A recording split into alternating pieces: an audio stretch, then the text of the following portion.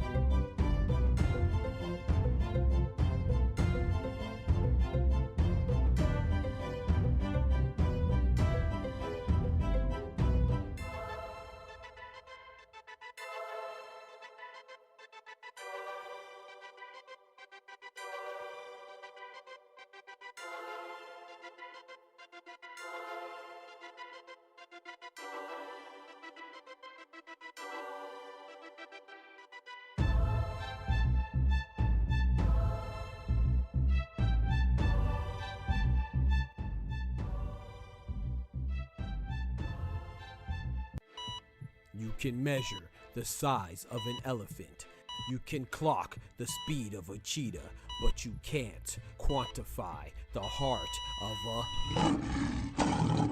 kings, queens, and in-betweens. Welcome to Dr. Boxing Talk. Stream starts now. The champ is here! The champ is here! The champ is here! The champ is here! The champ is here! The champ is here! The champ is here! The champ is here! If I tell you I'm good, probably you will say I'm boasting. But if I tell you I'm no good, you know one line.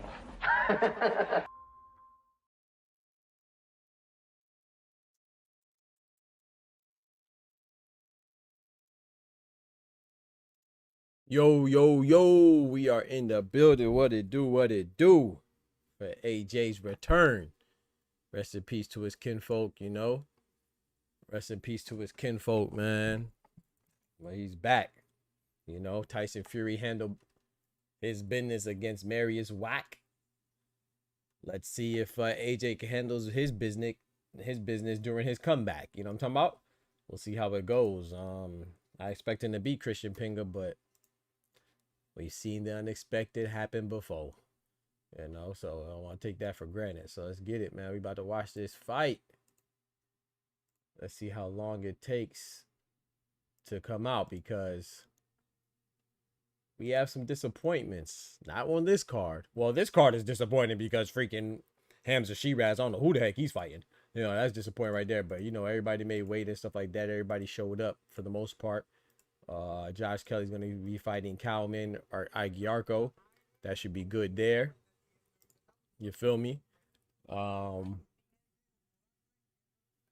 looking forward to Josh Kelly. You know, that's a 154-pound fight. He claims that he'll be down to fight Jerome Boots in this. That's what he claims. We'll see how it goes. Before we get started, let's go ahead and thank the Most High. Please join me and bow your heads in prayer. Dear Heavenly Father, Lord, we thank you for your blessings. Thank you for bringing us to another day. Thank you for guiding us, Lord, with all your mercy, all your grace, and thank you for being so generous with your forgiveness. We ask we put our best foot forward and not forget who we are. You know, you made us to be an image of you. You made us to be kind, compassionate, strong, and fearless. So please let's never forget that, no matter what times we're going through. And Lord, bless those that have suffering losses right now in their family, or losses in their jobs or relationships. Lord, bless them and let them know that it'll be give it back to them in tenfolds. Through Jesus' name. Amen. Amen, amen, amen. Let's get it. Yeah, Lats and Cena, rest in peace. I think that's dope that they added that to the canvas of the fight, man. I think that's dope, man. And in honor of Anthony Joshua's late friends. I think that's fire. So we have a fight coming up. But let's get to this disappointment, man. I don't care what nobody said, bro. I'm done with Stephen Fulton, man. Ain't nothing cool about Cool Boy. You know what I'm talking about? If he would have been on that scooter, what they call him, scooter, Scooter Fulton. If he would have been on that scooter a little bit more, maybe he wouldn't have had to miss weight. You know what I'm talking about? He's worried about being too cool, you know. And now he done missed weight, man. Shout out to Liam Wilson, man. That sucks. Shout out to Liam Wilson, man. I think that the nonsense that Stephen Fulton pulled 2 fights in a row, like, that's ridiculous, bro. Like, you know what I'm saying? But I'm seeing a lot of pushback on regards to Stephen Fulton, which, like I said, he deserves. I mean, I'm seeing a lot of people that are irate about Stephen Fulton, but I'm seeing a lot of people making generalizations, and I'm not going for that. You see what I'm saying? Because, you know, I saw this one goofy on Twitter, and even Tim Bradley kind of said it too, which I didn't like, but, you know, I understood what he was saying, his bigger point, because sometimes there's a lot of pressure on certain fighters, particularly black fighters, black American fighters, and it's unfair. So we have to acknowledge that it's unfair pressure. You know what I'm saying? As far as being treated unfairly, that's the reality. But the reality also is that that's not fair. You see what I'm saying? So when Stephen Coolboy Fulton, Scooter Fulton, misses weight, I see a lot of people say, "Oh, black fighters can't get right," or, you know, black fighters having trouble making weight. What? There's a lot of black fighters that missed weight, but there's a lot of black fighters that made weight. There's also a lot of white fighters that miss weight, just like there's a lot of white fighters that made weight. There's a lot of brown fighters that miss weight. There's a lot of brown fighters that made weight. You know what I'm saying? So I could tell you all day different fighters of different nationalities and different complexions, different ethnicities that made and missed weight. You talking about Stephen Coolboy Fulton missed weight twice in a row, yeah, but he fought O'Shaquie Foster. Shock made weight. Shakur just made weight. Like, what are you talking about? Yes, Fulton missed weight, but Janabek also missed weight, and he was on PEDs. So I think that's a little worse. Ryan Garcia missed weight, and he was on PEDs. I think that's a little worse. Louis Neary just missed weight against Casemiro. Right? So Angel Fierro was supposed to have a rematch with Isa Pitbull Cruz. He missed weight. That's why the rematch was canceled. So I think the more appropriate statement would be that the fighters that you watch maybe miss weight, right? Or say that the fighters that you're interested in miss weight, but Devin Haney makes weight. Gervonta Tank Davis, we haven't seen him in a long time, but him and Lamont Roach, despite all the stuff Gervonta was going through, they both made weight. You know, Keyshawn Davis, he struggled to make weight against his last Jermaine Ortiz, which is why he moved up, but he still made weight. So did Jermaine Ortiz. Speaking of Keyshawn Davis, you want to talk about him missing weight? Gustavo Lemos missed weight by 6 pounds when he fought Keyshawn Davis. So my point is that there's a lot of fighters, regardless of complexion or ethnicity or nationality or whatever country they come from or continent, whether they're African, North American, European, Asian. There's a lot of fighters that I could think of because I watch boxers that misses weight, and a lot of fighters that make weight. So for you to make it seem like, oh, it's only a certain fighter of a certain demographic that misses weight, you could suck my dick straight like that. You know what I'm saying? I'm not going for that, man. I'm not going for that. You know what I'm saying? I might be your feelings and your emotions, but I'm going to check you real quick. I don't play that. No, sir. You know what I'm talking about? I speak on behalf of my people, of all people, but seriously, my people. So Stephen Fulton, he looks like an idiot. You know what I'm saying? I'm not defending Stephen Fulton. Stephen Fulton is trash. He gets thrown away. I don't want to hear nothing about Stephen Fulton anymore. That dude is ridiculous. He's a disgrace. Know your fucking place, trash. But to make it seem like it's not just Stephen Fulton, like it's a bigger issue with a lot of other fighters that look like Stephen Fulton, that's just disingenuous at best. You just want to get clicks and you just want to get likes, and maybe you have some hate in your heart that you're trying to get out. But that's completely inaccurate. You know what I'm talking about? It's completely inaccurate. Josh Kelly and Aguiarco just made weight. Jerome Bucinis just fought against Xander Zayas. They both made weight. And the ones that had the rumors to be struggling, it wasn't Jerome Bucinis. It was the rumors of Xander Zayas having weight struggles. So I don't know what people are talking about. You know, they just get caught up trying to say some shit without any type of education or without any type of research or with any type of accountability or responsibility. You think you just gonna say stuff that flies and we just gonna let it fly. You just gonna say all types of nonsensical BS all willy-nilly. No, not while I'm watching. Not while I'm watching. I'm gonna defend. You know what I'm talking about? But yeah, so yeah, Stephen Fulton, that fight is canceled. That whole card is, I ain't gonna lie, that card is terrible, bro. Like the Australian card, the PBC card, it looks bad. You know, even what's my boy name? Errol Spence. You know, the fact that he asked for an increase of weight, but I will say in Errol Spence's defense, he wanted the fight to be at middleweight from the get-go if you've been keeping up with it. But a lot of people don't really keep up with stuff. They just say stuff, whatever, and think it's cool. But he wanted the fight to be increased to 160 from the jump, and he wanted it to be that's why I was at 158. You know what I'm saying? Tim Tszyu won at 154. Errol Spence won at 160. They agreed to 158. And Errol Spence pulled a big dog moves like, oh no, we gonna make it at 160 anyway. And Tim Tszyu agreed. But you know, that is a little blemish on the fight, and that is worrisome for me. You know what I'm saying? But the bigger disappointment is that Jamal Charlo couldn't make the fight, so that fight was canceled. Stephen Fulton didn't make weight. Shout out to Team Liam Wilson. You know, I gotta respect that for not taking the fight, because I've always been a big proponent for that. Like, hey, if you're not going to make weight, if your opponent doesn't make weight, they don't abide by the contract, I think that puts you in danger. So you should cancel the fight. You know what I'm saying? Especially if it's over like 1 pound. Even if it's over 1 pound, I think you should cancel the fight. So shout out to Liam Wilson and his team. They canceled the fight.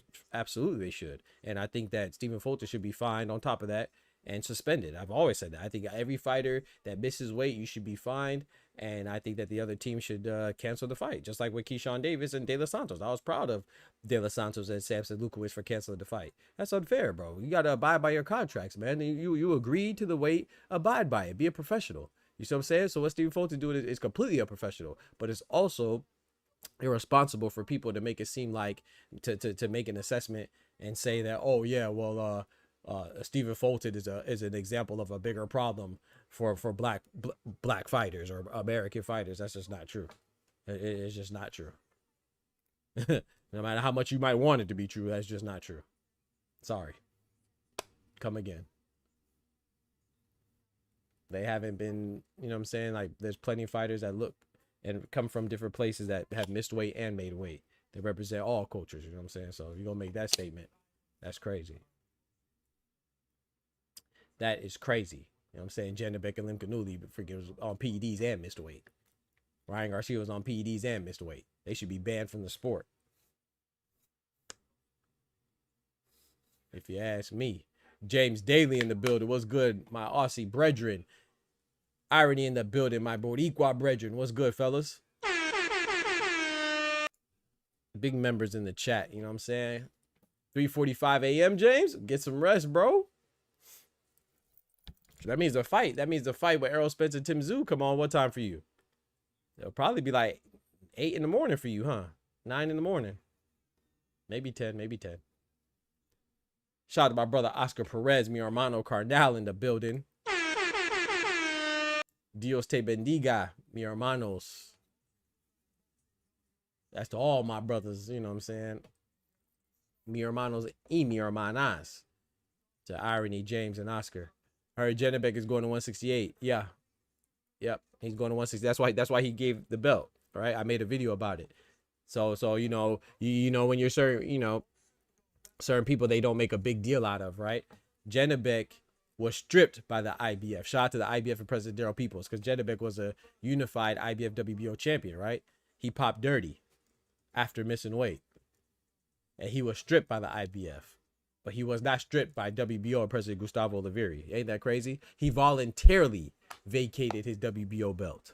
Let me say that again. He voluntarily vacated his WBO belt despite popping dirty. He was only suspended by the WBO. And Janabek doesn't fight that often. If you remember, Janabek already fought once in 2025. So him being suspended by the WBO for cheating is essentially nothing, because he already fought. The most he's ever fought in like the last 5 years has been twice. And he fought once in 2025. There's been a couple years where he fought only one time. And he was suspended after already fighting in 2025. So what does that suspension really do? And then he vacated his belt because he's moving up to 168. Okay. But nobody talks about that though. Yeah, it's crazy, right? I talk about it though, because, you know, we cover real boxing around here. You know, the man vacated his WBO belt because he moved up to 168, and that caused Denzel Bentley to be elevated as the new WBO champion, to which Yolny Hernandez, I'm excited for. He's in the #1 spot to eventually get a WBO title shot. He only has 10 professional fights, but he's Cuban, so Cuban fighters usually have a extensive amateur background, and he's no different. So Yolny Hernandez, David Morrell, Erislandy Lara, Andy Cruz, a lot of those Cuban fighters, they have, with the exception of Erislandy Lara, because he's been in the game for a long time, so he has a lot of professional fights too. But David Morrell, Andy Cruz, Yolny Hernandez, they don't have that many professional fights, but they have a long, extensive amateur background. You know what I'm saying? Shout out to my brother Average, someone in the building, big member in the building. Let me pull up the chat. Right there, the chat is now up on the screen. Yep, Yolny and Amari Jones are #1. Ooh, you think Amari Jones gonna do something? Yeah, Yolny is ranked #1 in the WBO. I think it's gonna go. I think Denzel Bentley is gonna take a voluntary defense, and I think he'll eventually have to fight Yo-Yo Diablo. You know what I'm saying? Yolny Hernandez. But he could surprise me and do like Liam Paro did. Liam Paro took his voluntary and fought his mandatory. Remember, he fought Richard Sanchez, who he fought his mandatory as his voluntary. So that was gangster. Shout out to Liam Paro, man. One of the many reasons why I like Liam Paro. I mean, he paid for it. He ended up losing to Richard Sanchez, but it was still, you know what I'm saying? He's like, hey, I'll fight anybody. So maybe Denzel Bentley would be on the same type of timing, but I don't think so. I think he'll take a voluntary. I think it's smart for him to take a voluntary since he was elevated. But I think Yolny Hernandez packs him up. I mean, Denzel Bentley is probably Janabek's best win. Him and Stephen Butler, who Stephen Butler's fighting Edgar Berlanga, right? Shout out to Pugilism. He said, cool boy, just super cool right now. If the fight happens, it happens. If he misses the scales, oh well. Do fighters usually get penalized for fights being canceled? No. Sometimes you do. Sometimes you. Okay, so the penalty comes like this, Pugilism. The penalty usually comes in the form of people losing faith in you and not really trusting you to back you when it comes to making your next fight. But as far as penalties, it's like your purse and all that. Nah. Now, if Liam Wilson decided to make the fight continue despite him missing weight, then Liam Wilson could get a percentage of his purse and stuff like that. But I personally believe that whatever Stephen Fulton was going to get paid, he should have to forfeit that out of his own pocket to Liam Wilson. That's just and I know that's a little bit too harsh, but whatever he was going to get paid, he should be fine. He should have to forfeit that amount of money, bro. You're a professional, bro. You know what I'm saying? Like, this is not something that you agreed to overnight. You didn't agree to it yesterday, last week, last month, bro. You had plenty of time to make weight, and this is your second time doing it consecutively. Not your second time doing it in your career. Your second time doing it back to back like a Drake song. Nah, bro, that's crazy, bro. I want to hear nothing about Stephen Fulton's trash. I ain't trying to hear nothing about Stephen Fulton, man. Yeah. Stephen Fulton, garbage. Yeah. Trash. Yeah. A bum. Yeah. A fat, weight bullying. I ain't gonna call it weight bully, but a fat, irresponsible, unprofessional goofy. Yeah. But what I will say is that, let's not act like this is unprecedented. This has happened before. Like I said, Janabek is a habitual abuser of the scales. Ryan Garcia missed weight multiple times throughout his career. David Benavidez has missed weight. You know what I'm saying? What's the name? Keyshawn Davis has missed weight. Gustavo Limos has missed weight. There's so many people that miss weight. Let's not act like this is an isolated event, which they're trying to kick. You know what I'm saying? But no, if it's up to me, I think Stephen Fulton should be punished. I think Angel Fierro, because remember, Angel Fierro was supposed to fight Isaac Pitbull Cruz for that rematch. That got canceled. Why? Because Angel Fierro missed weight. I think he should be punished too. So to all the goofballs that are making it seem like Stephen Fulton, this is an isolated event to which Stephen Fulton, or he's a representation of Black American fighters or Black fighters in general, like that they're the problem. Then I think that they're dumb as hell and they can eat a dick. That's how I feel. Because people do miss weight, but you have Black fighters that make weight too, just like you have white fighters and brown fighters that make and miss weight. This is a problem in boxing. This is not a problem of a particular demographic in boxing. This is a problem in boxing, period. You see what I'm saying? But people try to make it seem like, oh, only certain fighters from certain places miss weight. Get the freak out of here. What boxing are you watching? I could give you 10 people off the top of my head that missed weight. From different nationalities, different ethnicities, different demographics, different countries, different continents. I don't know what people are talking about, bro. You got to watch more boxing. Or if you don't, that's okay. Just shut the hell up. That just pissed me off. I ain't gonna lie. He said Josh Kelly by mid-round stoppage. Ooh, I don't think you're gonna stop him. I got Josh Kelly by easy decision, but I don't got him by stoppage. You think you gonna stop Aguiarco? Ooh, Ooh, hey, I would like it. That would be great because that'd make the fight between him and Boots or the fight between him and Fedor for unification even better. But I don't think he stops Aguiarco. I think he beats him. I think he beats the Irishman. I think the UK brethren beats the Irishman, but I don't think he stops him. How many more fights till the main? Oh, we just started, average. So we got I'll have to look. We have Nishan Dev coming out, you know, the future of boxing in India. That's what we're hoping, right? Former Olympian. He's the first fight on the main card. So I think there's 5 fights before AJ and Pringa. Paro Chep, now I think he fighting Patty, right? For 147, no. Paro doesn't have a fight. He was supposed to fight Patty, remember? But I think that fight is long and gone because Patty didn't want to fight my boy Paro. Patty didn't want that Paro smoke. Yeah, Reese Salim. Reese Salim's another one I'm done with. Yeah, Reese Salim missed weight. Louis Neary missed weight against Casemiro. Casemiro is a habitual weight misser too, right? So that's what I'm saying. When people talk about this stuff, like, we got to keep it funky. Yes, Reese Salim also missed weight. Shout out to Angelo Leo for not taking the fight. You know, Louis Neary just missed weight against Casemiro. Casemiro took the fight and beat him and knocked him out, but Louis Neary missed weight. John Real Casemiro is another one who habitually misses weight. You know what I'm saying? He's Filipino. You know what I'm talking about? Louis Neary's Mexican. Reese Salim is Black American. Is American. Stephen Fulton's American. Fierro's Mexican. Gosh dang. What's his name? David Benavidez, who misses weight habitually. He's American. Ryan Garcia is American. You know, brown American or Mexican American, whatever you want to, however you want to classify it. You know, people miss weight. You know what I'm saying? I could think of everybody from every country and continent that has missed weight. Like, what are we talking about?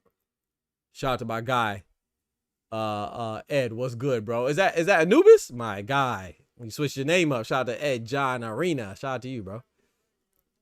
I always wondered, had Benavidez missed weight more time than he lost his belt? Come on now, average. Like I said, I want to be very clear. I'm not defending Stephen Fulton. Please do not get twisted. I'm tossing Stephen Fulton out of here, man.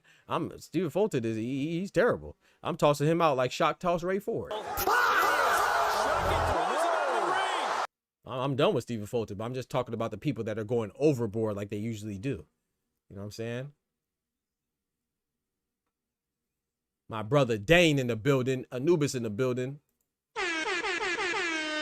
Just living life in the building. One time for the ladies. Yep. So, I made a little graphic to go right here for the round count and stuff, but it stopped working, man. I went to go pull it up today and it wasn't working. So I guess the website, I looked at the website shut down. So I'm gonna make another one to keep the time in on here and stuff like that. So sorry about that. Nishan Dev is also discovered by TBUSA coach and former fighter Ron H. Bomb Sims, who's in Keyshawn corner now also. Yeah. And what's the name too? Heret or something like that in Keyshawn's corner. 6 pounds. Was he trying to make weight? Hell no, he wasn't trying to make weight, Jess. He could cap all he want. He wasn't trying to make weight. Now, same thing for Gustavo Limos when he came in 6 pounds overweight against Keyshawn. You can't tell me they was trying to make weight. Yeah, man, Stephen Fulton's a joke, bro. Excuse me. 2 times in a row? Like 1 time, but 2 times in a row? That's crazy. My brother Kendrick in the building. Big member in the building. Jenna Baker Lim Canuli Xander took 4 tries. Come on now, Dane. Keyshawn Davis is waiting. Come on now. That's what I'm saying. Keyshawn Davis. So that's what I'm saying when people like, you know, try to make it seem like it's a problem. No, it's a boxing problem. It's not a boxer from a particular demographic problem. Oh boy, Nishan Dev dropped him already. Diaz is down in the first round. Oh boy. Oh, he doing the Berlanga, clapping his gloves. You know, when Berlanga get hurt, he clap his gloves. Gotta stop that. Man, I ain't like that though. The referee just let Nishan Dev jump on. He ain't pushing back to neutral corner or nothing. He just let him go. Oh, body shot for Nishan Dev. That body shot hurt, and he looked soggy to the body too. Oh boy, he a little wobbled. Diaz is fighting back though. Shot to Diaz. Oh, he just took a right hook. Nishan Dev don't have no stank on his punches though, man. If he had some stank on his punches, Diaz might have been out right there. He throws a lot of arm punches. That's the amateur in him though. Like amateur background in him. He claps his gloves before he gets he claps his gloves before he gets clapped. Oh boy, he's down again. He claps his gloves before he gets clapped. It's crazy. No, did he? Hey, yo, we gonna pause that. That sounded wild, but that's a fact though. Nishan Dev is looking good right now. It's good matchmaking, man. No disrespect to Nishan Dev. I'm just not convinced. But he's looking good right now, though. Throwing hands. It's over with.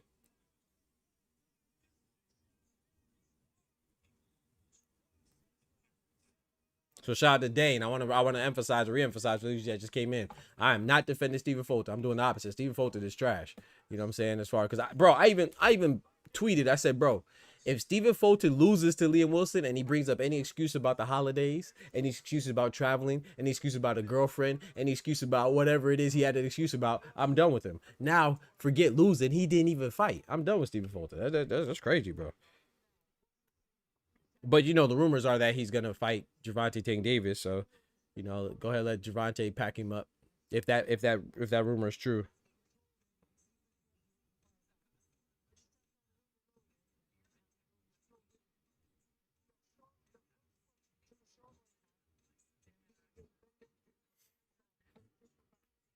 You said another can to hype Dev, evidently. yeah, Nishan Dev. You gotta think though too, like Nishan Dev, wasn't he in the amateurs with Omari Jones? Because there's an Amari Jones from where's Amari Jones from, like Ohio? Omari Jones from Orlando. I think Omari Jones, who's with Matchroom as well. I think him and Nishan Dev, if I'm not mistaken, they fought in the amateurs. So I'm not sure if they're in the same weight class now, but that's a good potential matchup if they are. Yeah, I think Nishan Dev, no disrespect, I'm rooting for Nishan Dev because I like representation everywhere. You know what I'm saying? That'd be dope if India could get a great fighter, but don't try to force one down my throat. You know what I'm talking about? If he's not really the goods, then he ain't the goods. It's kind of like that Zizo dude, right? Zinad or Ziad Alamuf or whatever. He just fought on the undercard, right? The prelims. That dude is weak, man. I don't care what anybody says. Sorry, Zizo is not it. You know, he already has a loss because you know he proved that he's not it. But you know, don't try to fool me. Like I'm rooting for, you know, that'd be dope if India could get a good champion, Dominican Republic could get a good champion, Nigeria could get a good champion, you know, Ghana could get a good champion, Saudi Arabia good. That'd be dope. You know what I'm saying? For all countries to have representation in boxing, that's what grows a sport. Haiti, you know. But don't try to fool me. You know what I'm saying? Don't try to fool me, bro. Don't try to trick me into thinking somebody good. These was terrible, man. That dude is trash. Know your fucking place, trash. That's what it is, man. Don't try to fool me. India and Saudi Arabia producing fighters, but they are not good yet. But they started in school. Yeah, they started in school. You know what I'm saying? Like it was dope to have. I know he represents the UK, but he's a Pakistani, right? Too. Amir Khan. That was dope. You know, he put on for them. You know, like Richardson Hitchens. I wish he would embrace his Haitian ancestry more, but he lets people call him Africa, and he's Haitian. You know, that's how, you know, people disrespectful. But anyway, that's why I never call him Africa. I mean, it's not disrespectful to call him that, but you know, the fact that he's Haitian, like you should embrace that. You know what I'm saying? Like I feel like that would make him more of a star. You know, he could be like Andre Berto. You know, he used to rep Haiti. Bermain Stavern, heavyweight, he repped Haiti. You know, so I think there's like a void there that he could capitalize on, but you know, whatever. Amir Khan, exactly. I think Nazim, yep, Prince Nazim Ahmed as well. I believe he's Pakistani as well. So it's always dope to see, you know what I'm saying, a fighter from Sri Lanka or something like that, or a fighter from Indonesia, you know what I'm saying, or Philippines or whatever. But you got to be really good. You can't be out here faking the funk. Sapase snitches is crazy. Sapase. Yeah, someone said Sapase to him, and he didn't even say Nabule. You don't have to say Nabule, but I'm not even Haitian, and I know to answer Sapase with Nabule. Like, that's just me being, I guess, because I'm in Florida. There's a lot of Haitians. I got a lot of Haitian brethren and sisters. I don't know, but it's like, bro, he didn't even respond. Like, someone said Sapase to Hitchens, and it was when he was at the Zuffa press conference. He didn't even say, he didn't say Nabule. It's like, bro, tighten up, man. Put on for your people, man. You know what I'm saying? Just like Hobson Casesa puts off for Brazil, and you know, Carlos Adames puts on for the Dominican Republic. Nicholas Axman Walters put on for Jamaica. Lomachenko put on for Ukraine. Put on for your people, man. Philippines got rep. They got the other two strawweight champs. Yep. Tadaran and yep, Melvin Jerusalem. Yep, that's a fact. Yeah, Philippines, they usually have some representation of smaller weights, you know. Melvin Jerusalem, like you said, Tadaran. What's my boy from the Philippines that just got robbed by Emmanuel Navarrete? Not Emmanuel Navarrete's fault, but he was from the Philippines too. I can't remember his name right now. The King's Warrior is his nickname. Charlie Suarez. Nassim was Yemeni. Okay, appreciate that, Eve. Appreciate that. Appreciate the correction. He's of Yemen. Okay, appreciate that. Appreciate that, Dane. Man, Shiraz, I give him credit because he beat Edgar Berlanga. You know, I rock with Edgar Berlanga. That's my guy. But Shiraz, I'm sorry, Shiraz is he might be the beneficiary of some very favorable matchups, man. Like the Berlanga fight, I give him credit for, but the person who did he fight to get the title? The WBO belt? Was it Bejic or something? No disrespect to, was it Alan Bejic or Aline Bejic, whatever his name is. Like, who is that? Who is Bejic? And then now I don't even know who the dude he's fighting right now as his defense for his WBO belt. Like, it's like people say, okay, Xander Zayas, he won the vacant belt by beating Jorge Garcia Perez. And like, who is that? But at least Jorge Garcia Perez, he was coming off a victory over Charles Conwell. You see what I'm saying? Who the heck did this guy that Shiraz is fighting beat? Who the heck did Bejic, where he won the title, who the heck did he beat?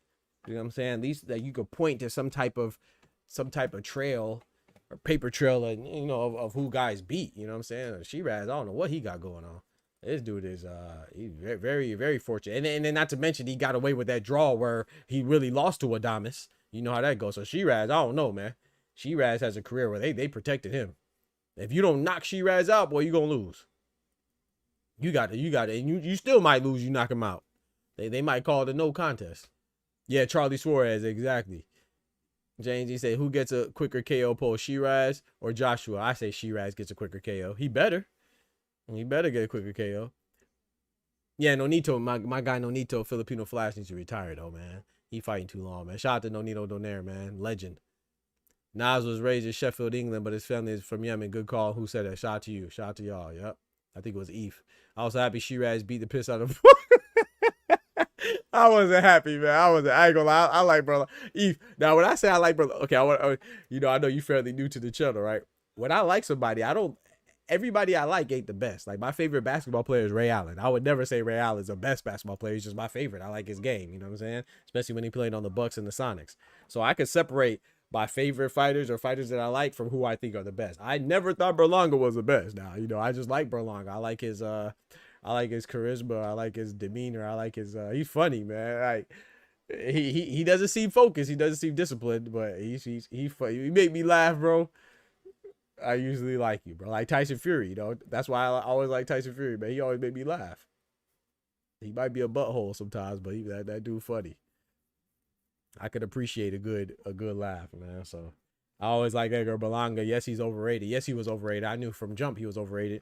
When he was on that 16 round, well, 16 that phenomenal streak of 16 consecutive knockouts in the first round, that's amazing. But we knew that was fake. You know, not fake as in not fake. I should say fake.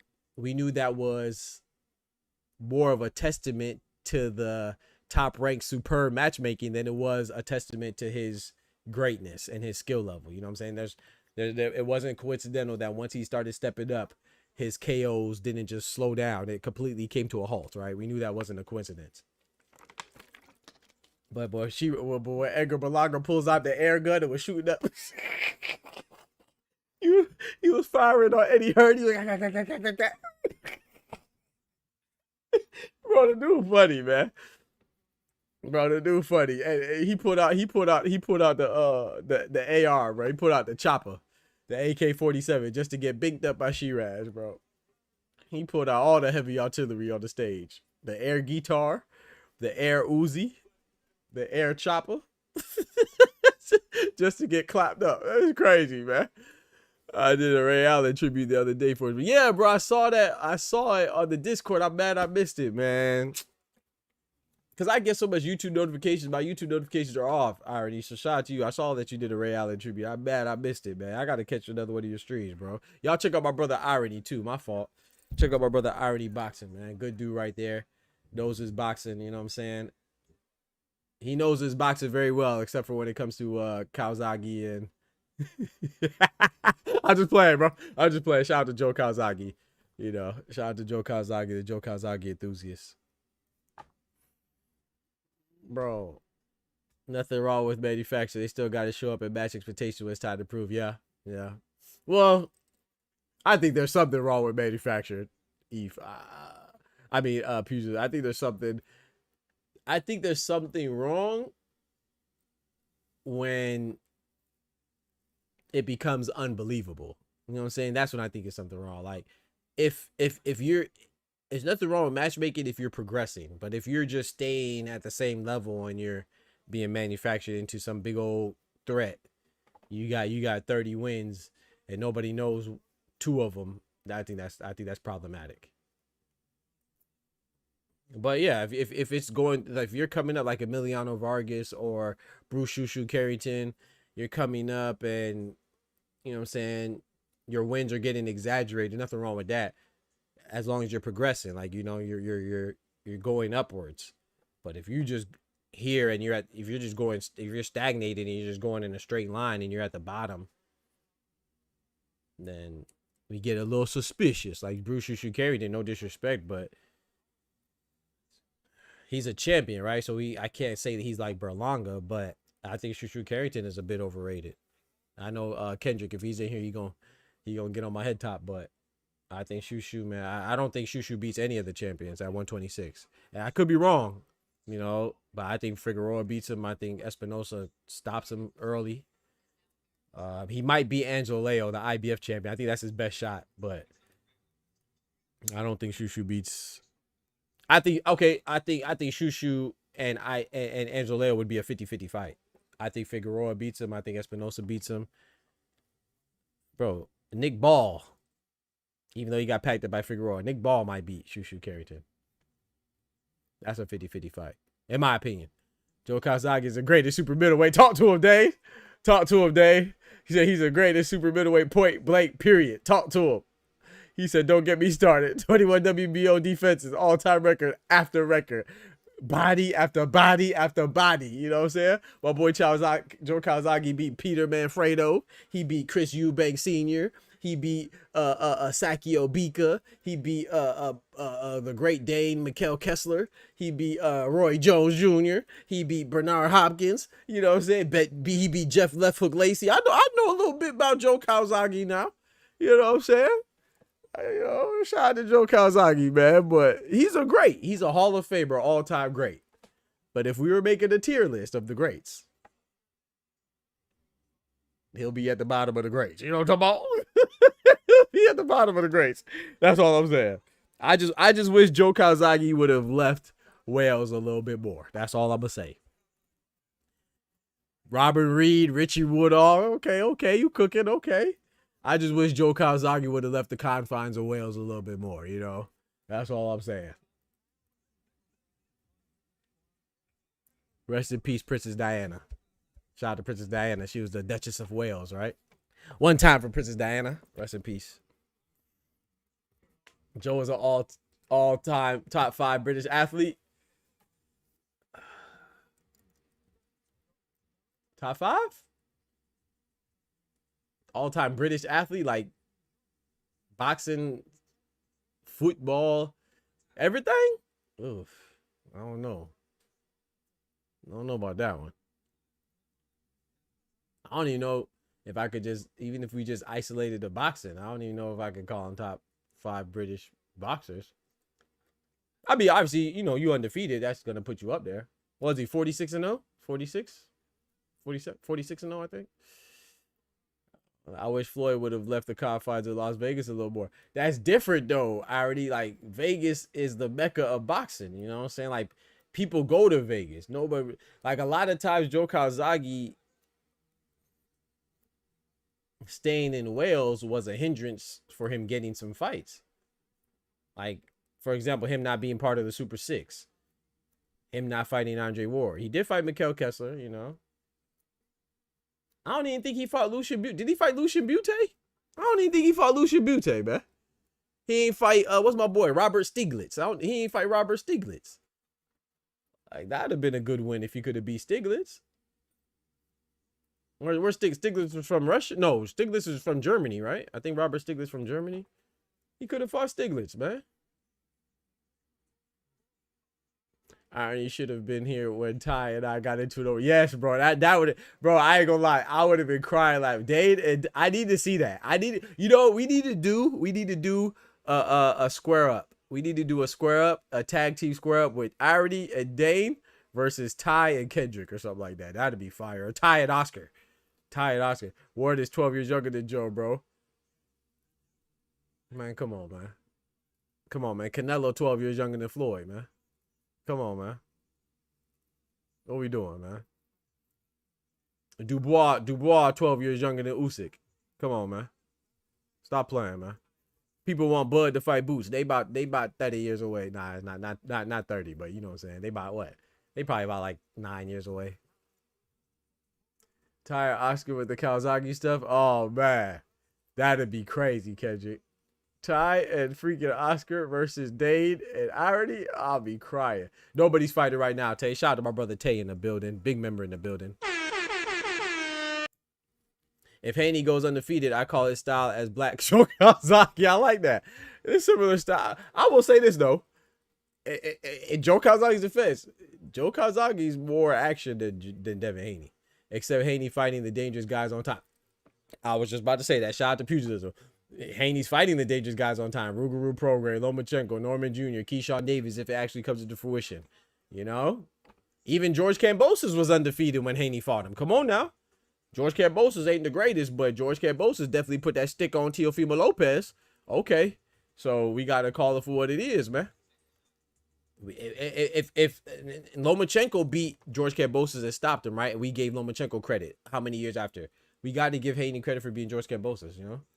Because if Teofimo would have beat George Kambosos, we would have gave him credit. So a lot of people don't give Devin Haney the credit he deserves for George Kambosos. George Kambosos was undefeated when Haney beat him.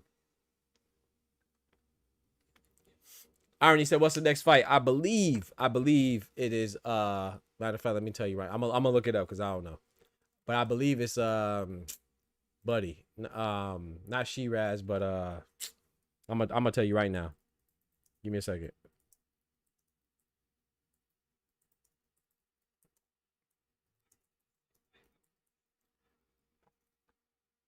I'm gonna tell you right now, my brother.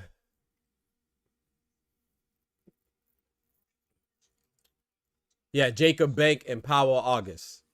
I was gonna say Reito Sutsumi, but Jacob Bank versus Powell August, and then Reito Sutsumi is after that.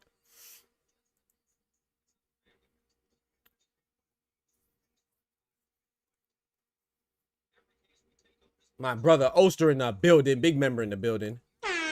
Shout out to Oster, man. Put that emote for Oster, man. And, you know, that's Oster's emote right there. OGO says, stay in that name. He said, stop saying the name, Joe, please. Nah. We can't disrespect Joe. Joe Kawasaki, he's a Hall of Famer. He's an all-time great, man. We got to be fair. But he said, set it up. I bet. I got you. But I think it's fair. It's like Devin Haney, right? Like pugilism said, you know, when we critique Devin Haney, we say, oh, well, he was mostly bigger than all of his opponents. When we critique Floyd, we say, some people say, I don't really say it, but some people say, I do say Devin Haney's mostly bigger than his opponents. I do say that. Same with David Benavidez. I like David Benavidez, though. Floyd Mayweather, I don't say this, but people say, oh, you know, he didn't fight everybody on time, even though they say Floyd didn't fight Manny Pacquiao on time, even though Floyd is older than Manny. But, you know, that's a whole nother story. But I will say that, you know, it would have been better if they would have fought earlier. So that's a fact. You know, some people say, oh, he didn't fight Margarito. Well, Margarito was a cheater, so I don't mind that. Some people say, oh, he didn't move up and fight Triple G. Oh, he didn't fight Paul the Punisher Williams. You know, shout out to Paul Williams, you know. But remember, Paul Williams lost to Carlos Quintana, and then he had to avenge that loss. So sometimes fights and unexpected losses derail your momentum, you know. But some people say Floyd didn't fight everybody on time. Cool. You see what I'm saying?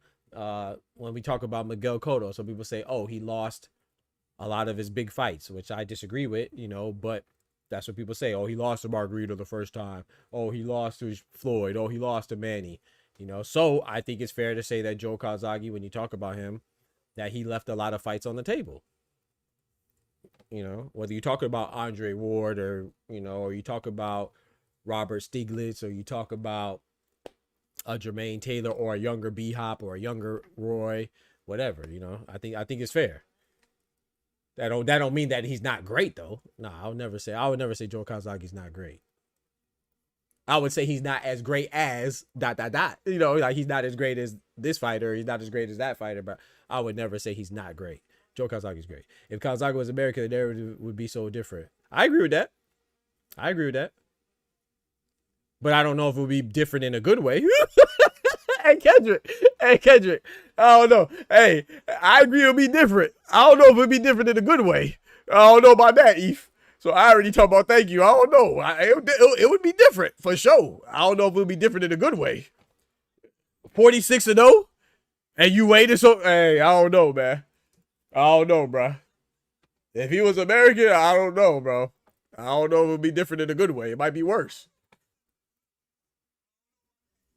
Okay, for example, look how many champions Floyd fought, and he was undefeated. And look how many belts and stuff and money he made, and he gets scrutinized. So imagine a guy who didn't fight as many people, because like Floyd 50-0, Joe was 46-0, and then he doesn't have the recognizable faces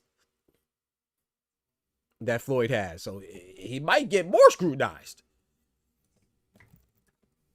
Oster say he needs irony in the ring. All right, let's get it.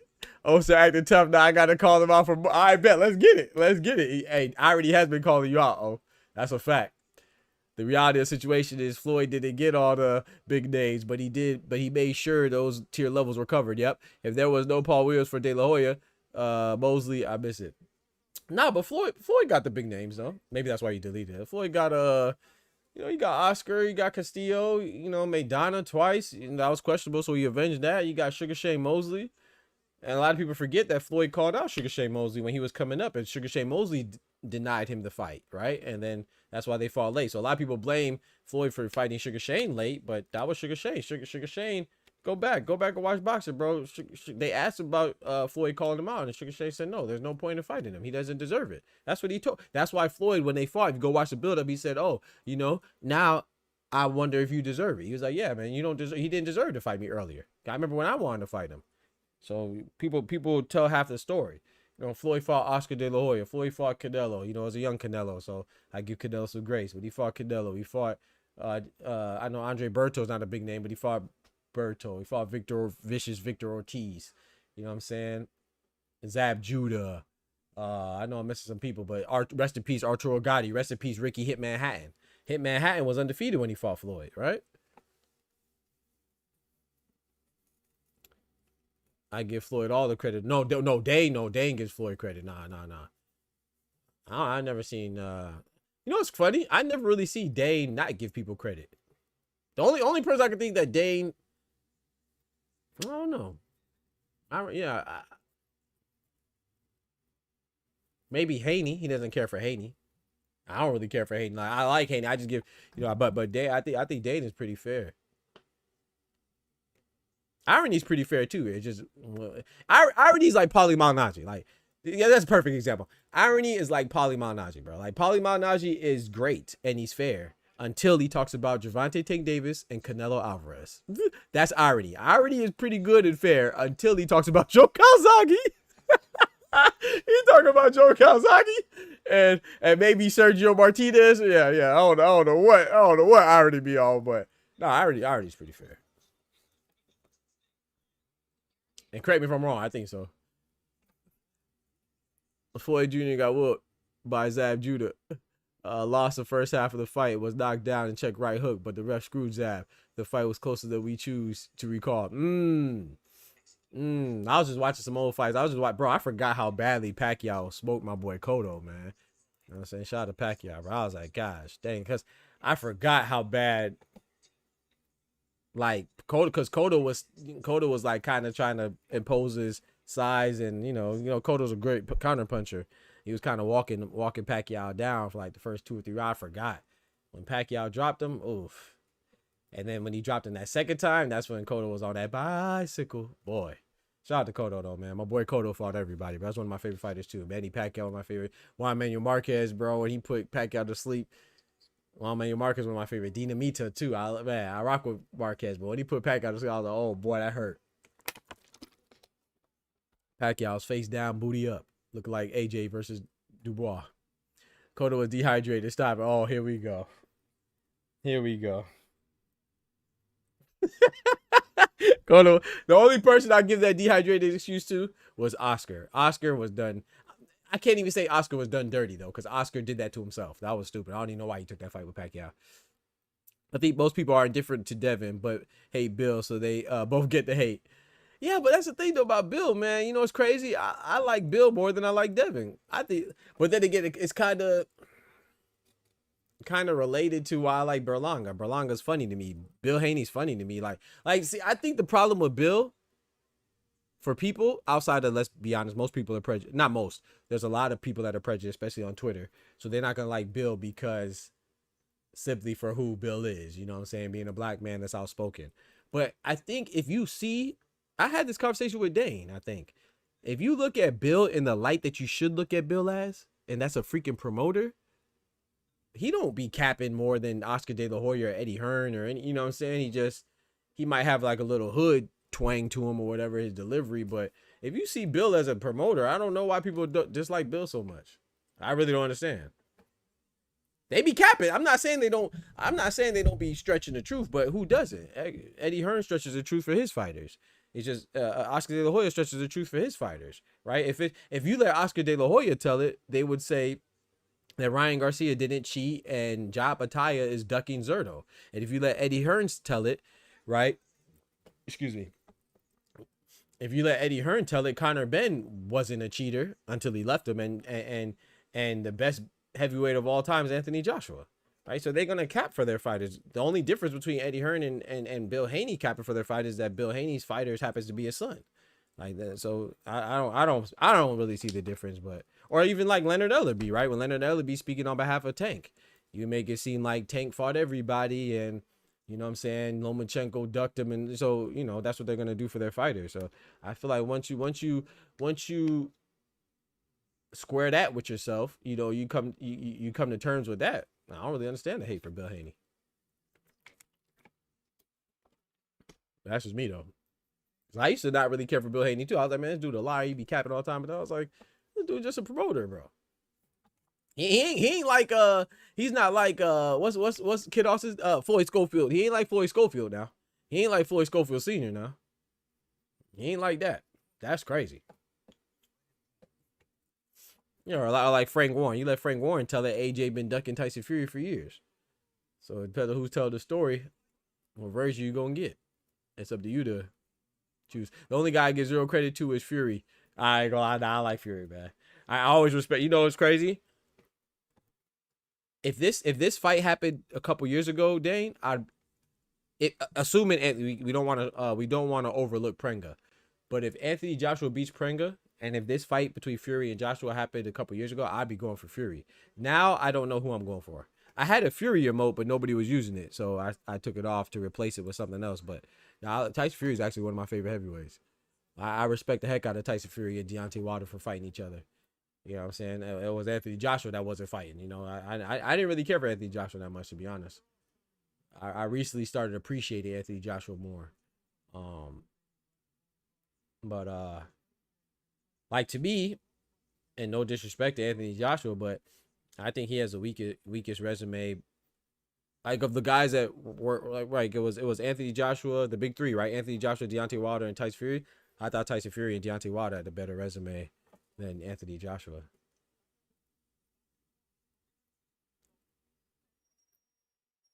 But Anthony Joshua, you know, throughout the years kind of grew on me. And the way that he avenged boxing, man, when Tyson Fury messed up against Ngannou, you know what I'm saying, when he put on that terrible performance and then Anthony Joshua came in with a cape looking like Superman, and avenged boxing and knocked out Ngannou. I gotta like AJ for that. And then he did it again and knocked out Jake Paul. I said, oh yeah, we gotta rock with AJ, man. AJ putting it on for boxing, man. You got Alexander Usyk struggling with the kickboxer Rico Verhoeven. You got Tyson Fury arguably losing to Francis Ngannou. You know what I'm saying? Anthony Joshua, bro, he held it down for boxing, man. He said Fury is a freaking cheater. He might be a cheater. That might be true. Yeah, you know, there's always that controversy with his gloves and stuff. But to me, Fury is another guy. He's funny, man. Like John Fury. Don't get me wrong. John Fury's a butthole, but he's funny too. But he's a butthole though. Yeah, and Jake, exactly. Ryan from the 6. Y'all check out my brother Ryan from the 6. Always in the mix. Shout out to my guy, man, formerly known as Boxing Talk Up North. Big North in the building. Shout out to my guy, man. I rock with Ryan, man. Y'all check him out, man. He good a content creator, just like Irony, you know. He holds it down for Canada boxing, you know what I'm saying? Canadian boxing. He holds it down for all the boxing, but particularly from the Canada area, man. He's real loyal to the Canadian guys, you know. He has Christian and Billy over my boy Cinnamon, which I think is crazy. But, you know what I'm saying? That just goes to his, it's a testament to his loyalty to his guys, you know. I'm not mad at that. You got to respect it. But Cinnamon finna pack up in Billy. Facts. He said either Schofield Sr., a real good actor playing the game, or just really being himself. Yeah, that dude's crazy. Agree, though. Tough to stomach and turned you. Agree. He's tough to stomach and turned you away from Kerry to watch his son. Yeah, man. His son fight. Like, and he talked about, who he said? He said Lucas Body's ducking him. Like, another Canadian dude. Shout out to Ryan. Lucas Body's ducking him. Like, bro, you can't tell me nobody's ducking you. You know what I'm saying? We let you slide when you was out there playing dead, getting your Oscar on. My boy deserves an Oscar for that acting job he put on, trying to pretend like he was dead in the desert in Dubai just to get out the Shakur fight. And you have the audacity to say that anybody's ducking you? Boy, please. Kid Austin put on the biggest duck I've seen in recent boxing history.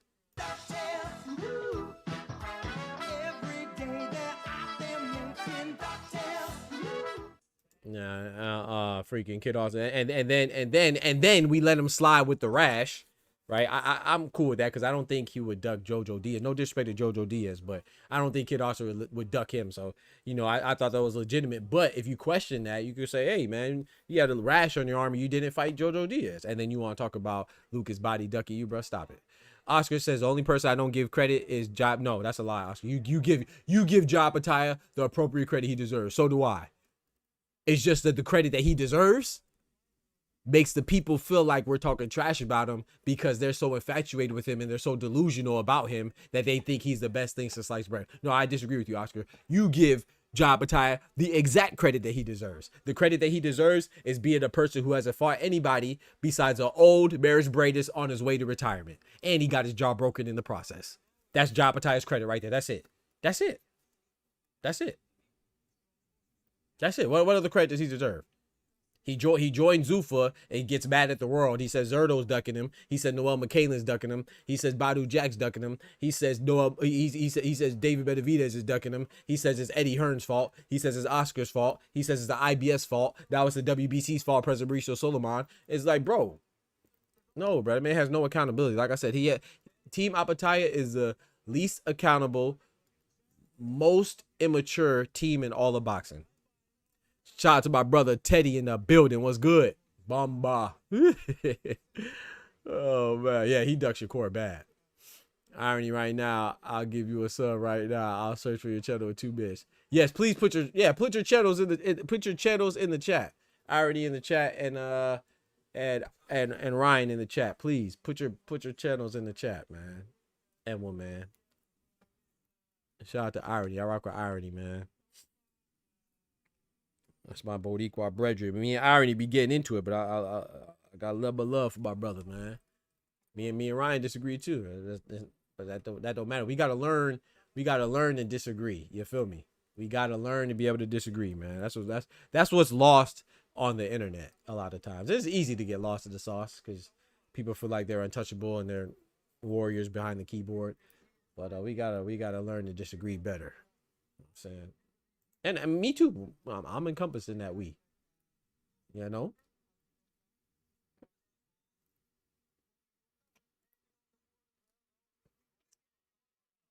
Yes, sir.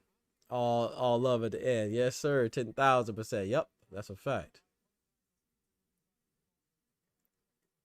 Yep, man, they just talking, bro. Gosh, dang, bro. Like the card started at 1. Like, what are y'all yapping about? Shout out to Alexander Usyk. That's the GOAT right there. But we got Carl Frampton there too. Shout out to Carl Frampton. He had some good fights with my boy Leo Santa Cruz, another one of my favorite fighters. But get the fights popping, man.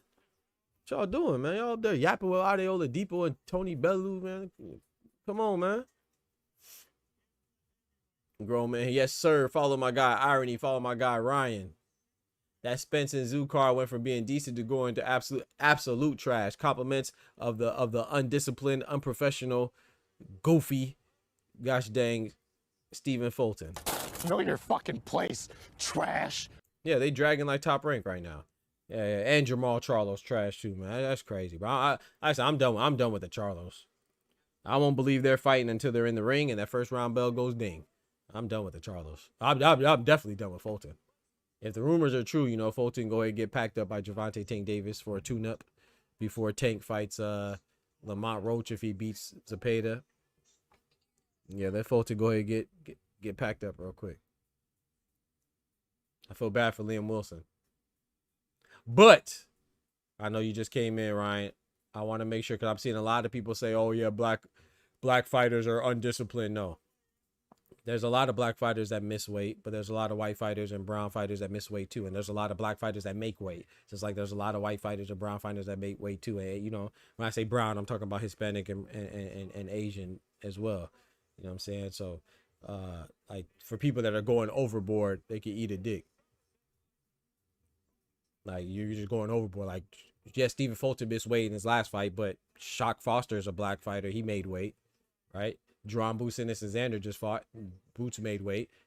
You know what I'm saying? So there's I could think if you can't think of any fighter that's not black that missed weight recently, it's just because you don't watch enough boxing, and you probably should shut the hell up.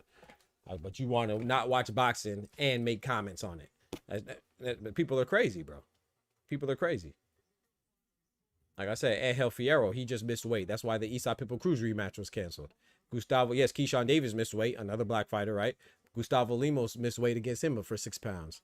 Rais Salim missed weight, another black fighter, but Jose Luis Nery missed weight. John Rio Casimiro missed weight. You see what I'm saying? People be talking crazy. Jenna Beck missed weight and was on PEDs. Ryan Garcia missed weight and was on PEDs. What we talk about?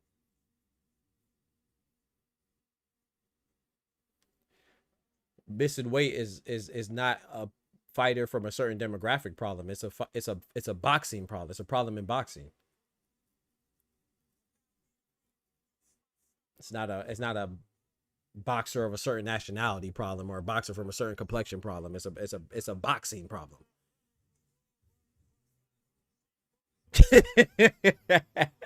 Shout out to my guy Wango, man. Walking out with an 8-ball, bro. Hey, man, you right on time then. The party gets started. You know what I'm talking about? Shout out to my brother Wango in the building. The party just get started. Oscar said there was a time I believed Jamal could be even bigger than his brother and Canelo, but sadly he didn't want to smoke with Benavidez player. It had mental issues too. Yeah, and that's one thing too. That's one thing. Shout out to Oscar because I got to mention that as well. There's been a rise of awareness for mental health. So, maybe Jamal Charlo, we got to consider that too. But sometimes I'm gonna be honest, also Ryan Garcia, the mental health thing. I think didn't Dennis McCann, he's an English fighter. He was on PDs and I think he had weight issues or something like that. He claimed mental health, I think. Don't quote me, but sometimes, and I'm not pointing at anybody in particular. Stephen Fulton could be a victim of that. Keyshawn Davis could be a victim of mental health and stuff. I think a lot of times, though, sometimes people use that as an excuse and a crutch. But that's just people everywhere, right? If you give somebody an excuse, they're going to use it in anything a lot of times. So I'm not here to judge and say that it's not legit. Of course, I would never say that because I don't know. That's a hard part with mental health, right? It's all internal, so it's hard to tell. But please believe some people be using it as an excuse. But yeah, Jamal Charlo, man, I think he really was going through something. I definitely think he was. But at the same time, too, like I say for everybody else too, we gotta get better. You know what I'm saying? So what are you doing to correct that? And you having another DUI, that's not helping, right? You don't have to, I don't know, whatever. Because that's what stopped him from getting the visa, right? To Australia was a DUI, right? Dennis McCann too. Come on now, Irony. We know. We know. Yeah. Dennis McCann was supposed to fight Peter McGrail. Yeah. Well, we know. Come on now. Yeah, but certain people, but people will say, oh, it's just a problem of the people over here. I think that's corny, bro. If you don't know boxing, that's okay, but shut the hell up, kindly and respectfully. You know what I'm talking about? I'm not. Please do not get it twisted. I'm not defending Stephen Fulton. Like I said, we tossed Stephen Fulton out the ring like shock toss forward. I'm not defending Stephen Fulton at all. I'm done with him. I'm just standing up against the nonsense where people go overboard and try to overstep because they feel a certain way about certain. Exactly, Irony. Thank you, Irony. Irony said it for me. Racist bozos. That's who I'm combating. I'm not combating. I'm not saying that Stephen Fulton didn't do anything wrong. Absolutely, he did something wrong. I think he should be punished more. I think he should be punished for a time period, like maybe banned for a year or suspended for a year, whatever you want to call it. And I think he should pay Liam Wilson's team some money. That's what I think. So I'm definitely not being an apologist for his actions. I'm just saying that anybody saying that it's more than just a Stephen Fulton problem and saying, oh, it's a problem of every fighter that looks like Stephen Fulton, that's what I'm combating. Because that is uncalled for, unnecessary, and it is inaccurate. That's an uneducated, ignorant statement because it's not true. I'm always going to have empathy for Jamal and Jamel. By the way, not getting a visa to Australia last minute is a hoax. Australia has fellas there. Hey, completely hypocritical on their part. I don't know, but you're right. There was a shot today, and he's talking about the historical fact that Australia is a penal colony, right? So those of you that don't know what a penal colony is, and I'm not talking about the Aboriginal Australians, right? So, but if I'm not, somebody correct me if I'm wrong though. I believe it was a penal colony for England. I think so, historically, right? So that means that they sent their criminals to Australia. They made a country a prison. That's crazy, bro. Bro. Hey, man, people do some evil things. Now, how you make a country your penitentiary? That's crazy, bro. There's some wicked people out there.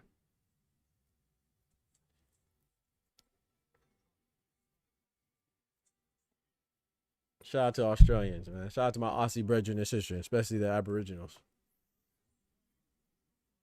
But yeah, Australia was a penal colony. I almost said penile. Pause. Hey, yo. No Diddy.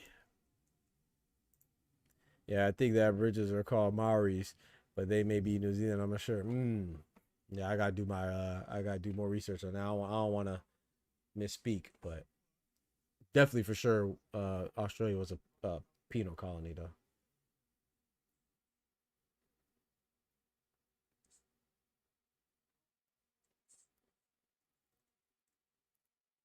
We got Jacob Bank in the first round. Sorry, going against August right now.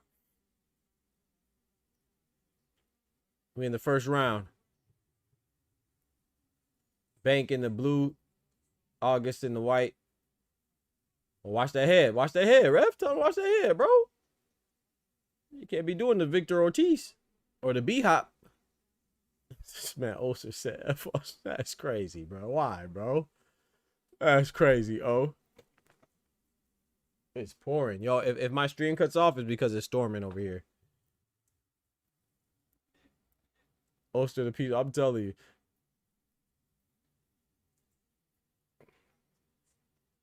Oh, nice left hand from August.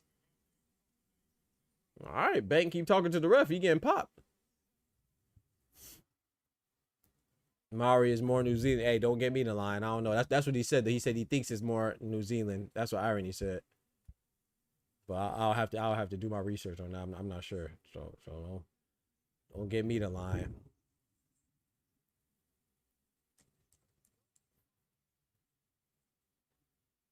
Shout out to my brother Dane.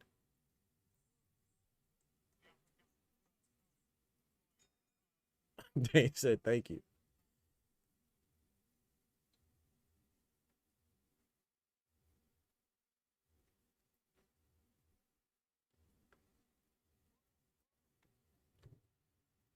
Yeah, but who said that though? Was it Ryan? Yeah, that Australian card, that PBC Australia card is trash now. I don't even know who's fighting besides Spence and Errol. Who else is fighting? I mean, Spence and Errol. Errol is Errol Spence. Errol and Tim. Besides Spence and Zoo, who's fighting? I don't even know. But Jamal Charles not fighting anymore. Fulton and Liam Wilson aren't fighting anymore. Like, that's crazy, bro. Like, I would say that part looks very bad. Like, on behalf of PBC, PBC looks bad. You know, PBC looks very bad. Like, that's not good, man. That was a big left hook right there. In the second round, very top heavy, the main event. That's crazy. He's in New Zealand. Yeah, who's from New Zealand as a boxer? Is it David Naika who jobbed a title fight? I think David Naika is from New Zealand. And of course, Joseph Parker, the cocaine distributor. the cocaine distributor, the big drug kingpin. Ooh, that's a stiff jab right there coming from Bank. The cocaine distributor, Joseph Parker's from New Zealand. Okay, you see Bank. I think it's my second time seeing Bank fight. Jacob Bank. I'm not sure about him yet. Looking good right now. He got a sharp jab. A sharp jab. Terra I think Terra is from Australia. But I could be wrong. But I think Terra is Australian. Oh, that was a nice sneaky right hand right there from Bank. Snapping August's head back. August Alsina. I'm almost sure Terra is from Australia. Ooh.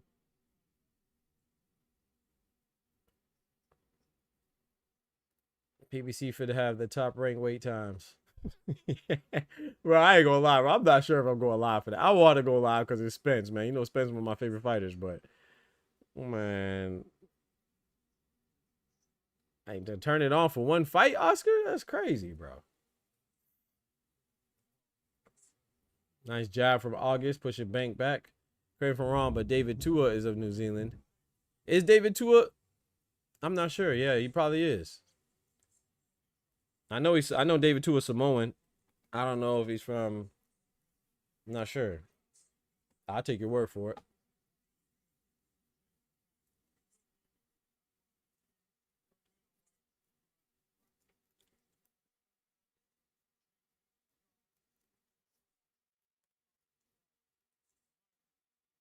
Nice right hand on the counter from Jacob. Ooh!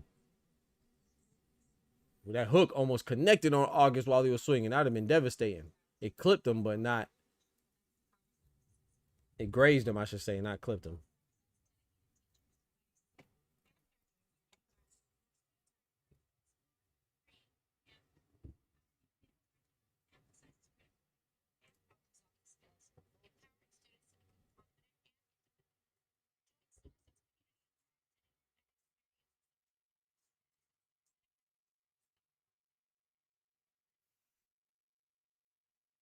Don't forget to smack the like button for your boy.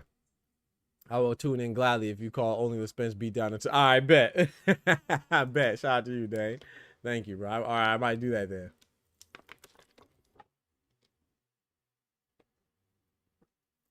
Bro, y'all hear that thunder? I don't know if the mic's picking up the thunder, boy. That thunder going crazy.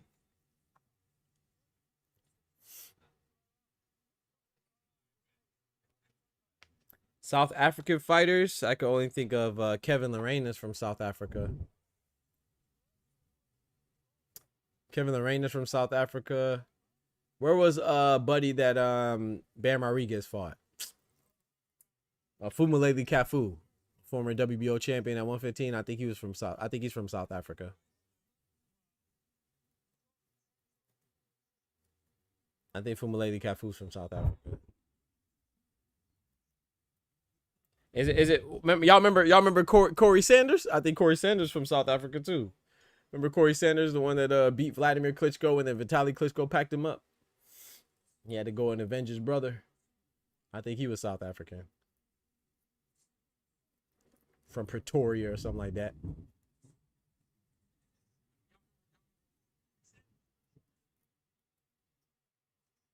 Jab to the body from August. Come to the double jab up top. Ooh, Bank waving him in. Ooh, nice body shot. Ooh, nice sternum shot from August into a headshot. Jacob Banks taking these shots pretty well. So maybe either Bank is is very durable, or August punches aren't as hard as they look.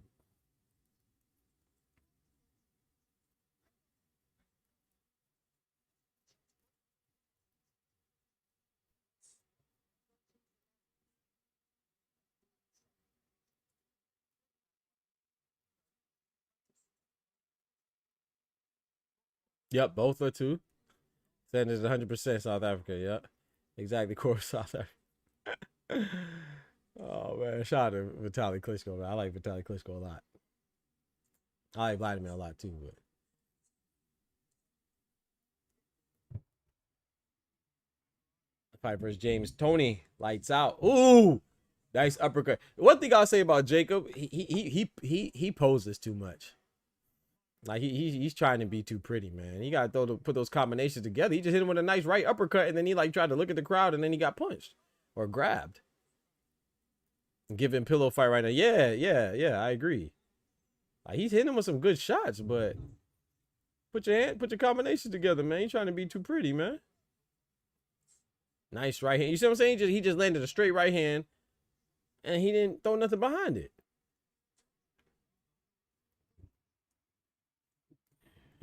He being too judicious with his shots, man. He just throwing one shot at a time, Throw 2 shots, 3 shots. Look at that. Another right hand to the body. Nothing came after it. The jab. Nothing came after it. In fact, he lands a shot and then he backs up.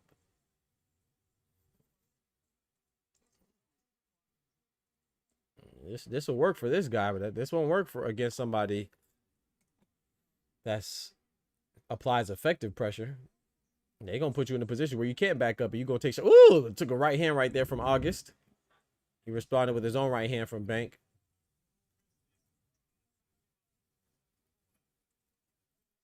Fumaledi Cafu is also, yeah, I mentioned him. I said Fumaledi Cafu. Yeah, Fumaledi Cafu, who lost his WBO belt to Bear Rodriguez, South African.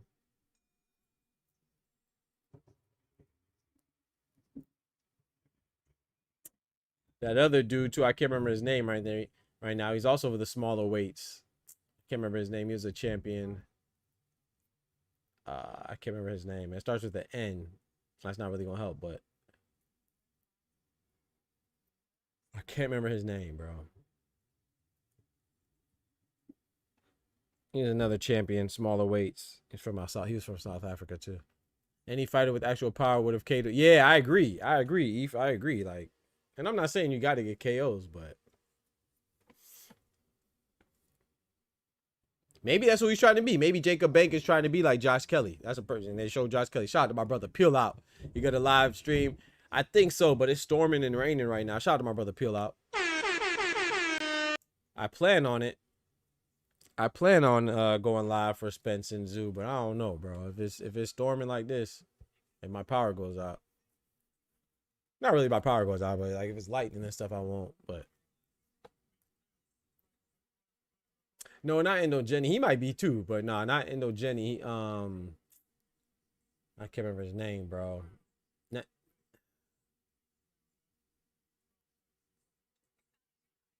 I can't remember.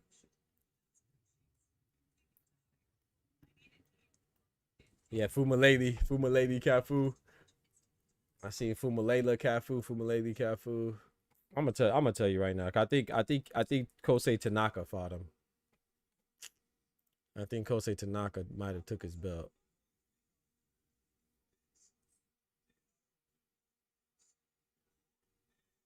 Nah, it wasn't Kosei Tanaka.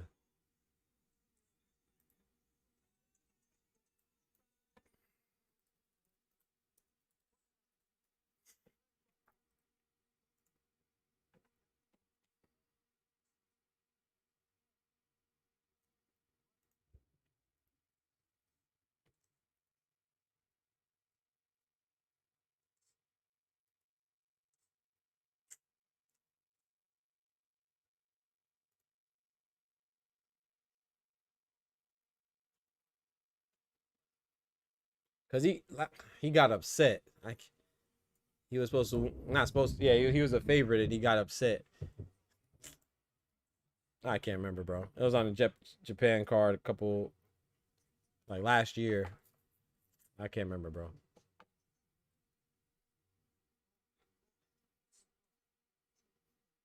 Nah, not Tagua.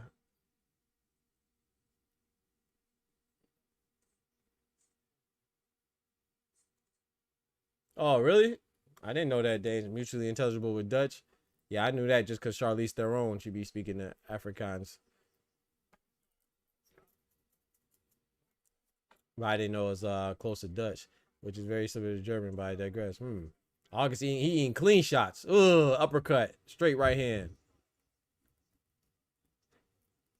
Oh, really? They're the best at rugby? Oh, I didn't know that. Irony. Shout out to them.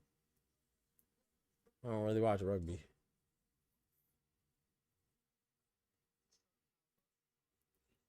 Yeah, yeah. I'm sorry, Irony. I'm gonna remember it. I'm gonna remember it. Just not right now.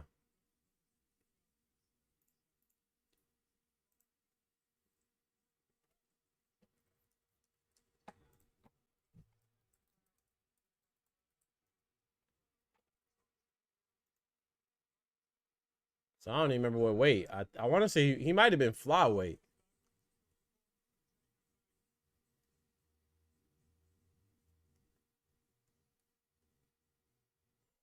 I'm gonna tell you right now. I'm trying to find it because now you got me curious. He should still be ranked. It wasn't that long ago unless he retired. I don't think he retired. Shit, he might have been junior flyweight. There he is. I found him. Savanthi Nanshinga. Nanshinga is who I'm talking about. He's from South Africa too.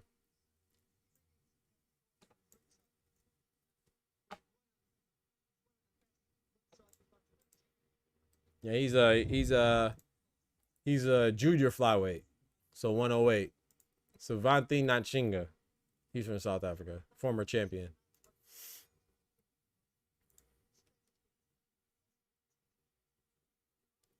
I saw him when he lost to Masamuchi Yabuki. Yeah, Masamuchi Yabuki packed him up. And so did Adrian Curio.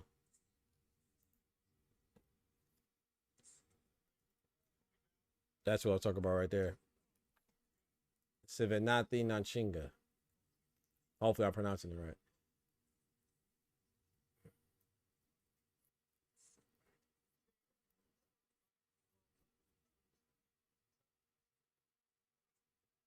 That was a big right hand that just missed. Big right hook from August. I mean from Bank. Nice jab for Jacob Bank. Oh, nice jab. Momentarily stopped August forward progression. We're in the 5th round. Oh, nice uppercut. 5th round, 2 minutes left. Nice right hook to the body. I don't want that shit going on up in here. I'm asleep. I don't want that shit going on up in here. I'm asleep. I'm asleep. I like that. Oh, wee! That was a nice right uppercut from Bank. It's not a bad weekend in boxing, though. He fought in the Monaco card, too. Talk to him, Eve. This is not a bad weekend. It's just because tomorrow we have Berlanga, right? Berlanga, Stephen Butler, and Richard Sanchez versus Salas, right? Ricardo Salas. Richard Sanchez has to look good, man. Nice right hand from August, but he's getting the worst of it though. For every one punch he lands, semi clean, Jacob Bank lands about 4 or 5 clean shots, but Jacob Bank, he just doesn't put his hands together. Oh boy. Oh my goodness. Left hook to the body, left hook to the head from Jacob Bank. About time, put 2 shots together. There we go. 2 shots, 3 shot, man. Double up. Triple up.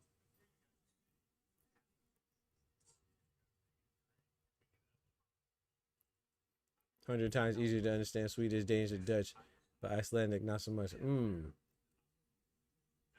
How we feel about Bam passing on the Inouye shot?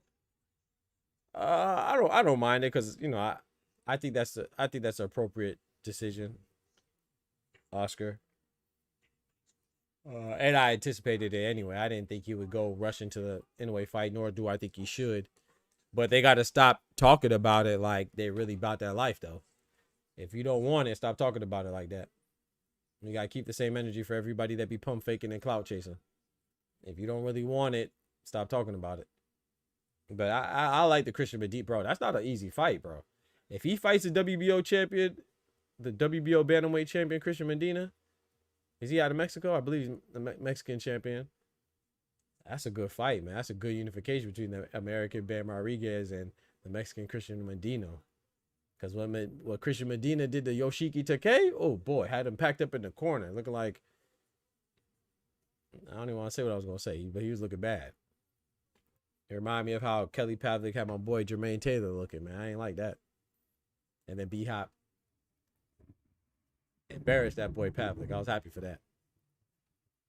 I got Spence stopping him early, probably third? Ooh. It's going to go like Bakram? Ooh. Oh, no. I hope so, bro. I hope you're right, Pill Out. I'm nervous, man. But I have Spence. I have Spence in 8. But I'm not sure, though. I'm nervous about this one. I think it's 50-50. I agree with Paulie and Sean Porter. I think it's like a 50-50. Because we don't know. We don't know what kind of Spence we're going to get.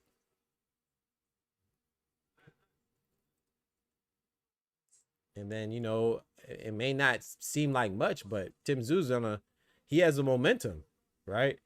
Tim Tszyu's been on it's been very quiet, but he's been on a 2-fight win streak. Like a lot of people think his last fight was against Bakram or Sebastian Fundora. He's been on a 2. Oh boy. Jacob Bake. He had him hurt and he backed up. Bro, he punched him. It looked like he made him kind of fall into the ropes and he backed up again. Oh boy. He takes some big shots. But yeah, I got Tim Tszyu's been on a 2-fight win streak. So the momentum's in his favor. Errol Spence hasn't been fighting, but maybe, that's in his favor too, because maybe he could heal. Maybe his body healed. So I don't know. A lot of question marks. Errol Spence make a welterweight so long must have killed him. Yeah, maybe. Well, actually, I got Errol Spence, but man, I'm not putting no money on it. Nice right hand from Jacob Bank.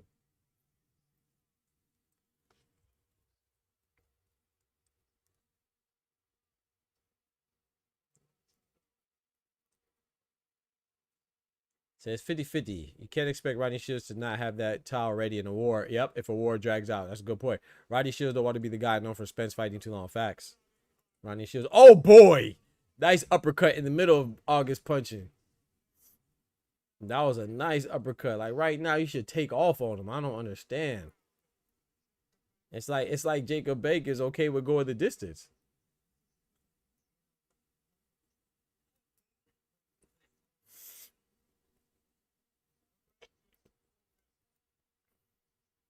Like I just don't understand why you wouldn't fight with more urgency. Like right now he's stepping and playing with them and being real comfortable and putting on a show. But it's like, to me, like now he's winding up his hands. But it's like, bro, you're not finishing the job. So yeah, it looked good that you're having fun in there, but why not just end it? Like, to me, that's more impressive. Just stepping on the gas and ending it. To me, when you do this stuff, it shows that you're comfortable and you're winning, yes. But to me, it also shows that you don't know when to close the show. Are you dragging it out, playing around? Why not just close the show if you can? To me, that makes me wonder if maybe he can't. Because he's clearly playing around. He clearly feels like he's levels above. Mess around and play around like David Morrell and get caught. There's nothing more impressive than knowing how to close the show. You can do all the break dancing, backflipping you want, all the showboating you want, all the posturing you want. There's nothing more impressive than ending the fight if you can end the fight. Shout out to Eve. He said, "Bang, he's doing too much. Just get rid of him." I wonder if he can. Or if he's worried about what's coming back. I don't know. Bank keeps investing in the uppercut. Yeah, but I ain't gonna lie, the uppercut look good though. Watch. When he lands that uppercut, boy, it's looking good. I ain't gonna lie. He said in August, back into July. Every time he lands that uppercut.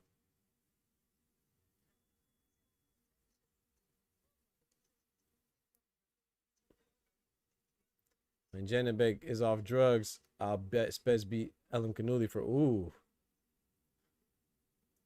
Nah, remember Janabek moving up to 168 though, Dane. That's why he vacated the WBO belt.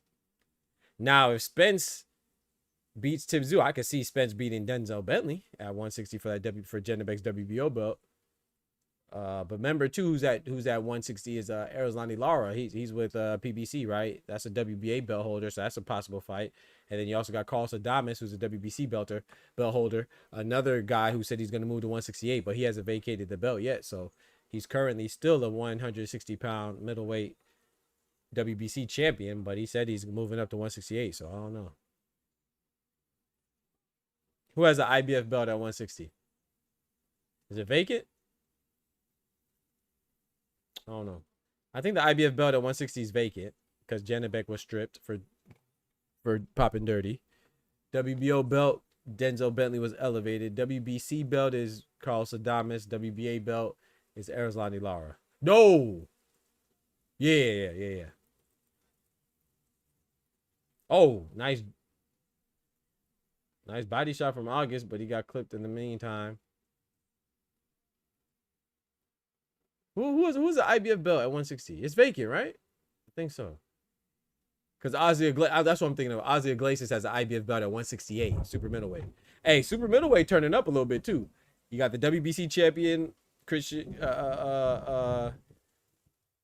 and Billy, the WBO champion Hamza Shiraz. Who's the WBA champion at 168? Jaime Munguia, and then the IBF champion at 168, Ozzy Iglesias. Hey, 168. The best champion might be Ozzy Iglesias, man. Ozzy Iglesias and Hamza Shiraz would be a good fight. I think Shiraz and Iglesias beat Munguia, the WBA champion.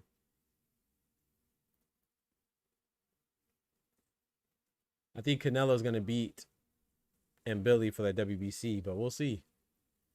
All right, I missed that with Janabek. Erislandy Lara is WBA, IBF still vacant. Thank you. Yep. Now you good, Dang. Yeah, I dropped a video on it. And Yonli Hernandez, you know, the young promising contender out of Cuba, Yo Diablo, he's in the #1 mandatory position for Janabek's WBO belt now. Or Denzel Bentley's WBO belt. But he hasn't been ordered yet though.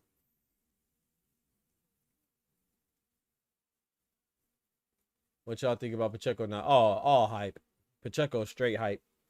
Straight out. I wasn't sure before, but I'm sure now. Don't get me wrong though. He looked good against Emmanuel Alim though. He looked good. But he's looking good against the scraps, no disrespect to Alim, but the scraps of other contenders. Lester Martinez already just beat Alim. He's talking about, oh, I got to look better than Lester Martinez. And he did. But who cares? What you need to do is go fight Hamza Shiraz. You need to fight Lester Martinez, fight Christian and Billy, fight Jaime Munguia. I think he should go for Jaime Munguia. I think Jaime Munguia is the most beatable champion at 168 for Diego Pacheco. Denzel doesn't have a Bentley. That's crazy. Yeah, Denzel Bentley, man. Shout out to him. You know, he's not the worst champion we've seen, but he's definitely it's not the strongest. But shout out to Denzel Bentley though, man. He deserves it, man. He got elevated. I know a lot of people don't like the elevations, but you gotta understand he beat who did he just beat for the interim title? So he just won the interim title. And so when the guy gives up a belt, they vacated, then the interim belt holder gets elevated. So it's not, we gotta stop blaming the interim belt holders. But I agree with irony. Denzel he ain't no champion to talk about, I'll tell you that. Oscar said Duck Checo was crazy. Checo smart by calling out Munguia. Yeah, I agree. He shouldn't fight Iglesias. He shouldn't fight. I think Shiraz. I always wanted to see Shiraz and Pacheco. I think he could beat Shiraz, but the confidence doesn't seem to be there. So I would lean towards Shiraz. Christian and Billy, I think, beats Pacheco. Obviously, you know, according to what like Oscar called him Duck Chuckle, he called him Duck Chuckle because Diego Pacheco could have fought Hamza Shiraz. Diego Pacheco could have fought Christian and Billy twice, and he chose to go another direction. So that's why Oscar Perez is calling Diego Pacheco a duck. And he's right, according to documentation. So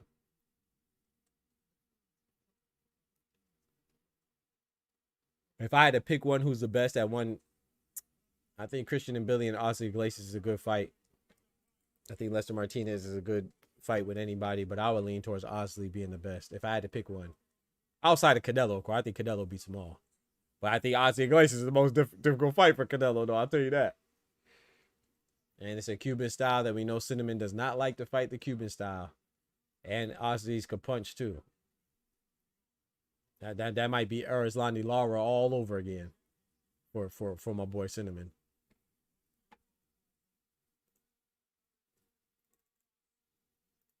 The worst is Charles. Oh, you talking about all time? Oh yeah. Charles Martin was one of the worst champions. Jazza Dickens was a pretty bad champion too. Who Anthony Kakachi just beat. Yeah, Charles Martin though. Oh yeah. Denzel Bentley better than that. I think Bentley's better than Jazza, and no disrespect. You know I like Mario Barrios, but Mario Barrios, he just ended badly, man. Like, gosh, dang, my boy Mario Barrios ended so badly, bro. Hurt my heart, man. Oh boy, bro, this man almost knocked him off his feet and stopped. That's crazy, bro. He hit him with a straight. Oh my lord. Hit him with a mean straight, snapped his head back, and he just stopped. Yeah, Jacob Bang, I don't know about him. He doesn't have that go get him in him. And that's okay right now for this opponent, but hey, you can't. Yeah, you gotta watch that head though. You mess around and get comfortable and you get caught.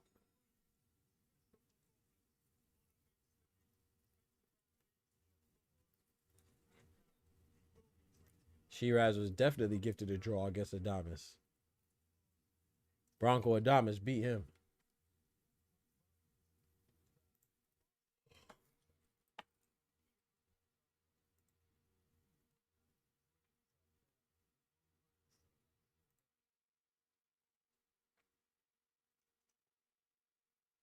I got Haney peel out. Who you got? I think it's a good, bro. I'm still not convinced that it happens. Y'all saw my last post? Go check out my last video, man. I'm not convinced that Haney and Keyshawn happens, bro.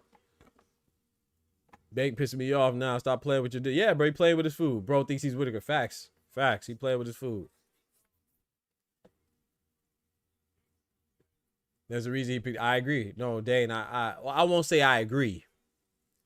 But I am most concerned with the Canelo versus Iglesias matchup. You know, like I said, like that Cuban pedigree, and look how Cinnamon did against the most recent Cuban fighter he fought was William Skull. William Skull was moving around a lot, but to be honest, man, you could argue William Skull beat my boy Cinnamon. It's just he kind of played himself by moving so much. He didn't fight with any confidence or sit on his punches. So, you know what I'm saying? Obviously, Ozzy Iglesias is not as elusive with a fight like William Skull. But man, I think Ozzy Iglesias is a dangerous fight for Cinnamon. Haney got more experience. I'll give edge to Haney, but Key is dangerous. Yeah, I think Keyshawn is more dangerous. I think Keyshawn is dangerous. You know, it's crazy. I think Keyshawn is a more dangerous fight than Shakur, but I think Shakur is a more difficult fight for Haney. But because of Keyshawn's style, he is more dangerous because Keyshawn, we know he has that dog in him and he has a go get him in him. He's gonna go try to get you. But I think Devin Haney's gonna win. Shout out to my brother Clone, dropping that hello yellow $10 on the fellow with that bread, that cheese, that butter. Bruh. Why is my stuff messing up, man? It messed up my gosh dang flow, man. Appreciate that with that bread, that cheese, that butter.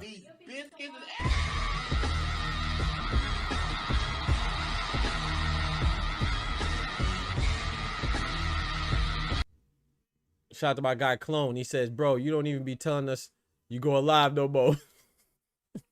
Live, mofo. Me and Virgil about to run down on you. Hey, don't run down on me, bro. I got too much people looking for me, bro.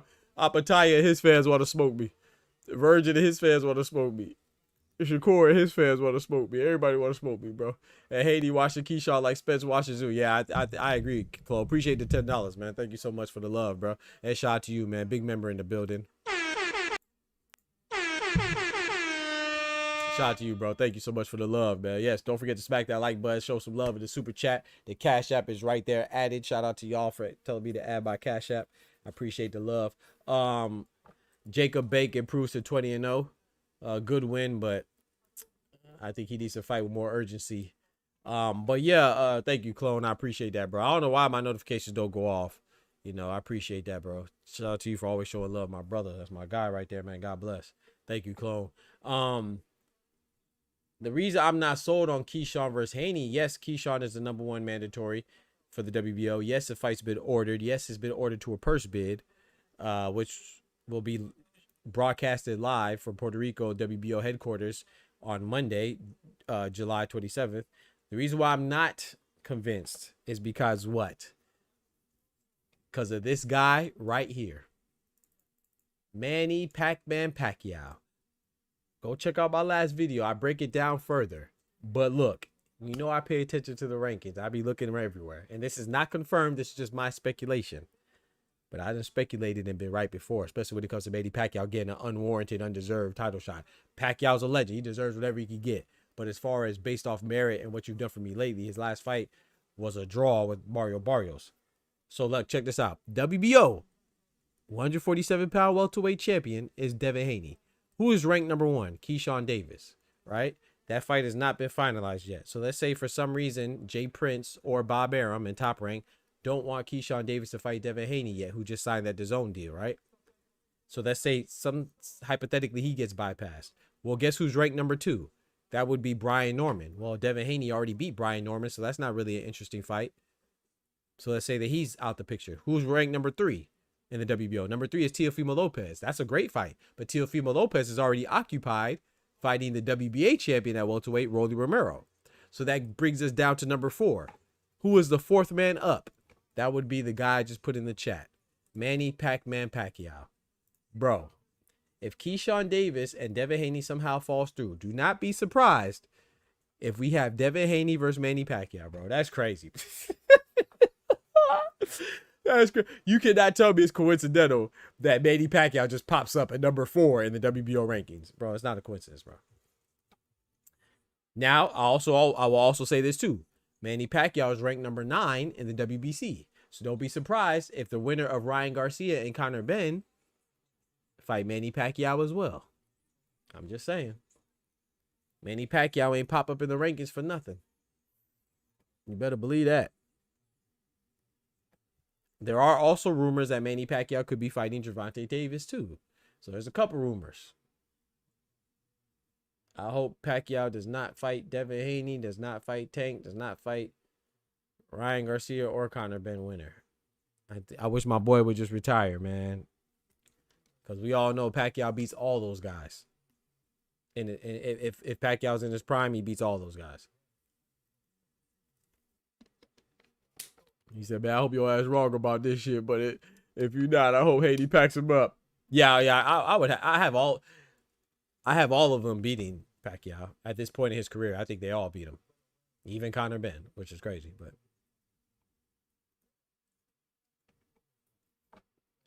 Brian Norman will become WBO champion to give. It's only a matter of time. Slight adjustments, all he needs. Yeah.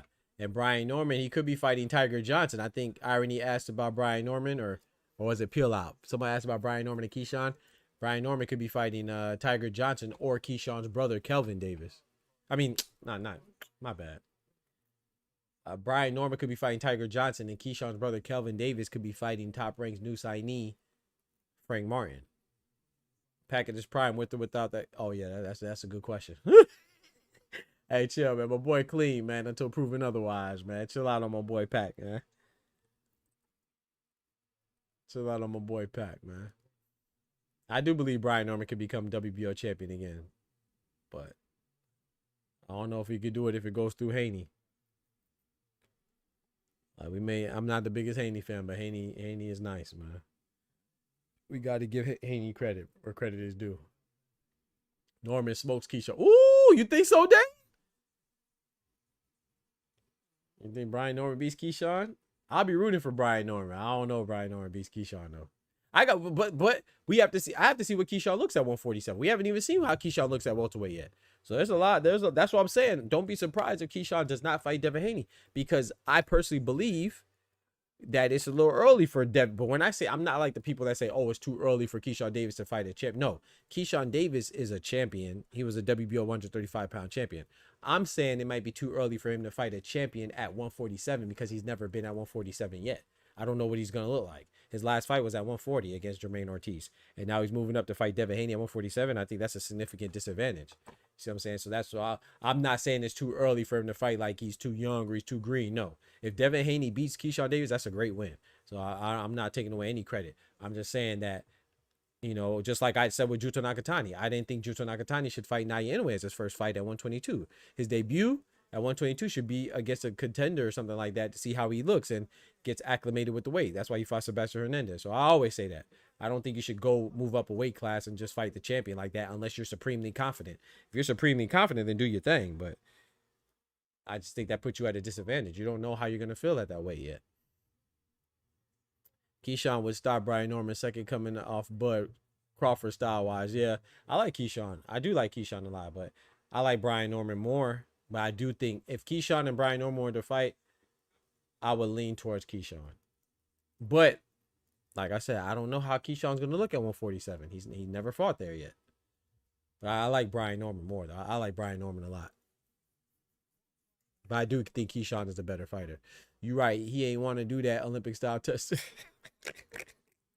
I agree. That's a red flag. And that's fair. When we talk about Pacquiao, that's what I'm saying. Like, a lot of times people get offended when you talk about people that they like. But it's like, hey, I like Floyd, but what do people talk about? You know, they talk about, oh, the timing of some of his fights. Pacquiao, his legacy, you know, we talk about, oh, well, he didn't want to subscribe to Olympic-style drug testing. You know, and it was heavily alleged that he was on some banned substances, you know, so it's up to you if you want to subscribe to it or not. But these other things, that's why boxing is so trash, man. It's always something to say something, whether it's legit or not. There's always something to say something. I think Norman versus Keyshawn is a 50-50 shot to Mr. Grandy. Yeah, that's a good fight, man. That's a good fight. Because Brian Norman got power, but Keyshawn got power. We know that Brian Norman's chin's a little questionable. Brian Norman's 22 years old. He's green compared to Key. Yep, he's young. And Keyshawn has what, 15 fights? 14 fights. I'm like 15 fights, I think. He had 15 fights. But Keyshawn also has an amateur Olympic background where Andy Cruz was dancing on him. Andy Cruz was dancing on him, man. They're Olympic pros because other countries use their pro level fighters in the Olympics. Yep. That's a fact. Haney fight been marinating since the amateurs, since Haney didn't compete with Key to face the best global Olympic pros in 3 rounds. Yep. Fight at a young age before turning pro. Yeah.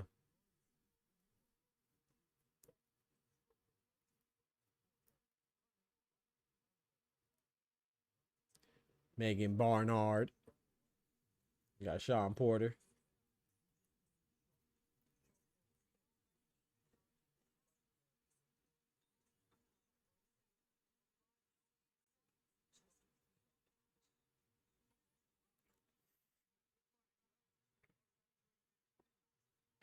Pacquiao had no testing in Australia and was like, I'm missing. That's crazy. You talking about against Jeff Horn? That's crazy. That's crazy. Imagine if Pacquiao would have won. We probably would have saw Pacquiao versus Terrence Crawford instead of Terrence Crawford versus Jeff Horn.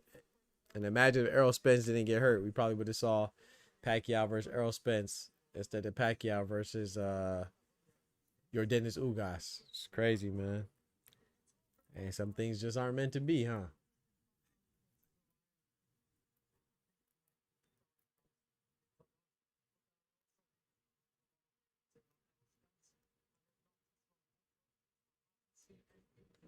Hey, I ain't gonna lie, bro. Pacquiao went on a run, bro. Pacquiao fought Adrian Broner. Pacquiao fought Floyd Mayweather. Fought Juan Manuel Marquez 1,000 times. Fought Miguel Cotto, Oscar De La Hoya, Keith Thurman, Eric Morales, Marco Antonio Barrera. Not saying the circumstances around all those fights were the best, but Antonio Margarito, Sugar Shane Mosley.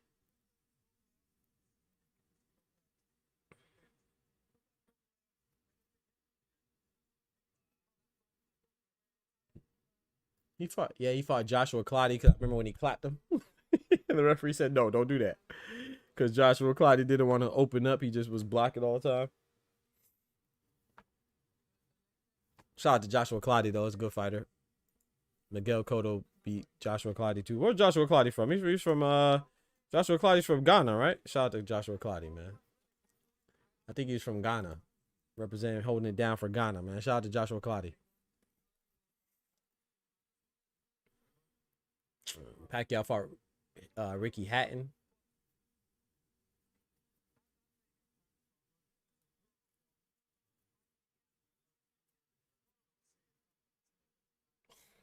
Excuse me.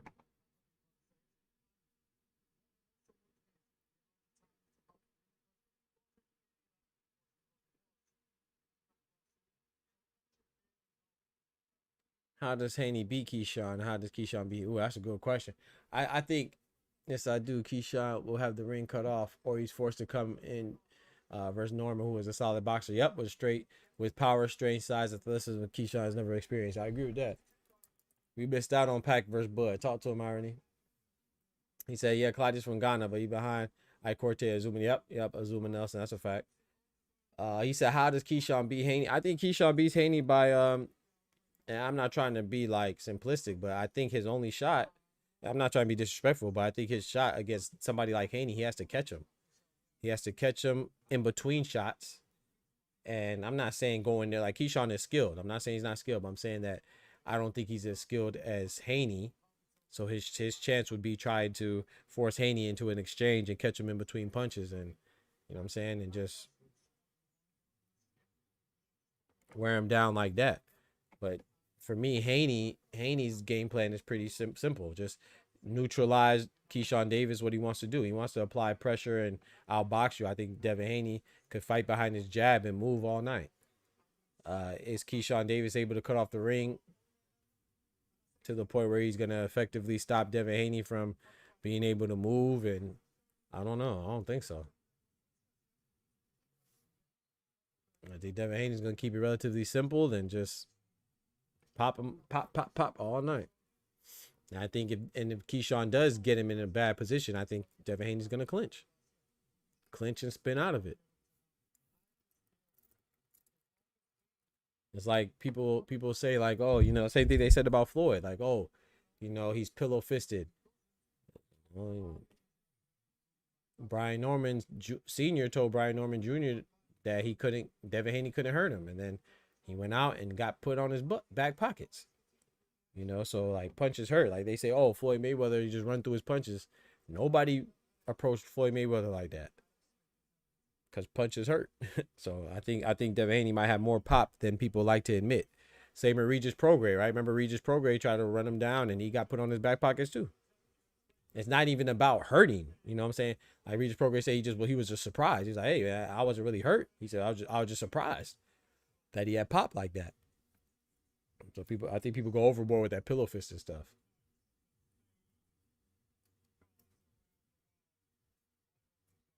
Devin Haney, like I said, Devin Haney's a big guy. He's not a small guy.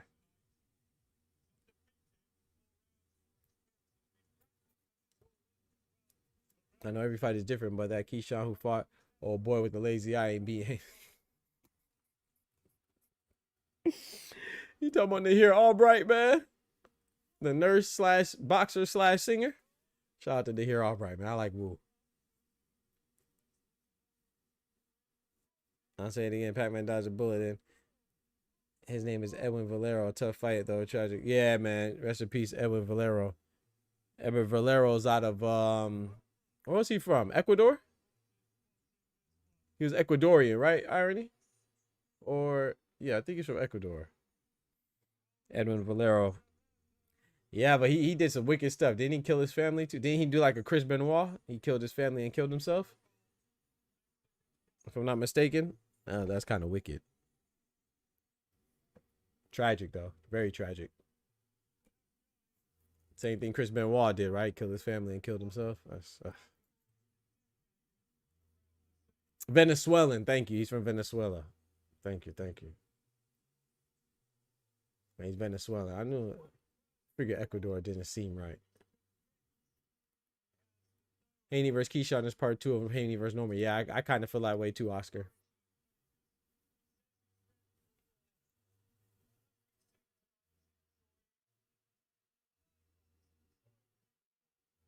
Oh, appreciate that, clone. Thank you.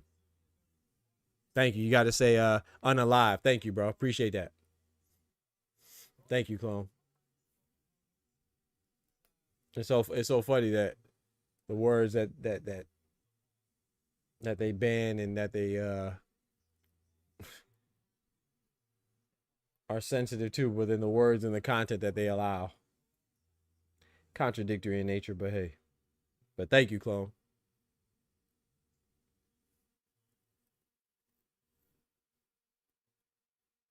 Devin a superior style to disengage, clock control, and be at the mercy of cards. Yep, all of Key's 15 pro opponents geared to survive and at the mercy of 5 jabs, one right hand, one hook to go to cards. Huh.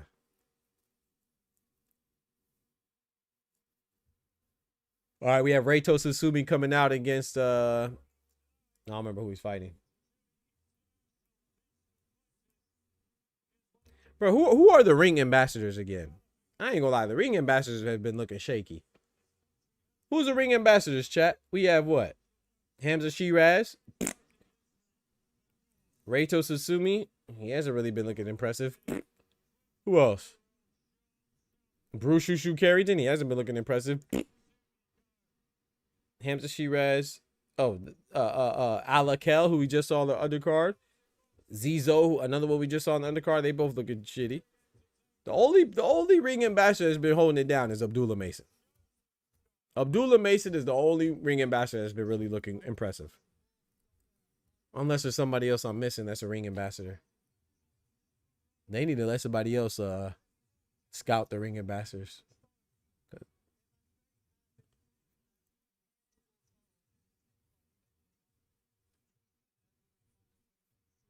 Bro, LeBron to Philly is wild, clone. Oh, Keyshawn's a ring ambassador too? Oh. I forgot Keyshawn Davis is a ring ambassador? Okay, he's been looking good. But even with him, though, when he had the fight canceled and he missed weight, he's been looking shaky too, but Abdullah Mason been holding it down for them.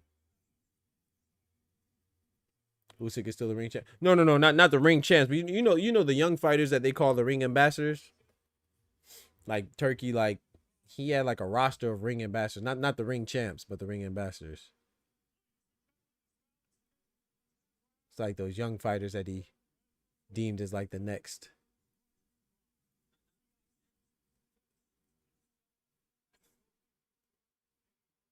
LeBron to Philly is wild though, bro. Like, I'm not gonna say that they're gonna win the championship, but because I don't know if they should be favorites over OKC and the Spurs, but Philly should win the East. LeBron, Jaylen Brown, Tyrese Maxey, VJ Edgecombe, and not to mention Joel Embiid if he could be healthy, miraculously healthy. They should win the East, bro. To be honest, they shouldn't even need Joel Embiid to win the East. But maybe I'm counting out the Celtics because the Celtics got Paul George, right? To pair with Jason Tatum. And then of course you got New York, but New York lost Mitchell Robinson. I think Mitchell Robinson's on the Celtics too now, right? I think the Knicks lost Mitchell Robinson to the Celtics.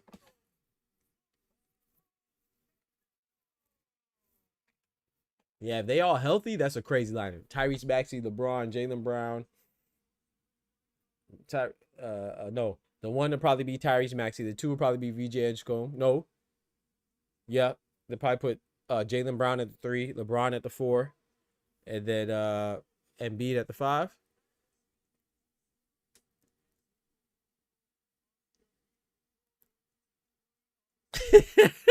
I already said LeBron in the 80s would have joined the Lakers or the Celtics. In the 90s, he would have joined the Bulls. Yeah. That's one thing that's going to tarnish his legacy is the fact that he's always making a strong team. But I would say Kevin Durant's worse. I think people forget Kevin Durant's worse than LeBron. Like, when LeBron, like, this is the difference. When LeBron joined Miami, Miami was a bad team. Remember, Miami didn't even make the playoffs the year before. And then he essentially formed a new, it was a strong team, but he formed a new team with Chris Bosh just got there, Ray Allen, LeBron. You know what I'm saying? The only guys that stayed was Wade and like Udonis Haslem and some other minor players. So that was essentially a new team. Kevin Durant, when he joined Golden State the year before, not only did they beat the Thunder when the Thunder was up 3-1, they had a miraculous comeback, beat the Thunder, and they broke the record that still stands today for the most wins in NBA history. They were 73-9. They beat the 72-10 Bulls. The only reason why the Bulls are still better because the Bulls were 72-10 and they won the championship. The Warriors lost in the finals to LeBron. But even then, people say, oh, it was only because Draymond was out, right? Or whatever. But Kevin Durant literally joined the best team in basketball. Basketball history. Regular season basketball history. Kevin Durant was way worse. But LeBron was bad too. But KD was terrible. Yeah, that Cavs championship, yeah. I mean, for me, I love the Heat championships too. I don't care what anybody talk about. I'm from Florida, boy. I love that. Went to the finals 4 times, won 2 of them. Hey. LeBron's that guy, but I'm a Jordan dude.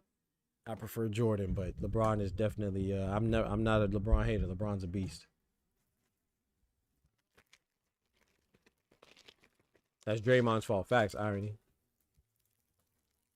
Tsutsumi versus Herrera. About halfway through the first round.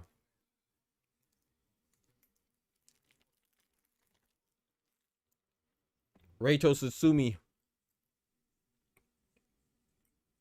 has a brother named Hayato Tsutsumi. Neither one of them have any relation to Say It Tsutsumi. Nice body shot from Reito.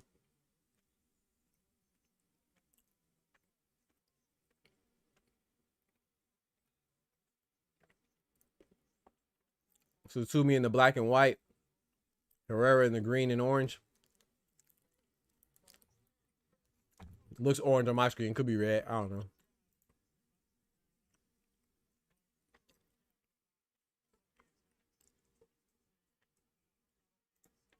know. Body shots going crazy. Oh boy. Oh, he down. He going down. He going down like there's a whale in the boat. Oh boy.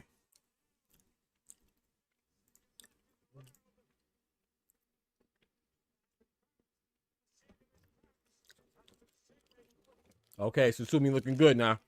I might have to retract that statement, y'all.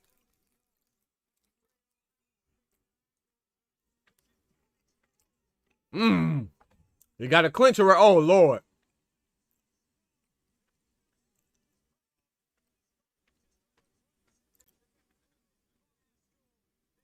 Albino dude got him. It's crazy. Not the albino. It's over with. One more knockdown. Oh, he tackled him. That was good. Get you some time. Save you some time, Herrera. Get out the first round, bro. Get out the first round. There you go. There you go. He got blitzed. Dropped twice, one?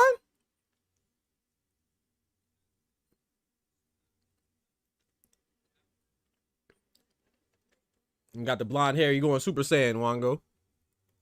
He got the blonde hair. He going Super Saiyan. Speaking of Super Saiyan, I was trying to watch Dragon Ball Daima. Well, not feeling it, y'all. But I'm gonna still watch it because I'm a Dragon Ball head. Rest in peace, Akira Toriyama. I gotta watch it just cause. I'm not feeling it.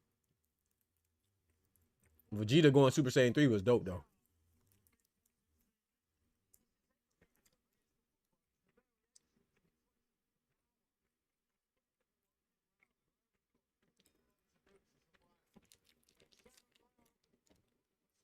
Maybe I'm too old for anime. Oh boy. Herrera's fighting back though. Gotta give him credit. Well, we just caught Herrera. He just caught Susumi with a good shot. Oh boy, big left hand. Waved off. It's over with. Susumi got a chin though. I can't remember who he was fighting, but like 1 or 2 fights ago, Susumi was taking some big shots.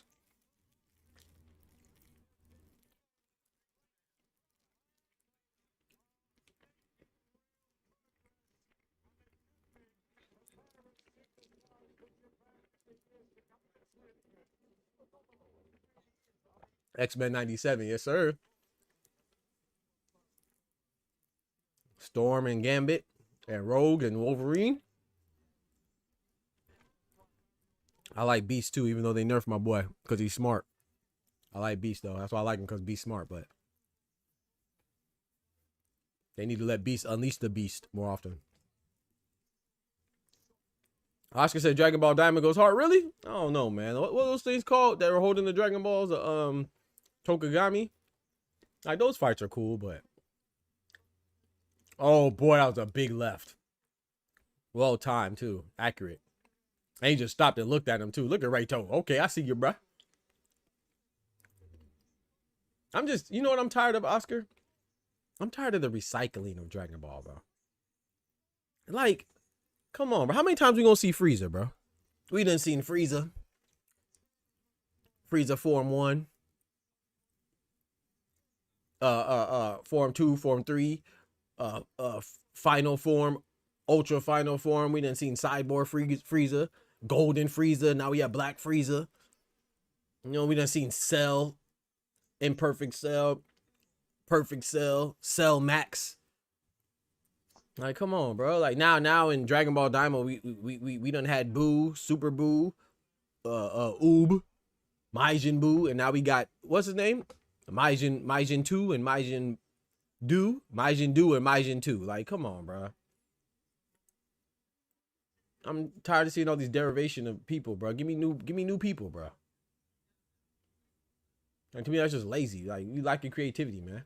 Like, I know the Moro guy, he's supposed to be coming. That was dope. Like, that's why I like Jiren. Jiren was dope in the Tournament of Power for Dragon Ball Super. That was dope. Jiren and Topo. I'm tired of seeing Frieza, bro. I'm tired of seeing Cell. I don't want to see Cell and Frieza no more, man. Oh, and I definitely don't want to see no more Boos either. I don't want to see no more Fat Boos, Majin Boos, Kid Boos, Super Boos, Oobs, Twos, Majin 2, Majin Do. Like, what are we doing, man? My bad. That's my little rant. My bad. I'm done, though. I'm copping that Xenoverse 3. I don't care if it's that. Yeah, I might have to cop that though, but I can't play the game, man. Cause you know that's my. Some people are addicted to drugs and alcohol, and you know I'm addicted to video games, bro. Once I play, man, it's hard for me not to play. That's why I can't play, bro. Got too much stuff going on, man. Trying to finish writing my book, trying to keep up with the boxing channel. You know what I'm saying? Got to teach these students at work.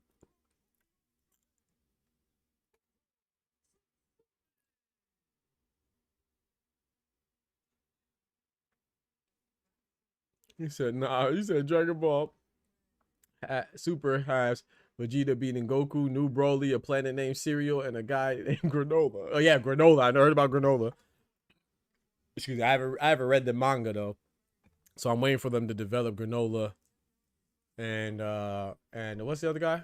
Gas. Is it Gas, Granola, and Moro? I'm waiting for them to adapt them to the anime. Let me get a shout out in that book. I got you, bro. Yes, sir, man. I'm on like, I don't know, chapter 4, chapter 3.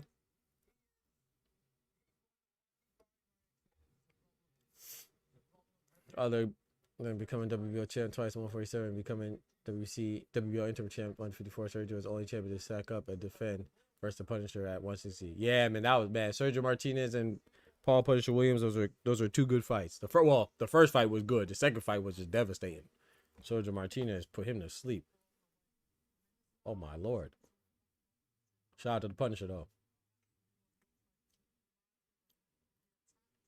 Those are only two losses that Punisher had, right? He only had two losses, right? Carlos Quintana, he avenged that loss. And then he lost to Sergio Martinez, right? I think those were only two times. Because he beat Margarito. He beat Arizlani Lara, that was a controversial fight. Yeah, I rock with Paul Williams, man. Shout out to him, man. That's terrible what happened to him. The car accident.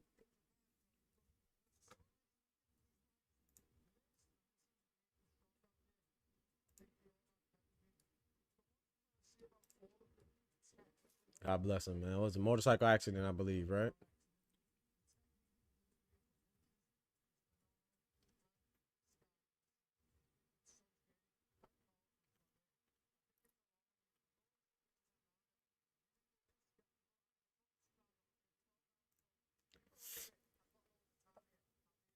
Never will call Floyd a duck, but I did want to see. I wanted to see him in Paul Williams too. That'd have been interesting. I wanted to see his adjustment to Paul Williams reach out. Yeah, me too.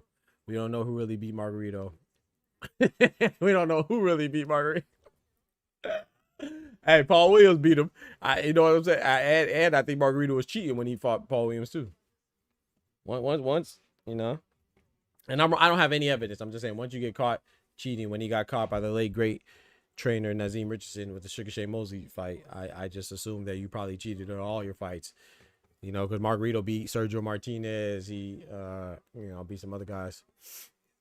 But Paul Williams beat Margarito. He beat Winky Wright too. I'll be right back. Let me go grab another water. I'm gonna run this ad on y'all real quick. In the meantime, in between time, don't forget to smack the like button. You feel me? I'll be right back. Let me go grab some water. Yo, Doc here from your favorite boxing channel, Dr. Boxing Talk. And I want to officially welcome you as a member to the Boxing Talk family, aka BTF. So I want to thank you. Your support is greatly appreciated, and this channel is nothing without you. So what do you get? Well, there's a multitude of perks that you get access to, like special member shoutouts when you enter the chat, and some other additional alerts. Not to mention these fire emojis. Get access to emojis like the GOAT, the face of boxing, the legend, the Ayo, and the no diddy. Not to mention, the GTD chain. You got to bring them out, and it wouldn't be the same if we forgot about these biscuits.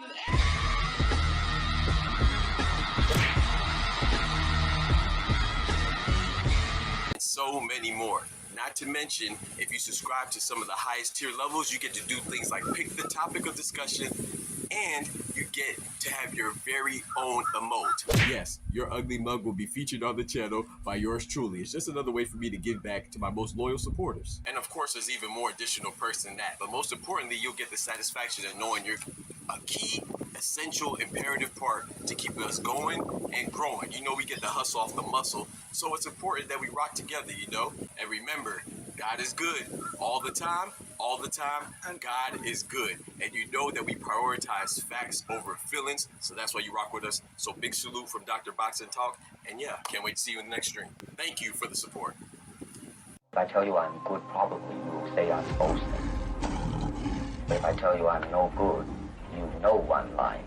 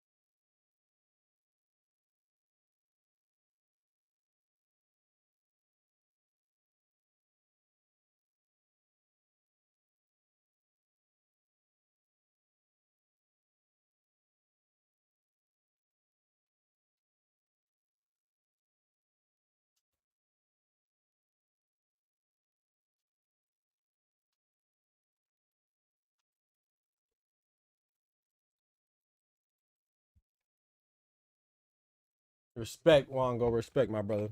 Respect you too, my boy. Appreciate you, brethren. Sir J Sharp. Also, Josh Kelly's next. Also, Hamza Shiraz is the co-main. That makes sense. Well, not really. I would think Josh Kelly would be the. Huh. Okay. Only reason why I say that is because Aguiarco's a bigger opponent than whoever the heck Shiraz is fighting. Does anybody know who Shiraz is fighting? Who the heck is he fighting? Looks like Josh Kelly versus Aguiarco is next, though. And Hamza Shiraz is a penultimate. It's a penultimate fight. Huh.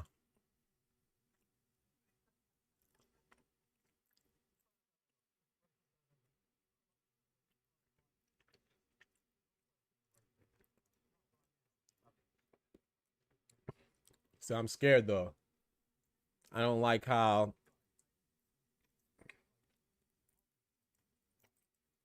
Errol Spence looked in the training video. Yeah, me either.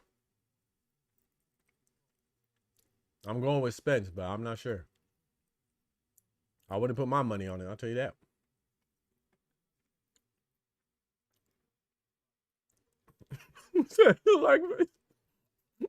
like Deontay Wilder, he was training with the stick. Yeah. Oh man, with the Malik Scott stick. Yeah. That's a fact.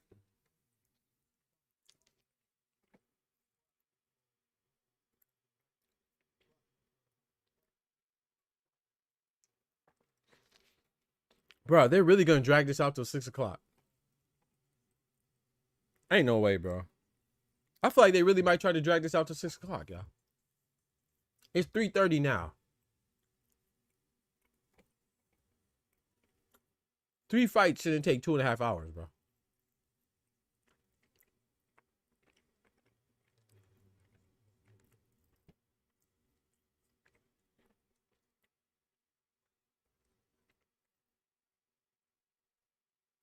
I wonder what's a data on that. Like, there has to be some reason why they drag these fights out so much.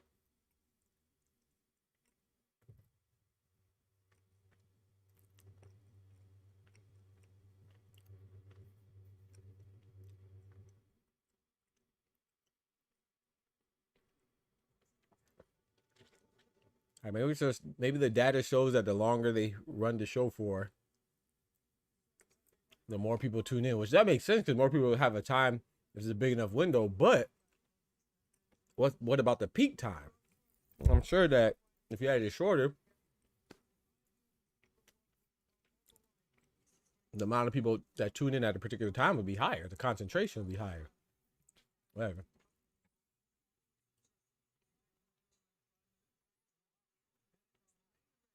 So we got Pretty Boy Kelly versus Black Thunder. Calvin Aguiarco.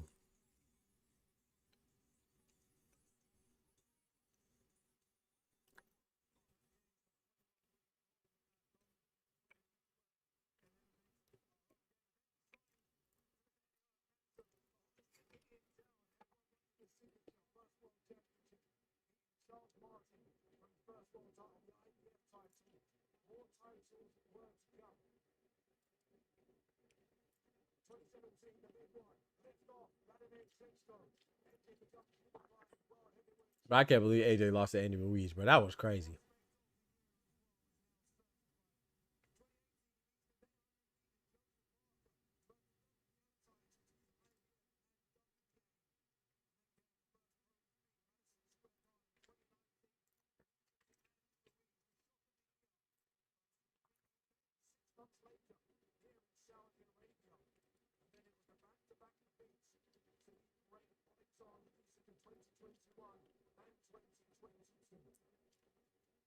This man, that Ruiz joint was crazy. Hey, can't count anybody out, bro. Shout out to Andy Ruiz, man. Upsets are so dope, bro. Like, of course, it sucks if you're rooting for the person, but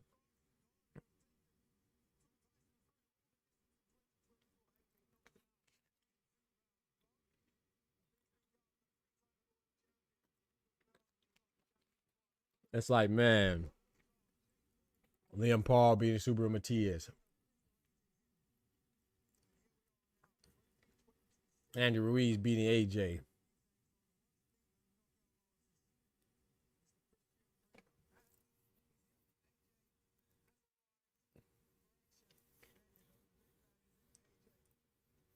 Tarver beating Roy. Something crazy, bro.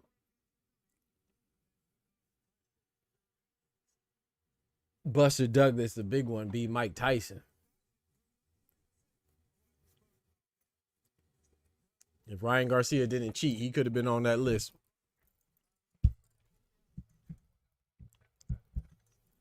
Cheating behind Joker.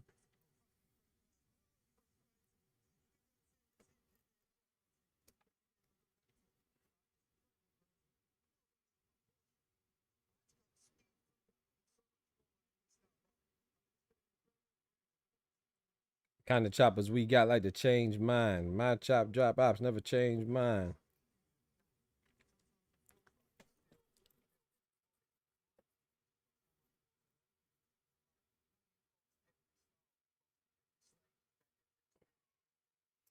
Terrence Bud Crawford is at the Errol Spence fight. I like that. I saw the little interview they had with Paulie Malignaggi.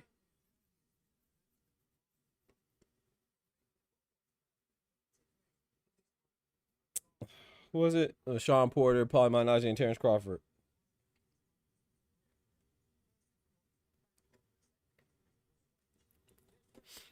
Talking about Spence and Zoo. Bud picked Spence. Sean Porter and Paulie Malignaggi said they weren't sure. I think Zoo will step to Spence on his back foot. He might. Hey, bro, Zoo could stop Spence, bro. Spence could stop Zoo. I will tell you this though. If Spence loses, this will tarnish Bud's legacy a bit. Which it shouldn't, but it will.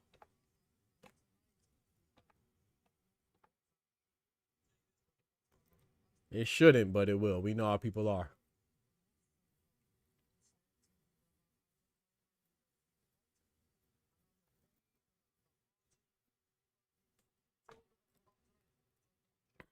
I'm gonna tell you the dynamic of people, right?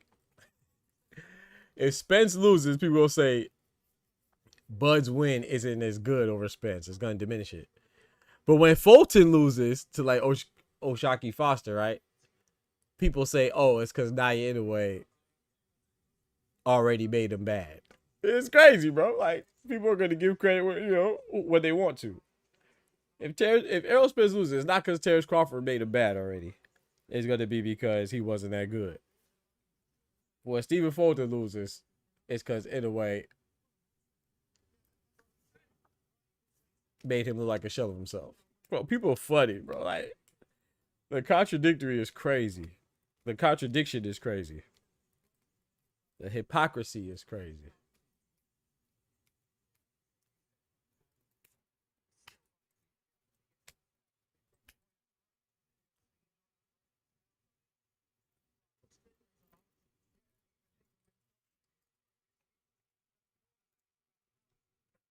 Bro, come on. Shout out to Eddie, man. I like Eddie. I ain't trying to hear from Eddie no more. Get these fights popping, man. Bring Josh Kelly and Aguiarco out, man. Calman Aguiarco. Bring them out. Bring them out. Bring them out. Bring them out. It's hard to yell when the barrel's in your mouth.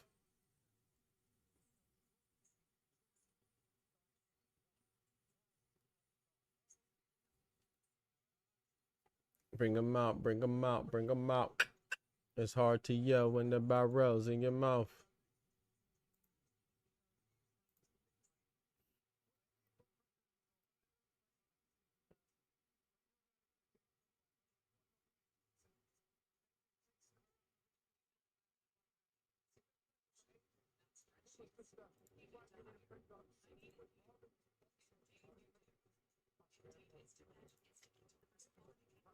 Oh, also too, before I forget, y'all know those of you that lock in with the channel, you know I do like calisthenics in my workout and I post them on this channel. But because I don't want to confuse the algorithm, you know, doing boxing stuff and workout stuff and fitness stuff, I finally made a new channel called Doc Learns.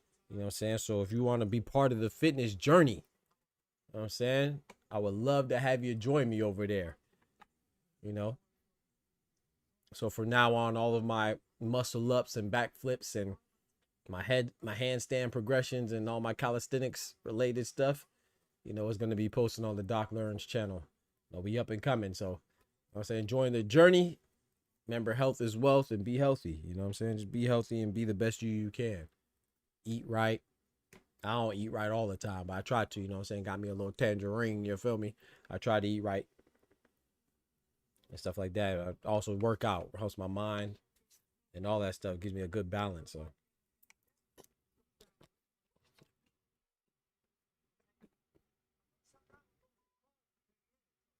the link is in the chat. You know what I'm saying? Tap in with your boy Doc Learns. I was doing backflips yesterday. Just uploaded a tutorial how to do backflips. Uploaded a tutorial how to do muscle ups as well. Hey man, y'all ever seen y'all remember the Cat Williams stand-up? Rest in peace, Michael Jackson. But remember when Cat Williams was making fun of Michael Jackson, when Michael Jackson was talking about I like climbing trees, don't you like climbing trees? And Cat Williams talking about, no mother, we got bills and shit. With me being 39, learning backflips, I'd be feeling like Cat Williams was talking about me. But then, you know, years later, Cat Williams got beat up by a 15-year-old for playing soccer. That's what I say, hey, man. That's why sometimes you gotta be careful what you say, man. He made fun of Michael Jackson for doing some kid stuff and climbing trees. Then years later, Cat Williams got beat up by a kid while doing some kid stuff and playing soccer. Not saying that playing soccer is for kids, but playing soccer with kids. And then one of those kids beat you up is crazy. He said, if I follow that tutorial, break my neck, I'm sure. Don't even worry about it there, cousin. Don't even worry about it. I should have put that. I should have put that disclaimer in the video. Please do not try this. If you try this on your own and you get hurt. Dr. Boxing Talk, Doc Learns, Obesina Abakporo, and all the derivatives of myself are not responsible. How long until the Josh Kelly fight, bro? I'm telling you, James. I don't know. Maybe it'll start tomorrow. I don't know, bro. This is ridiculous, bro. Like, I like Eddie Hearn. I love listening to Eddie Hearn, but there's nothing he can tell me right now that I want to hear more than I want to see this fight. Like, this is crazy, bro. Like, they gotta stop this stuff, bro.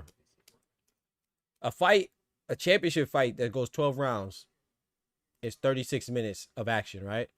Then you gotta add your 1 minute of intermission. Right, so come on, bro. It should like a boxing event taking 6 hours is completely uncalled for. Like, come on, bro. They do more talking than fighting, bro. They're awful with this pace. I'm telling you, bro. Like, they gotta come on, man. This is ridiculous. Yeah, catch again. Don't you worry about it, cousin. He said Paul Williams 41-2. Okay, so I was right. Yeah, his only 2 losses came to Sergio Martinez and Carlos Quintana, and he avenged that Quintana loss. We got Josh Kelly and David Adelaide. That's one thing I'll say about UK, man. UK, they love boxing now. And it seems like they have a lot of camaraderie there between the fans and the boxers, you know what I'm saying, with each other. Like, it's like being British, it just trumps everything. But I gotta make it out there to Britain. Oh, Great Britain. Oh, England. The UK. I gotta make it out there, bro.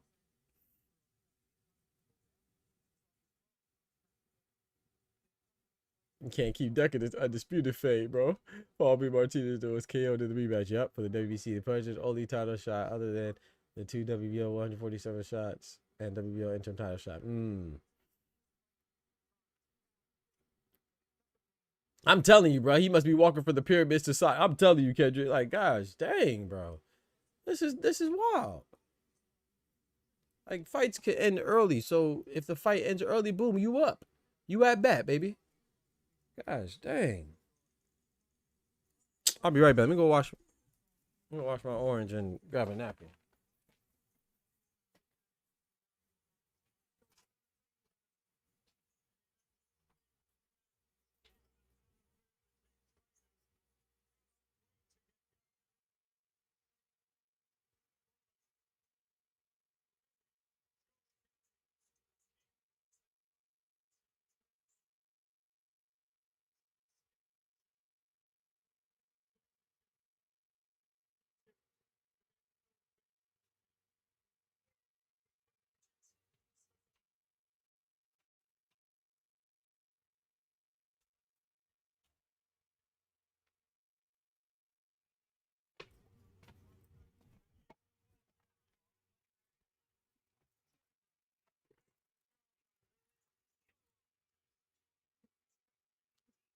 Josh Pretty Boy Kelly against Calman Black Thunder Aguiarco.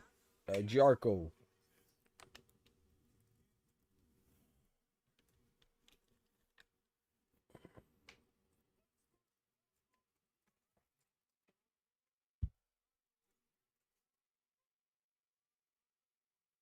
So don't go there, Doc. They don't got free speech. I get packed up. I'll shoot for everyone to see. I'm ready for the smoke club. I'll shoot for everyone to see. Oh, I want to see that. I want to see y'all fight. Doc, 2K drop it next month. I know you said you stay away from the game, but I'm starting to think you scared because you watch. Oh, here you go. I ain't gonna lie. I was thinking about that the other day. I saw a 2K commercial. I was like, bro, I wonder if I'll still be good. And then I came back to my senses. Gosh dang right, I still be good. I'm me. I'm saying, don't forget that you're him. Don't forget that you're her. Don't let people make you forget who you are. I'm a gosh dang dog. I may not be good the first week or the second week, but that third week, that fourth week, boy, I'll be cooking, man. Stop playing. Because it's going to be the same thing. It's going to be the same people out there, you know, trying to be the star and take dumb shots and play 1-on-3 in the park. You know how that go.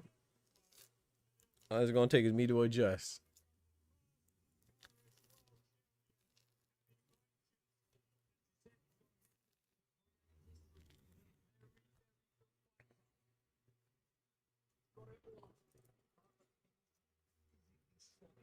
I got Josh Kelly by UD.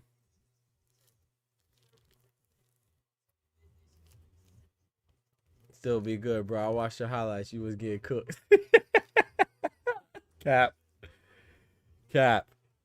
One thing I wish I would have did more, though, I wish I would have pulled up on people more. I was too nice, man. I was like, man, I don't want to pull up on nobody, man. You know what I'm saying? There was a couple people I pulled up on, but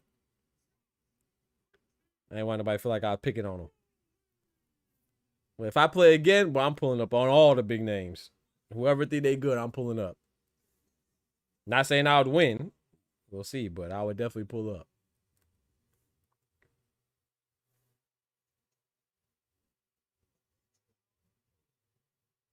Because people definitely tried to pull up and drop me off and got dropped off. I remember this one fool that used to try to keep pulling up, because he used to beat me at first, and I figured out his style.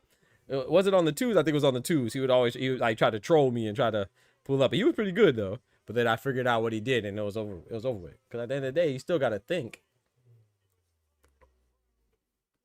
And I was like, oh, okay, I see how I do it. You know, it's one of those things where I want to say he wasn't glitching, but he, you know, certain builds do certain things, and certain moves that are just kind of like unguardable.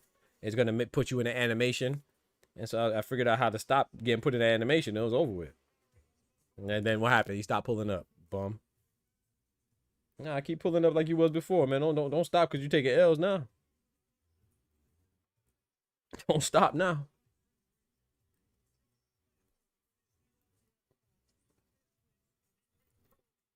You want to talk about, oh, I'm comfortable with my shot in July. Wait, what? Oh, don't even shoot when he open. He said, Cole don't even shoot when he open.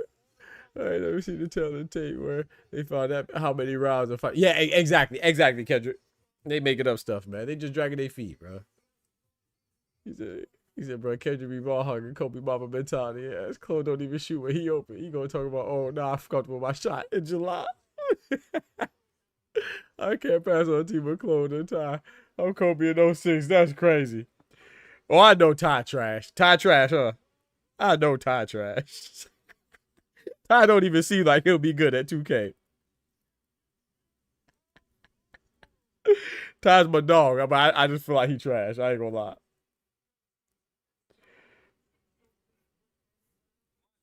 Ty don't even sound like he'll be good at 2K. Oh man. Ty sound like he'll be good at like, what's that joke called? Where you gotta unplug the generators or whatever you gotta do. Dead by Daylight? He sound like he'll be good at Dead by Daylight or something. Or whatever that game is where you got the monster chasing you. Well, one player is a monster, the other player is the person that got to go and stop the generators or whatever it is. Or start the generators.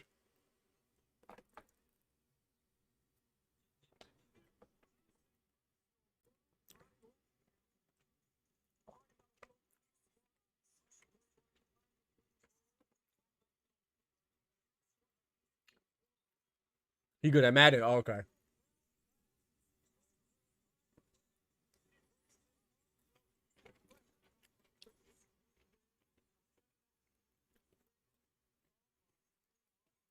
I passed the close. He passed it right back. Like I'm Jackie Boo. Bro, I forgot about Jackie Boo, bro. Bro. What was that movie called again? Bro, what was that? That's what with Will Ferrell and Andre 3000. What was that movie called again? That's funny. He said like I'm Jackie Boo.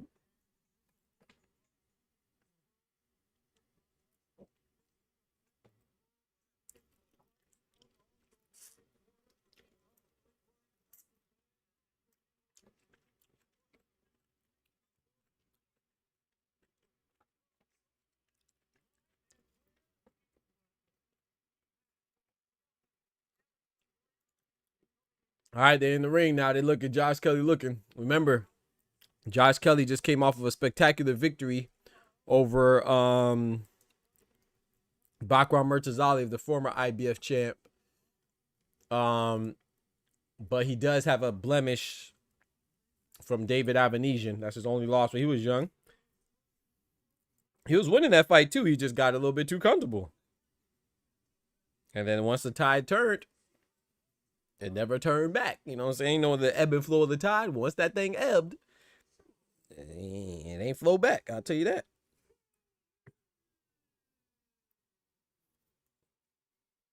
Semi-pro. That's it. Semi-pro. Thank you. That's it. Semi-pro.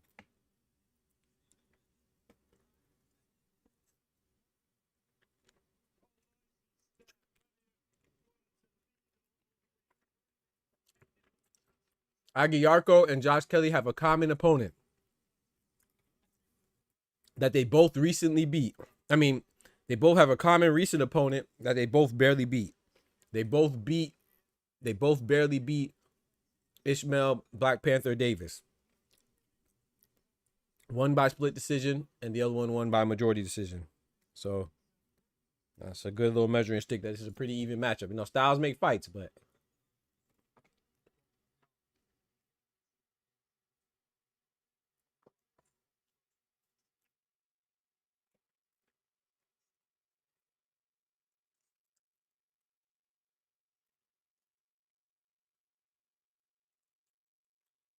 Josh Kelly bouncing around like he a character in Street Fighter.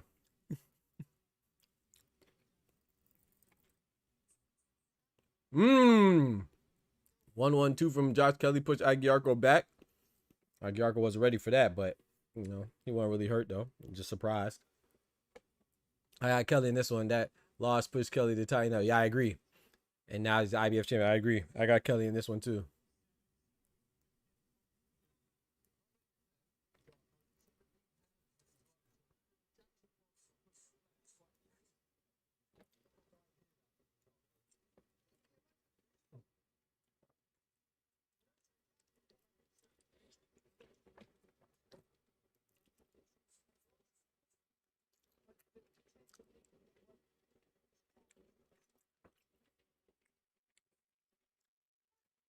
So I be cooking now.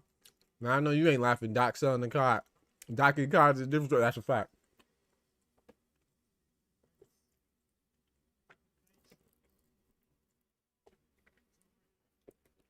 I ain't gonna lie to you now. I was not good at card. I mean, I wasn't bad, but I wasn't good. I was all right. I be selling. But Clone, you sell more in card than I do.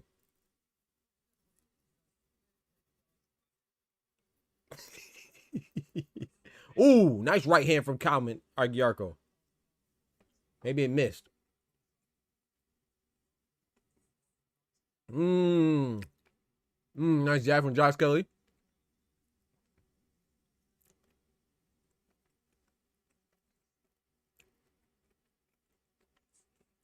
Ooh, nice shot from Josh Kelly.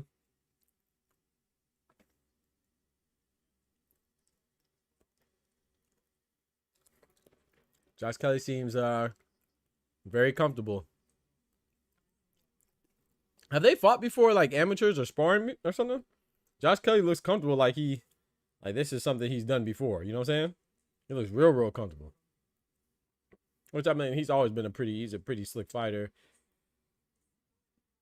But this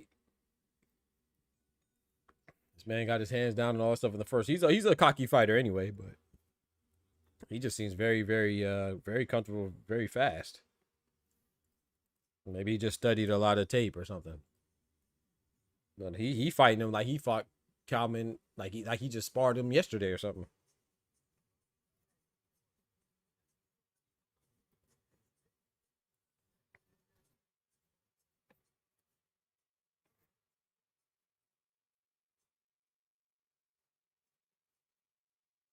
I gave Kelly that first round.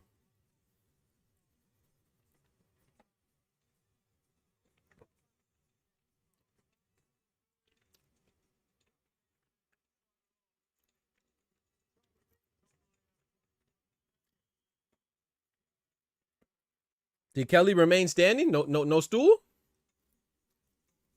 No stool in the corner? I don't like that. I'm gonna tell you why I don't like that. It's cool because it is intimidating. It's supposed to be intimidating to your opponent, but when that stool comes out, it lets you know that it's also a signal to the opponent that, hey, I'm getting to him. So if you're gonna stand in the corner, you got to commit. Because once you stop standing and you decide to sit, it's gonna give the opponent, you're gonna let him know, hey, I got him tired, I got him weary, I got him exhausted, I got him lacking confidence. Because before he was, you know what I'm saying, he questioning some things now before he was standing up.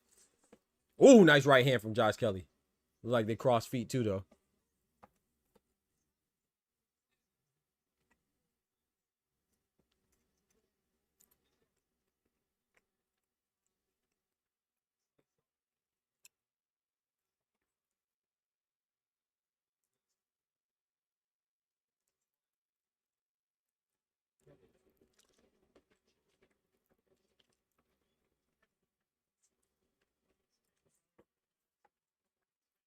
In the second round. Nice body shot from Josh Kelly. You got Aguiarco jumping around like a jackrabbit.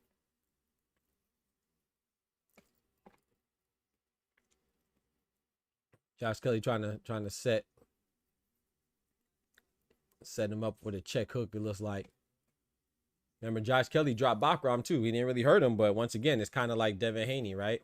Like, they're not known for their power, but hey, you get reckless and you open up too much, they still got enough pop to drop you. That pop will get you dropped. Shout out to Pillow. He said Josh Kelly fighting. Yes, sir. Josh Kelly fighting right now. He said Kelly versus Fedora. Ooh, that's tough. I think that's a tough matchup for Kelly. I don't know. I think Josh Kelly loses that one. I don't even know. Like, I mean, because I just don't know how Kelly would land, like, unless he sells out. And if he sells out and not beats him, like, doesn't fight like himself, I think he'll be in trouble. Oh, that was a nice slick uppercut. Now, if he could do stuff like that and kind of have Sebastian Fedora telegraph his shots and hit him with a big shot, he walking forward with his hands down right now. Josh Kelly is. Maybe he could be Fedora. I don't know. Hey, like I said, Brian Mendoza beat Fedora. Erickson Lubin was looking good for a while against Fedora. Even Tim Tszyu in the first 2 rounds. So that's a small sample size, but still. Oh yeah. Oh, it's over with. Josh Kelly might stop him. Who said Josh Kelly was gonna stop him? Josh Kelly might stop him, bro. His punches are too fast, too sharp. He's just doing what he's want. He's too comfortable. Bro, he just threw a hook into a straight and knocked Kamen Argiarco back into the ropes. Kendrick said Kelly quitting versus Fedora. Yeah. He might look good early, but once his stamina goes down, I think Fedora might take off on him. But I don't know though. I don't know. Kelly looking good right now.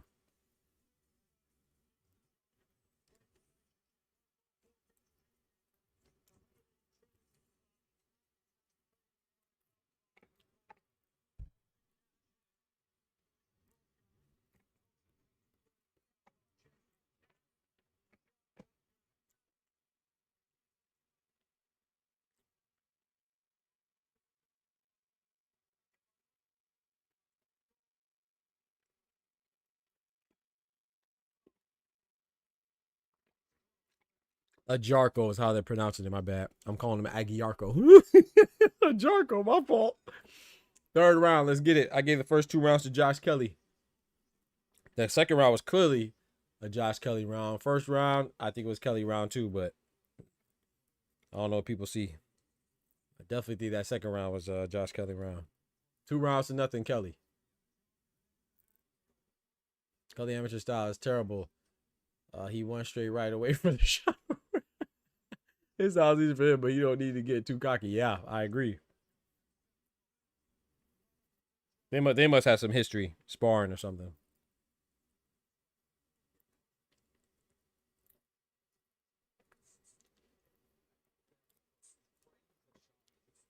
It's like Kelly's moving around in posture like he already has Argiarco figured out from the gosh dang 1st round, bro.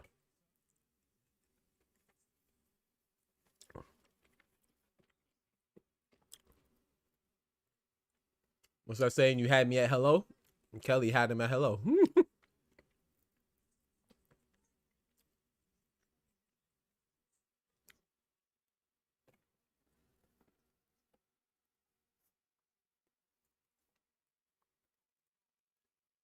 Let's get that 5th round stoppage, Kelly. Yeah, you might be right, James. We might stop him. I think, was it you that called it, Jay? Yeah, you might be right. I didn't see a stoppage in this one. I saw UD from Kelly, but I didn't see a stoppage. You might stop him.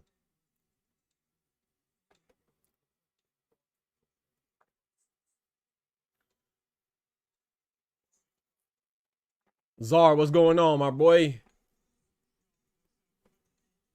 How you doing, Czar? My guy, you still be on that Call of Duty, bro? How's life, man? You want to talk about somebody selling in Call of Duty? Oh my goodness. Czar be selling, boy.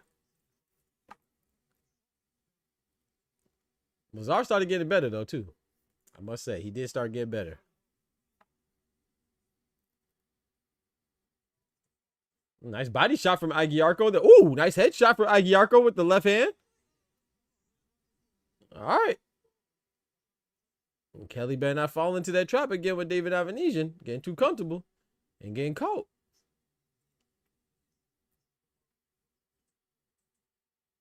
Oscar said, Kelly, all right. That right hand just missed. That would have hurt Aguiarco. Ajarco. He said Doc kept Czar around to keep the heat off him. Oh man. Using his R as bait. Don't worry, Czar. You'll be all right. I'll buy you back. You good. I'll buy you back. No, I'm playing. Nah. Czar's my guy, bro. Me and Czar started winning though. Life is good, and I don't really play COD that much. I need to get back on it. I'm way better now. I'm just waiting for that GTA 6 to drop. Okay. That GTA 6. Everybody waiting for that, bro. I don't know. I think people are gonna be upset with GTA 6, bro. I'm talking about like the micro. I just feel like he's gonna have a whole bunch of microtransactions. I don't know. Of course, I don't play it, but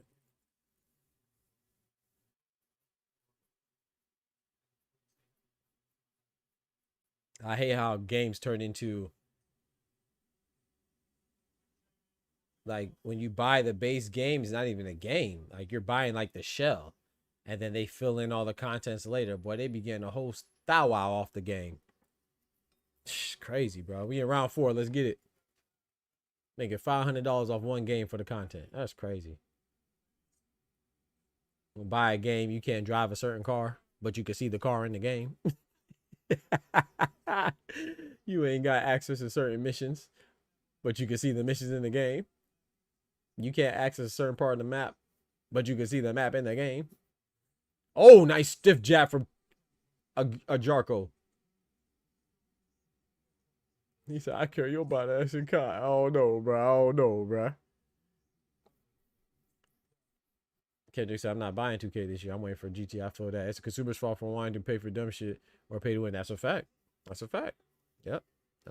It will only stop when people stop buying that stuff. Even fighting games, where they come out with characters that you can't play. You can play against them. You can't play them unless you buy them. Like that's bro. You think about that, Kendrick. That's crazy, bro. Nice one too. That's like buying a book, but you can't access certain pages unless you buy the DLC. You bought the book, but you can't access 3 chapters, and it's the good chapters too. It's like Yarko's getting a little more comfortable, but oh, that was a nice right hand from Josh Kelly. Yeah, we played ourselves. Facts. People buying VC. That's why I used to be in career, not me. I ain't buying no VC. Get my VC in my career. I don't care. I'll play 1,000 seasons. I ain't buying no VC.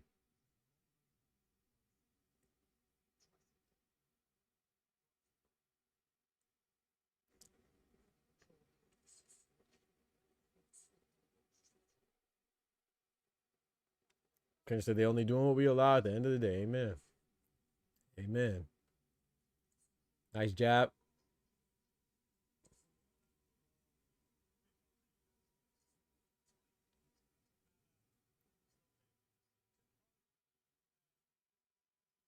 I ain't gonna lie. I don't know why. I always like Josh Kelly though.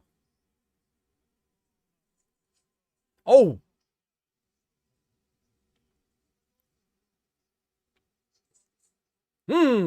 Check hook with the left hand from Josh Kelly. Like Yarko getting a little loose. Oh, nice 1-2 for Josh Kelly. Jarko getting a little opening up a bit, and Josh Kelly make him pay. I don't like how Josh Kelly just backed out with his hands down though. Jarko has to make him pay. He didn't. Maybe he can't, but if he can, Josh might be in trouble. But Josh Kelly won that exchange for sure. Better round for a Jarko. But I don't know. I don't know if it's enough to give him the round.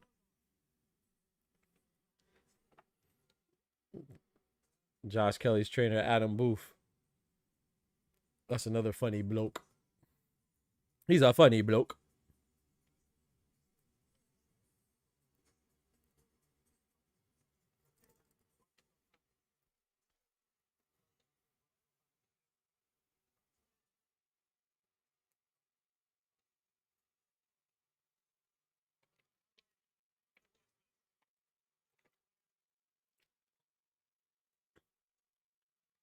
Not gonna lie, PBC looking terrible though.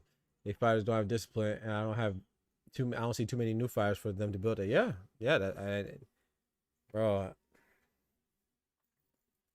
On one hand, it's good news, right? Because I'm hoping that Amazon deal is done. Not because I have anything against Amazon, but to get boxing all in one place is good. But on the other hand, that's probably only happening because PBC is now doing too well. But at the same time, it's hard to say that with conviction too, because Golden Boy's also at the zone. Queensberry's also at the zone. Everybody that did not start on the zone is on the zone. The Matchroom's only one that really believed in the zone from jump. So we're pushing the zone. So oh! Josh Kelly opened it up. Oh no! Oh boy! You better clinch. You better clinch. 5 punch combination. Oh boy! Josh Kelly got a Jarko like fight back. He got to fight back. He got to fight back. Maybe it was mostly just shoe shining, but it looked good. It looked good for Josh Kelly. He went off on a berserker barrage. Had a Jarko looking like fight back. Get him up, let him get up, let him get up, let him get up. Fight back, fight back. But you're definitely right though, Kendrick. Like this PBC card is terrible. And it's thanks to Jamal Charlo and thanks to Stephen Fulton. And it's self-sabotage. All self-sabotage. Especially with Fulton. You know, Jamal Charlo maybe, you know, maybe cut him a little slack, I guess, but still at the end of the day, it didn't happen, right? So who would pay for that? Oh! Okay. A Jarko hit him with a left hook. It looked like he just stumbled a little bit from a loss of balance. Not really he was hurt. It might be a Jarko's best shot that he landed on Josh Kelly. Oh, Josh Kelly got a little mouse under his eye too. Oh no. Oh, back of the head. Come on now. Okay, referee warned him. You can't do that, bro. Oh, not a mouse. It's a cut. Oh, it's a cut under the eye of Josh Kelly.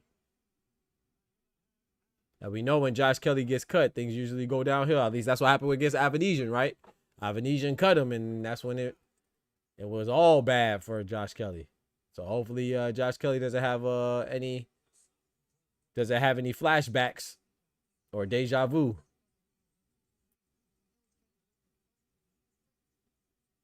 Kendrick said, I agree with you. I agree, but you know, the fact that you said it in your profession, I don't feel so bad drawing the same conclusion because, you know, sometimes people try to self-medicate and stuff when they're going through mental health issues or whatever. So that's why I was getting them a little slack. But I'm with you, bro. Like, I'm sorry, man. It can't be like same way I feel about Ryan Garcia. Everything can't be good and everything's fine and you talking trash, and then when things go bad, all of a sudden, oh yeah, my mental space is messed up, bro. I'm not trying to hear that, bro. I feel bad that I think that way, but not all the time. You know, I could just slide. But so with the Charlos too, it's like everything can't be good and it's all good and I'm doing this, and then when shit go bad, well, you know, it's my mental. I don't know, bro.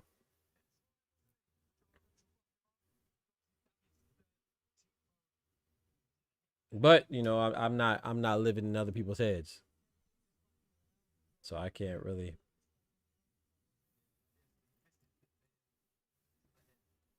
Same with Keyshawn, another one too. Everything all good. Then when you make a mistake, oh my, nah, bruh. Don't go like that, man. I had a homegirl like that. Well, she wasn't my homegirl, but a girl I worked on a project with in engineering for my senior design. Everything, oh, is good, you know, and she's a star and so smart. And then when, you know, you're not doing what you're supposed to do, oh, it's because I had so much pressure and you know, my mental. Nah, bro, you the star. I thought you was a star. Why you ain't do your portion of the project? I'm trying to hear that, man. I got shit going on too. Accountability is the only way to get better. Facts. After August Charles Conwell joining PBC. You think so? You know me, I'm always rooting for PBC, man, but this show is not a good look, Tay. It's not a good look. Oh, Jarko's letting them hands go, bruh. Hey. Josh Kelly ain't looking so comfortable, and this is his problem, right? The same thing we were talking about with the other dude. Was it Jacob Bank? Like, you gotta know when to step on the gas.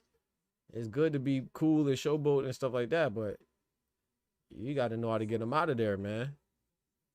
These are, you know, you gotta respect your opponent. They can adapt too. They smart too. They got corners too. They got trainers too. They gonna see mistakes. They gonna see gaps. They gonna see vulnerabilities that they can capitalize off. off of. Jargo showing Kelly more difficulty than I've seen him. Come on now.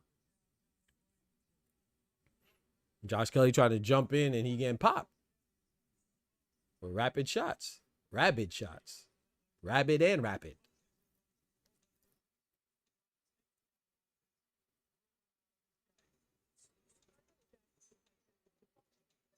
Remember, Josh Kelly and Adam Booth thought it was cool to have no stool.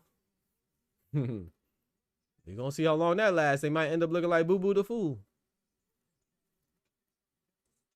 All right.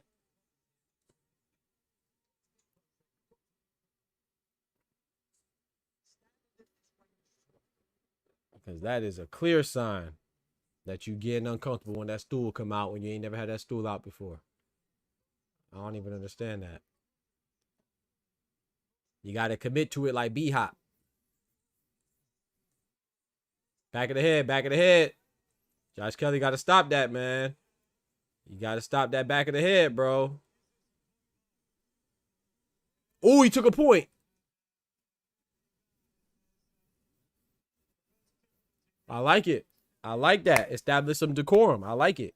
I'm not mad at that. He got warned the first time. Second time, you lose a point. Stop it, bro. You got to stop it, man. I'm not mad at the ref for that. What y'all think? I'm cool with that.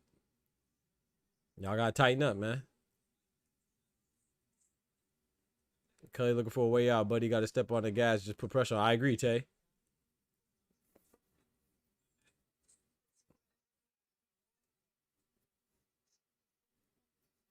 I don't know if he's looking for a way out yet, but I just think that, in my personal opinion, I feel like, unfortunately for Kelly, he's seeming like a front runner. Like, everything's good when you're comfortable, but what about when you get uncomfortable? Like Ryan Garcia, right? That's another one who's like a front runner. Everything's good when you're comfortable. Well, let's see how you act when you get uncomfortable. Brother Romero put you on your back pocket. You wasn't the same for that fight. Everything's good when you come out and you bust Mario Barrios on his head top and send him down to the canvas. Well, what happens when you face adversity? Everything was good when Kelly was out there with his hands down. You know, things get a little hot. What you gonna do? We see plenty of front runners.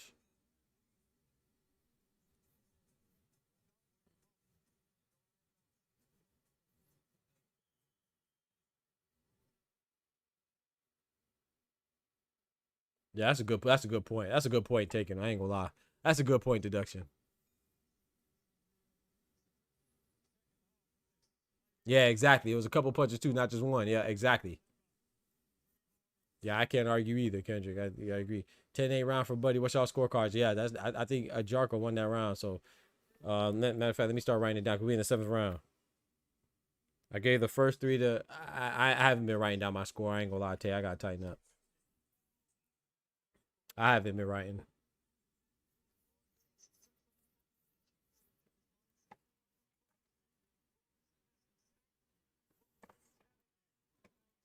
And you know who's looking like a front runner too? Some of y'all gonna get mad at me. My bad, Kendrick. But to me, Bruce Shushu Carrington, he looking like a little free guy, looking like he got a little front runner in him too. Everything looked good until that thing started getting hot. Carl Frampton gave. Wait, what? How did Carl Frampton make it a 10-9 round? Wait, so he called it a 10-10 round? He called it an even round and then took away 1 point for the point deduction in round 6? Unless he forgot to take away a point. What is Carl Frampton doing? Unless he scored it a 10-10 round and took 1 point and made it 10-9 for. Nah, bro. That must have been a mistake. First 3 to Kelly, last 3 to Buddy, but one was a 10. Yeah, that was definitely 10-8. That last round was a 10-8 round in favor of Jarko. I thought he won that round. And then the point deduction.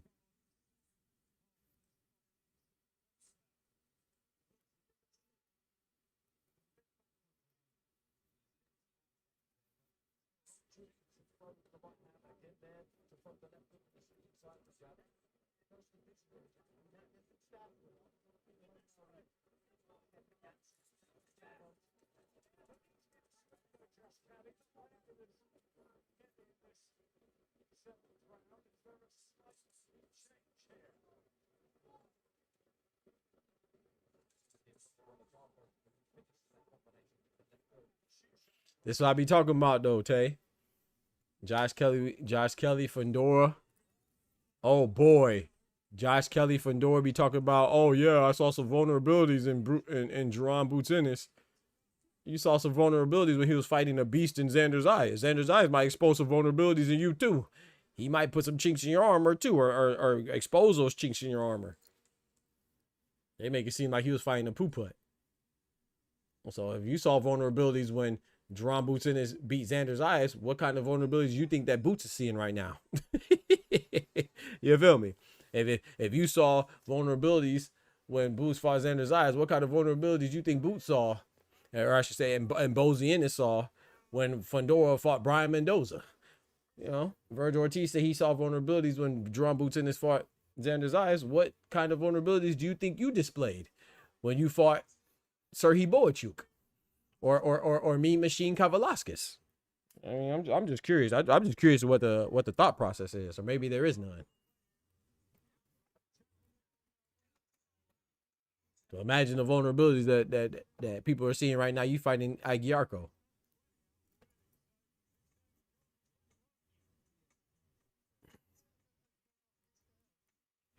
Josh Kelly, you got to win this, bro. Lock in, Josh.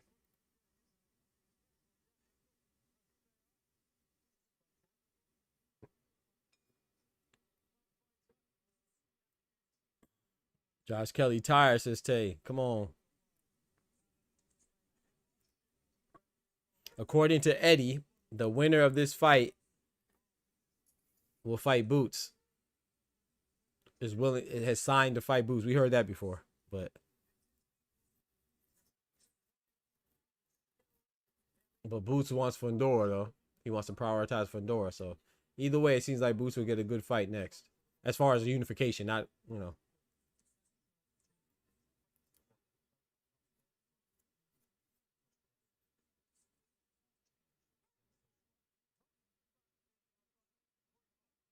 Got the old Bluetooth headphones.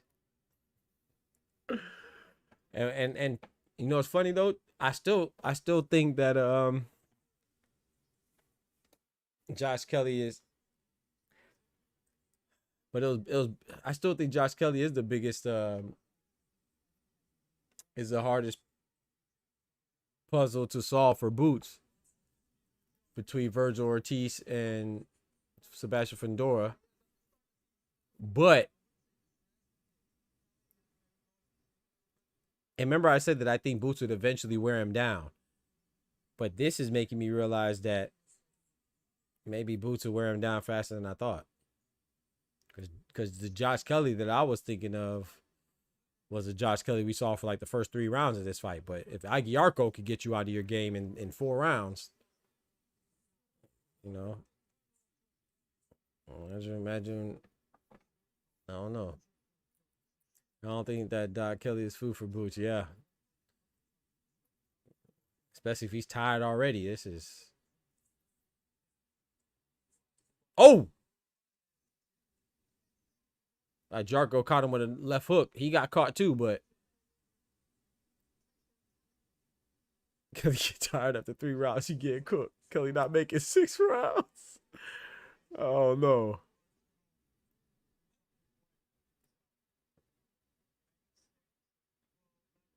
I don't like the way Kelly breathe. Y'all see how Kelly breathing? Oh! Left hand from Jarko. Kelly pointed to his head, to the ref. Yeah, you got hit in your forehead with a punch. Come on, Kelly. Uh-huh. Uh-huh. That pretty stuff. You see what I'm saying? That pretty stuff, bro. I like Kelly, but, man, it's hard to... When you talk about the fight game and you decided that your nickname has to do with being pretty. That lets you know, like, hey, they fighting, man. You trying to be pretty. They trying to get dirty and nasty. You trying to be pretty. I'm just saying. Yeah, he not looking as fast as sharp.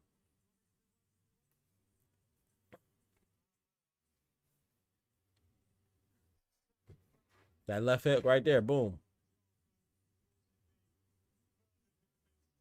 And Jarko, he just doesn't have the accuracy or the precision, I should say. Fast Life says, I wish Virgil would have took this fight. You know Virgil don't want to fight with the in the IBF, bro. You know that he's scared of the IBF, bro. You know, he don't like the 10-pound rehydration limit. You can't, you know what I'm saying? You can't abide by a 10-pound rehydration limit in your own division, boy. What'd that tell you? You're a weight bullying fiend.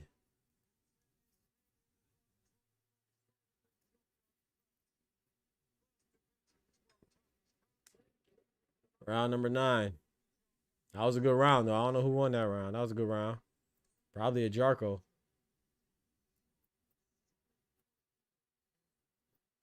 He doesn't have the balance if we really talking technique. I think he does. I just think, like you said, I think he's just tired. I think he fatigued right now. You don't think so? Boots with tightrope Kelly to sleep, yeah. So Boots could do us so dirty for unification. Facts, Fast Life. 5-3 Agyarko. Ooh, Agyarko.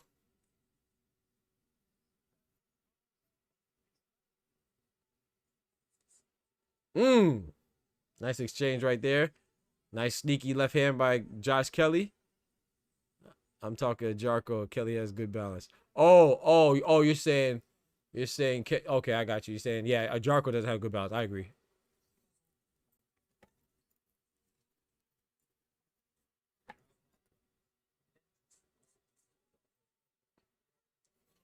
I ain't gonna lie. And maybe because I'm talking about the physical appearance, but Agyarko's reminding me a lot of Wiz Malima right now. Oh, nice right hand from Agyarko. Kelly with a big swing with a left hook and a miss.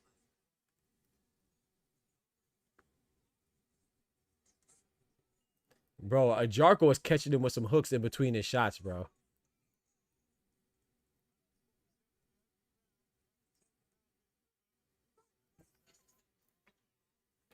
What happened? What was that? What happened? What happened? Low blow? What happened? I didn't see. What happened? It was a low blow? I didn't see. I looked away at my phone. I looked down at my phone and must have been a low blow or something. Oh, okay, yep.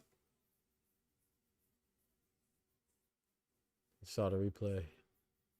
Hit that thigh meat. Hit them nuts. Bro, I was thinking the same thing. That's crazy. Yeah. He was like, thought that earlier, bro.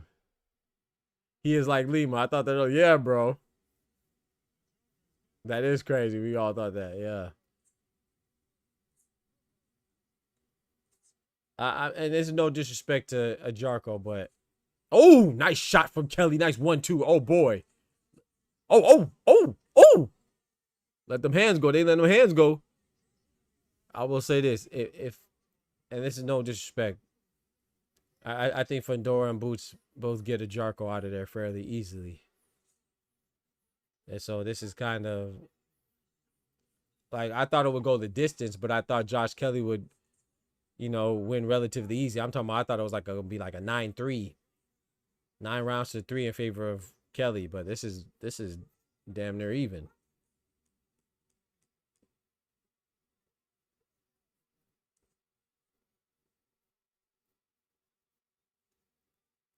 All right, this is crazy. This is crazy, bro.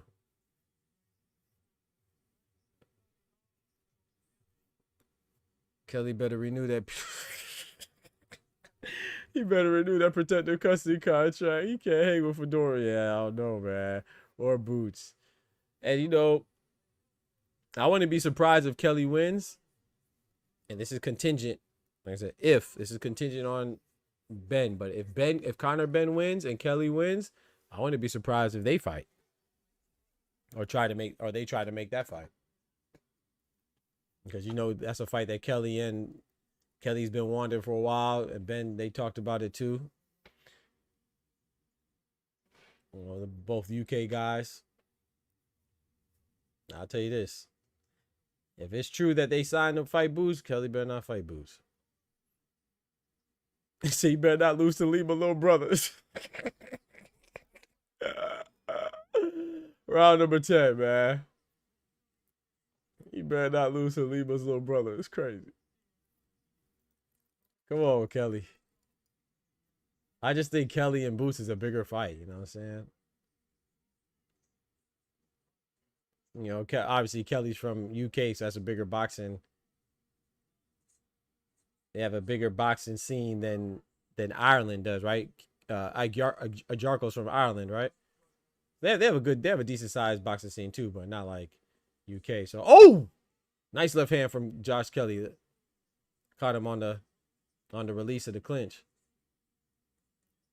Yeah, I like this though. I like Kelly. I like the fact that Kelly's biting down right now. I do like that. I do like the fact that he's biting down and he's fighting. I got to give him that credit. Jarko looks like he wasn't prepared for this, Kelly. That was a wild left hook. That was a fight night left hook from Jarko that just missed. Kelly ducked that hook and then hit him with a right uppercut. Kelly keep hitting him in the back of the head. Yeah, he does. Nice body shot from Jarko. Ooh wee. Kelly could be Virgil though. At least he has the tools to do it. He has the tools to be Virgil. Yeah, but I don't know. Virgil might walk him down. He might get fatigued, Oscar.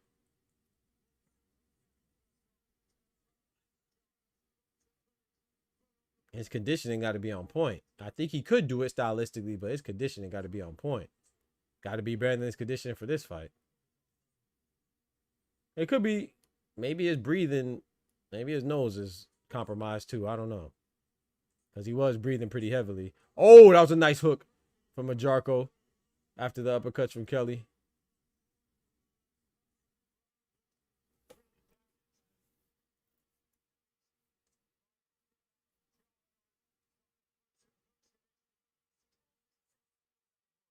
Virgil hits Kelly, his legs going. Nice.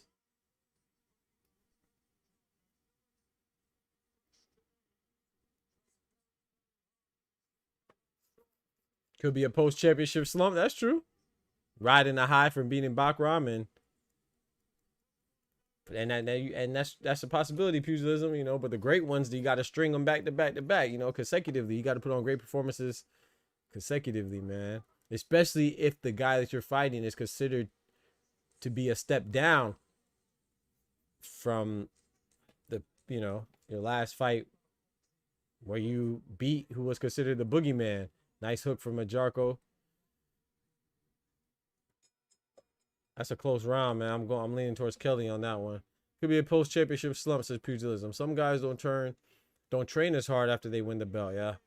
Jarko having his success in there and Kelly face looking beat up. Don't be shocked if it goes to the cards. Yeah, oh yeah. But I think someone said it earlier. If it goes to the cards, I think Kelly will win. Even still. Unless Jarko drops him. He drops him now, but if he doesn't knock him down, I think Kelly won. Kelly edged it, said Kendrick.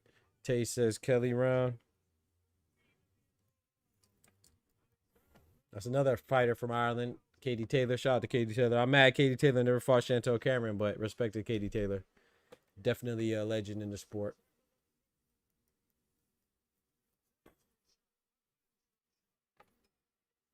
Round number 11. Let's get it.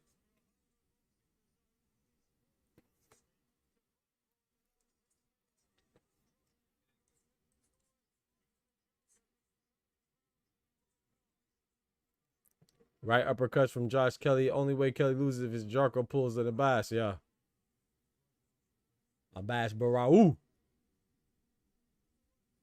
Hey, that'd be a good fight too. Josh Kelly and Abbas Barau. That's a pretty good fight.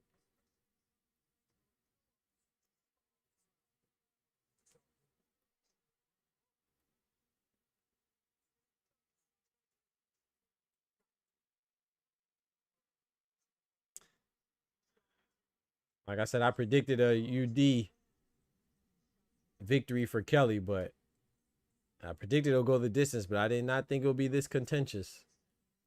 Oh, nice right uppercut from Josh Kelly.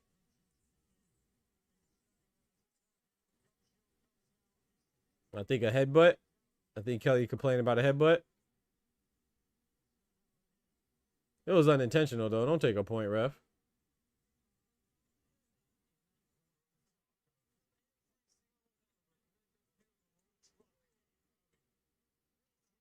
Inadvertent headbutt. Exactly. Kelly, exactly, bro. That's what I'm saying, KD. Said Kelly throws and cuffs Buddy head. They complains about head, but right. Come on, Kelly. He nervous. You start complaining when you're nervous.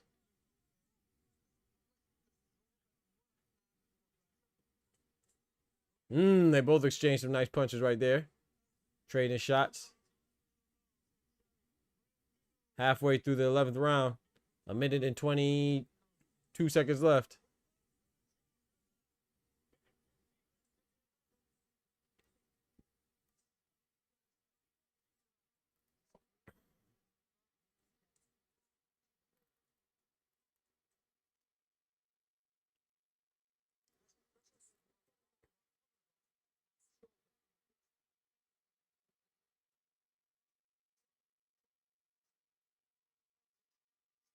What round did Bakram? I remember Kelly dropped Bakram in like the 5th or 6th, right? But what round did Bakram drop Kelly? He dropped him late. Like, was it like the 11th or 10th? It was like the 10th or 11th round. Bakram dropped Kelly too.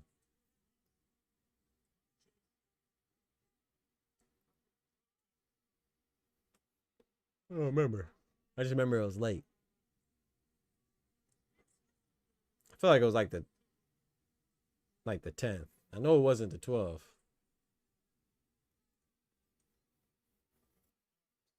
He's still live money going into the 12th. Users. Oh, nice straight shot from Ajarko pushing Kelly's head back. 10 seconds left in the 11th round.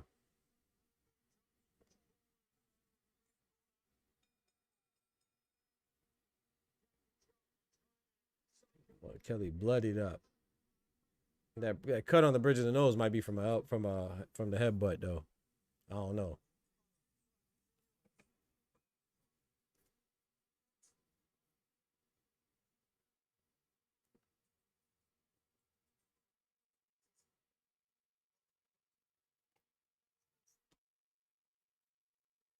Man, this should have been a co-main, man.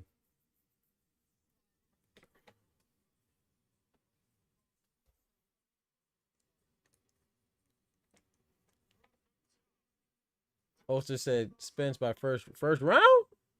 If Spence gets Zoo out of there in 1 round, that'd be crazy. If anybody gets anybody out of there in 1 round. If Zoo gets Spence out of there in 1 round, if Spence gets Zoo out of there in 1 round, that'd be crazy.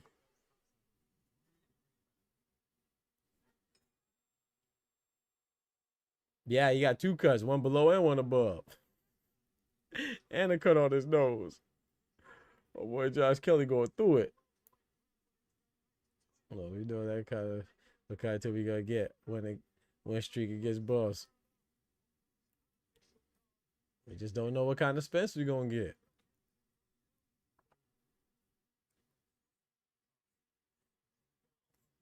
Chirag's gonna be a quick fight. I hope so. It should be. Because who the heck is he fighting? It should be a quick fight because he's fighting who the freak is that guy?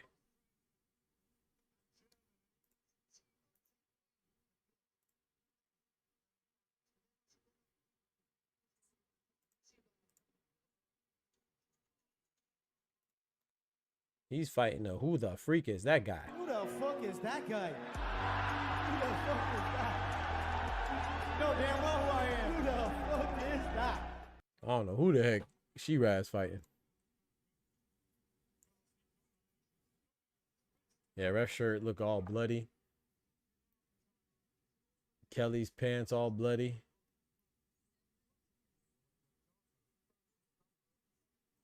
Tim about to get beat up. Body shots from Josh Kelly. I don't know.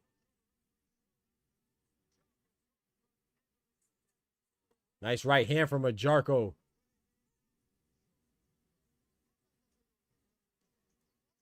Over halfway through the 12th and final round. Can Kelly defend his title? Or will we hear a Jarko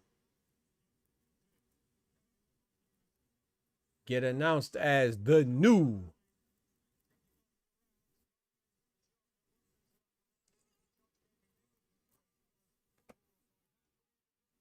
I don't even know who wins this, bro. Yeah, I plan on it, Kendrick, but I don't know, bro. I want to get some food. Cause I thought I was gonna have some time. I didn't think this joint was gonna go till freaking 6 o'clock, bro. Like, what they got going on, man? I did not think this joint was gonna last till freaking 6. Oh boy, till 6 o'clock, bro. Like, what are they doing? I thought it was gonna give me an hour or two, go get me some food, and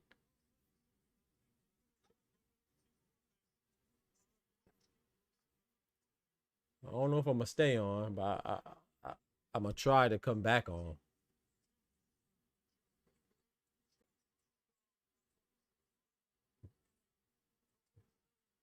Good. I don't blame Majarko for that, because Kelly clearly hit him in the back of the head. I don't blame Majarko for that at all.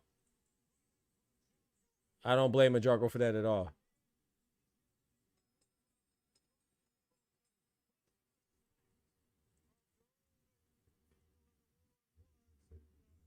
Bro, I don't know, bro. I don't know, y'all. Yeah, I agree, pugilism. I don't know who won this. Yeah, I didn't score it, so I put like this. If a Jarko loses, he can only be mad at himself. He should have stayed on him. Why you be spitting in the ring, man? I can't stand when people do that. I ain't gonna lie, cause like in boxing, like even in the gym or like the basketball court, why you spitting on the court, man? Spit in the grass, man. Spit on the side or spit on the out of bounds or grab you a bucket or a bottle or something. Why you spit in the ring, man? You already got enough sweat and all the other stuff, man. We don't want your saliva too, man. Tuck in your bodily fluids, man. Shout out to Ty. My brother Ty in the building. What's good, brethren?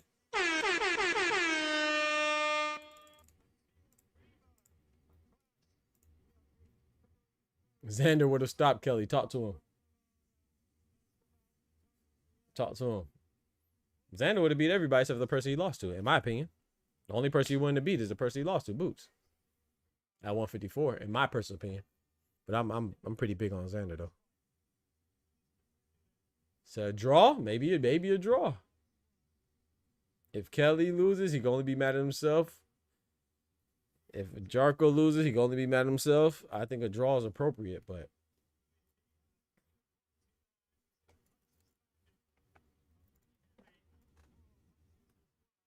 shout out to Josh Kelly. Shout out to Calman and Jarko. Good fight. Good fight.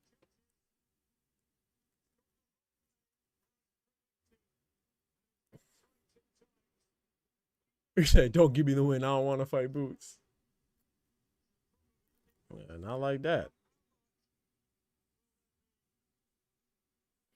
You know what I was watching last night? I didn't finish it. I fell asleep. But I was watching He-Man, Masters of the Universe.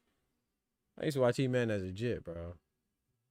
I don't know. Maybe I got to pay attention to that. I ain't feeling it.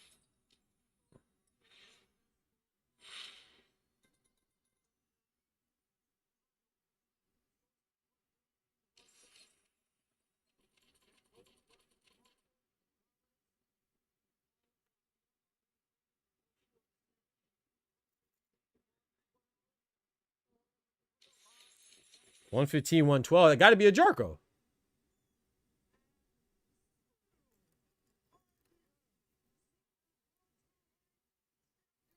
$115, $112? Huh.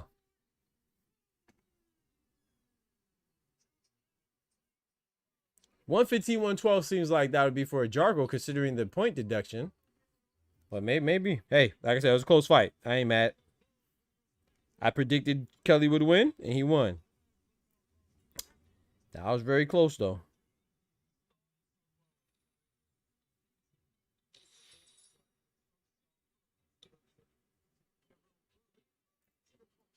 Tough win. Tough. Ranking the PBC event will start at 12 since Jamal and Doughboy Steph had to cancel.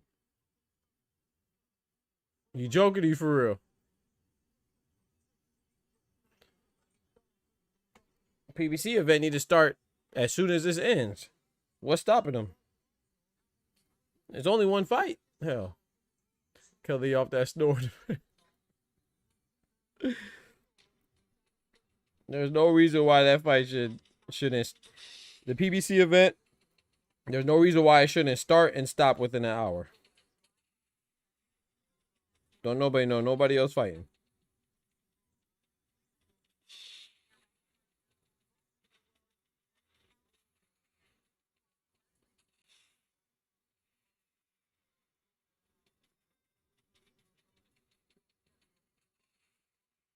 Congratulations to Josh Kelly. Shout out to Ajarko. He tried his best. Just wasn't enough.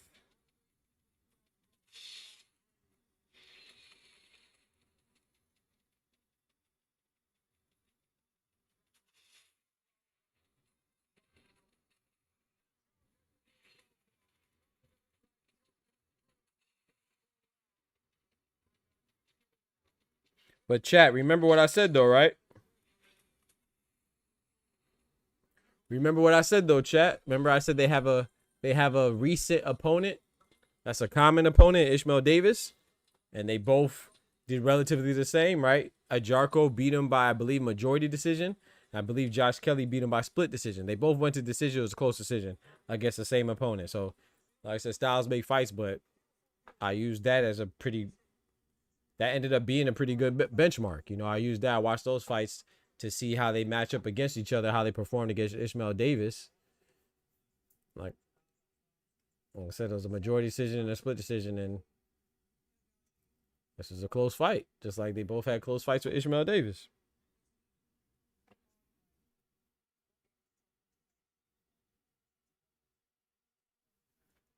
You find Boost next? No ifs, ands, or buts. He better. Well, he better not, actually, for his sake. If any judge would have not given it to Kelly, it would have some not so serious questions. Shout out to Kelly, though.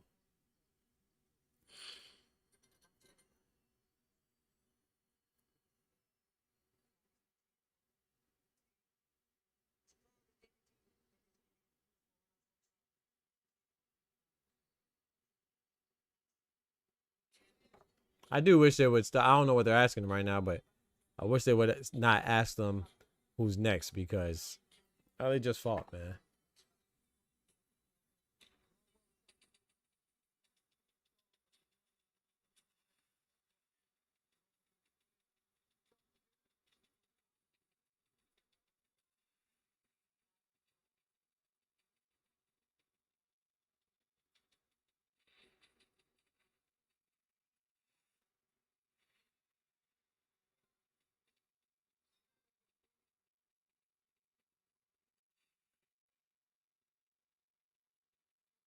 I said it once, I'll say it again. Kelly ain't fighting Boots. She ain't fighting Clark. She ain't fighting no Green. He ain't fighting Crocs. He ain't fighting Boots. He ain't fighting Crocs. He ain't fighting no gosh dang Converse. He ain't fighting Boots. He ain't fighting Crocs. He ain't fighting Chucks. He ain't fighting Crocs. For some reason, FanDuel FGM don't let me bet on Joshua specified. Really?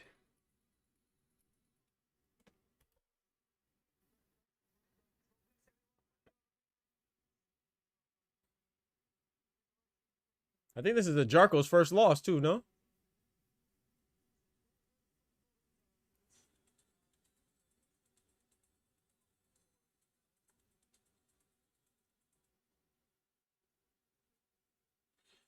If you're going by the eye test, who would you rather be? I'd definitely rather look like a Jarko after this fight.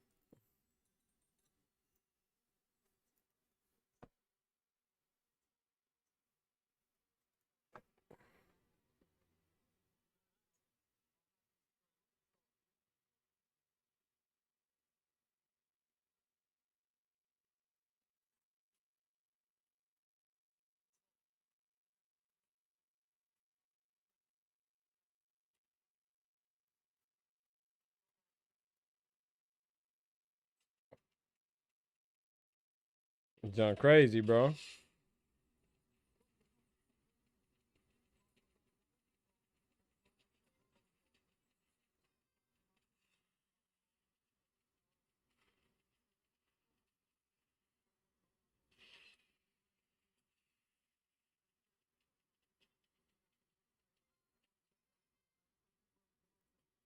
If you show pics that said who won, it sure wouldn't be Kelly. Facts.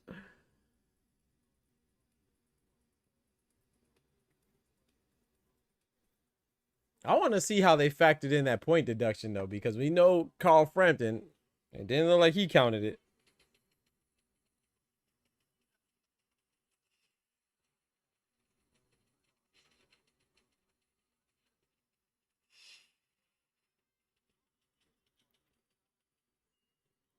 I want to see how they factored in that gosh dang.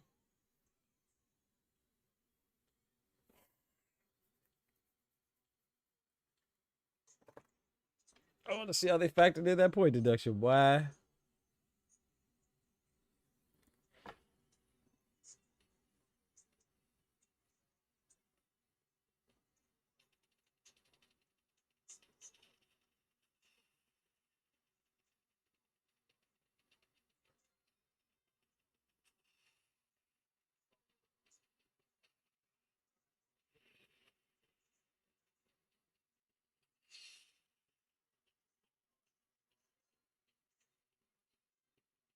They're close fight though. Kelly's just not going to be great. Really level good. Yeah, I agree. I don't even know A. I don't even know A minus. I give him B. Strong B.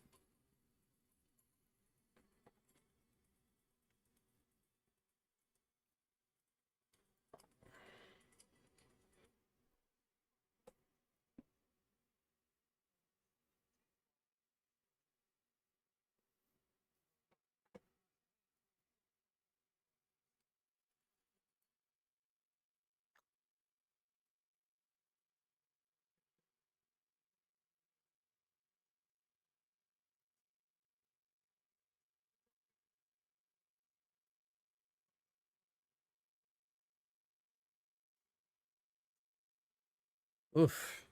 That nose look bad. Y'all heard Eddie. What'd he say? I actually didn't. What Eddie say?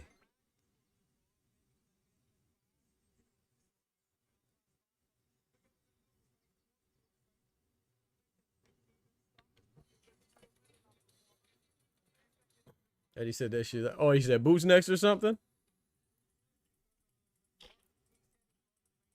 Bro.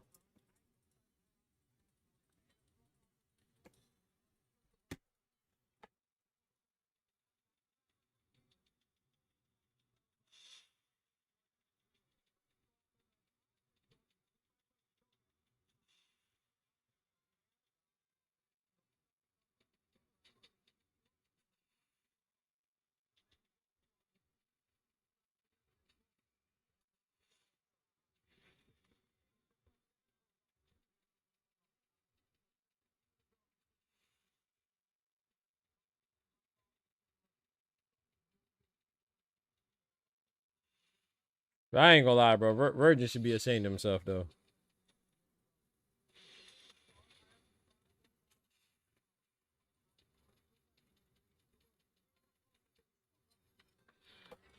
Hey, delivering this year. He ain't got no choice. I will say this though. The zone, I think things are getting Eddie Hearn got a good poker face, but I think things getting hot for Matchroom. Not just Matchroom, but all of them. I think that it's getting hot for Matchroom, Eddie Hearn, PBC, and now Heyman, Golden Boy, and Oscar. We gotta remember, like the Virgin Ortiz stuff did start because the zone wanted Virgin to fight Boots. You know? Yeah, we know Oscar is known for pussyfooting around, so and same as Al Heyman with some stuff, and so was Eddie Hearn with some stuff. So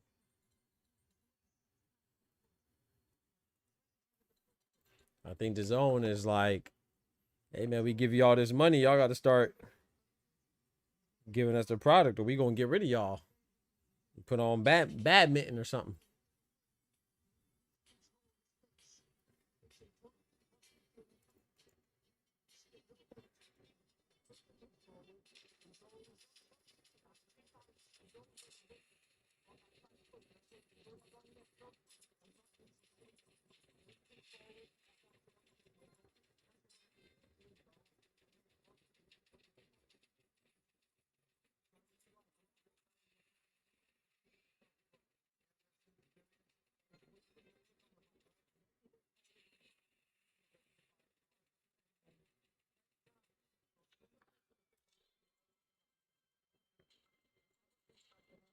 What do y'all think about, like, let's say Josh Kelly.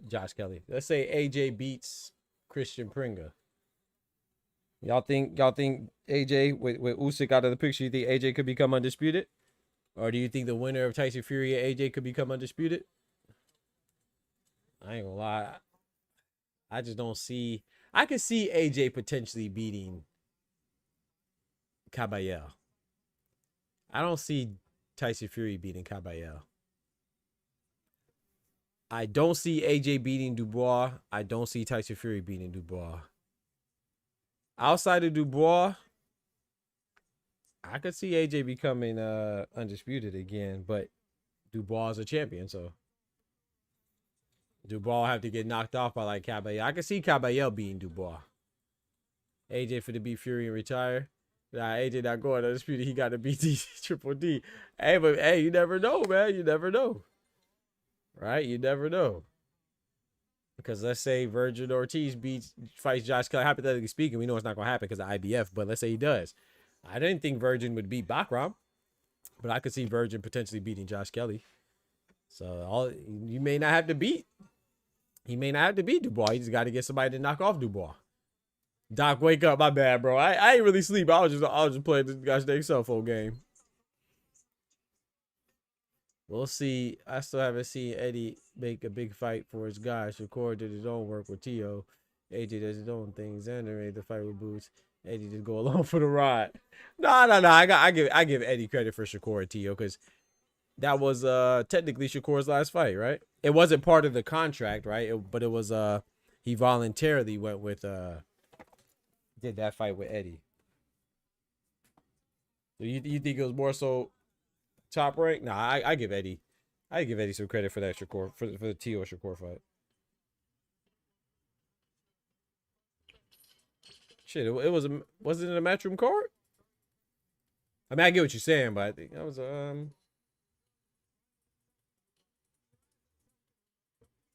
he said Eddie be going along for the ride. Oh man, poor Eddie, bro. Eddie out here for the ride, man. Turkey taking it for a ride. Wasn't Marvel vs. Capcom? We're gonna take you for a ride. No, that was Shakur Twitter fingers. Nah, man. Nah, man.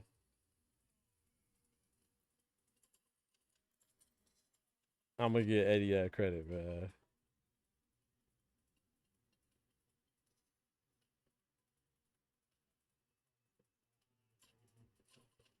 I mean, of course, yeah, it was Shakur tweeting too. Don't get me wrong. I ain't saying I'm not taking credit away for Shakur. But I'll give it Eddie some of that too. It was a ring card. Ooh. Oof.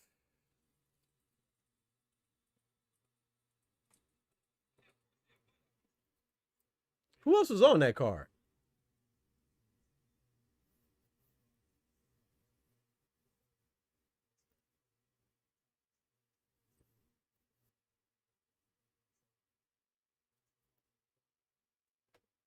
Who else was on that card with Shakur and Tio? I forgot. Was Abdullah Mason on it? Was that Abdullah Mason and Sam Noakes?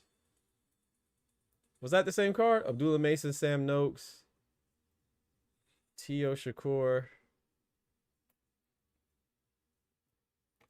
I think so. Shiraz by 3. Man, I hope Shiraz in 2. But yeah, I agree, James.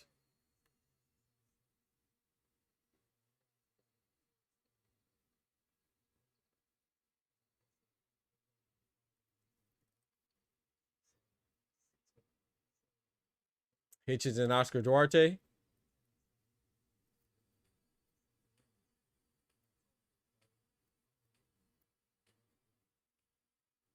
Yeah, and Hitchens was on Matchroom too, right?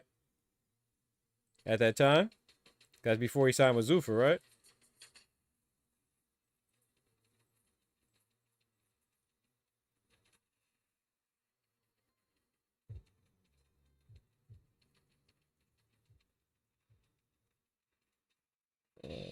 Boy.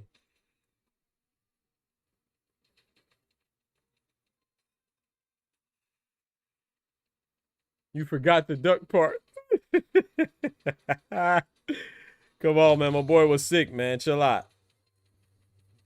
Chill out, Ty. He was sick, bro. Hey, Ty, you made it back? Or you still in VA, man? You still in VA terrorizing the streets? You still in Shark? You on Shark City Ave?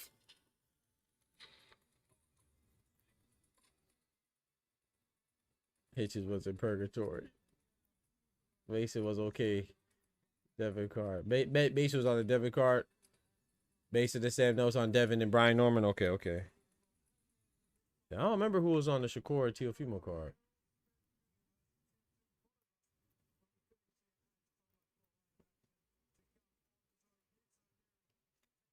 At 23, stepped up to fight the best super welterweight. Boots deserves more credit as well. Period. Facts. They both deserve all the credit in the world, man. Shout out to Xander, man. Shout out to Boots, man. I'm excited to see the next move for Boots. I'm excited to see the next move for Xander.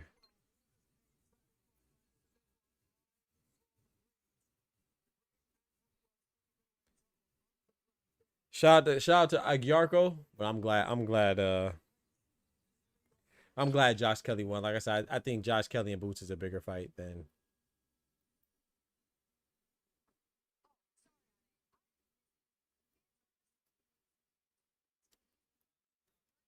I think I think Kelly versus Fandora, Kelly versus Virgin, Kelly versus Boots is a much bigger fight than a Jarko versus any of those guys. So time for to end up like whoop. Still no fucking key ain't doing shit. It's my city. Oh, here we go.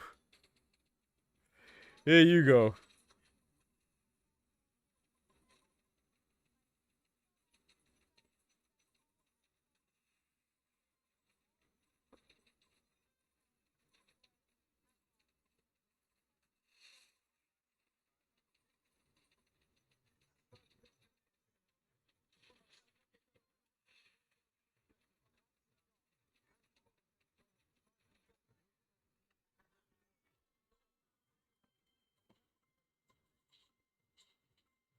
Well, I don't understand. I know I'm sounding like a broken record, y'all, but I don't understand this, dog. How is him? He's not even fighting it. He's not fighting Cinnamon. He's not fighting Carl Sadamas. He's not fighting. Oh, this is crazy, bro. Sorry, I said Carl Sadamas. Carl Sadamas at 160. He's not fighting Cinnamon. He's not fighting Jaime Munguia. He's not fighting Christian and Billy. He's not fighting Lester Martinez. He's not fighting Diego Pacheco, bro. He's fighting who the freak is that guy? Why is this guy not out yet, bro? Fighting Simon Zackenhuber. Like, come on, bro. They should already be in the ring, man.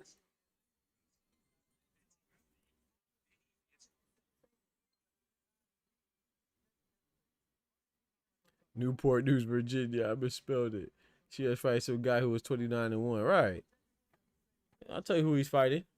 This is who he's fighting, James. Who the fuck is that guy? Who the fuck is that? You know damn well who I am. Who the fuck is that? He's fighting a who the freak is that guy? It's disgusting, Kendrick. You're trying to be like a top rank. Like, come on, man.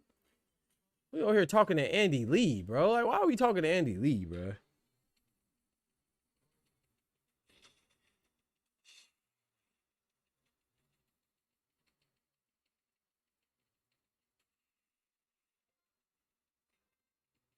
You know what boxing is? I just realized what boxing is, y'all. Boxing is a halftime show after every quarter. That's what boxing is.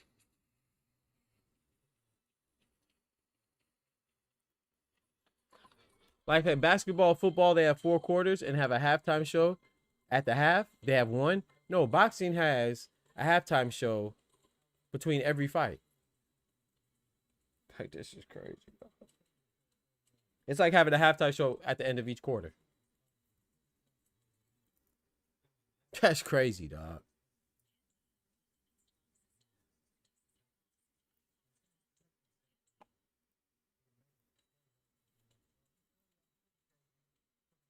Shout out to Andy Lee though. Great, a good fighter, good trainer. I just don't want to hear. I don't want to hear from Andy Lee, Eddie Hearn, Calvin Ford, Bill Haney. I don't want to hear. I want to watch the fights, man. Talking is over, man. I want to see Hamza and Simon fight.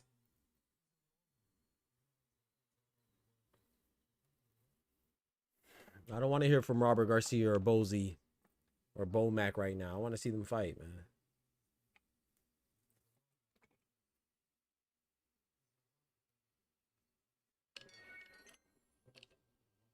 I'm playing a cell phone game, y'all.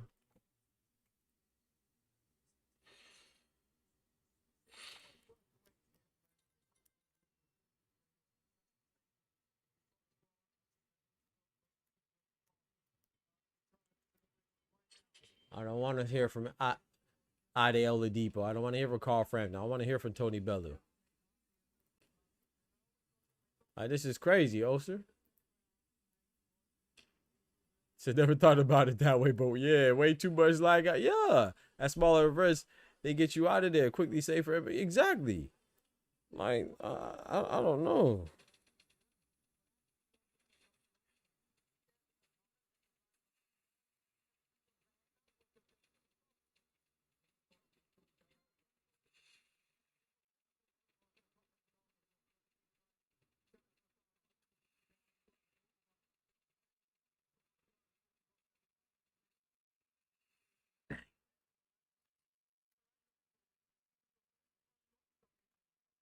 Unless he's gonna be honest about how much coke he and Parker did. No, I like Andy Lee. I don't mind hearing from him. I just don't want to hear from him right now. I don't want to hear from nobody right now. I want to see punches being thrown.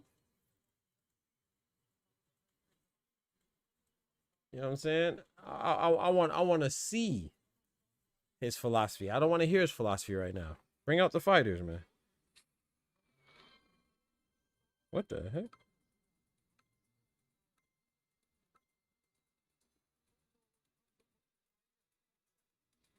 Kelly won.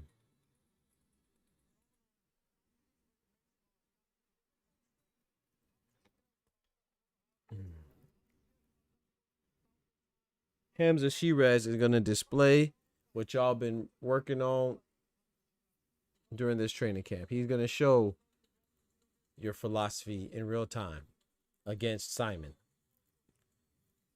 I don't want to hear from none of these dudes, man.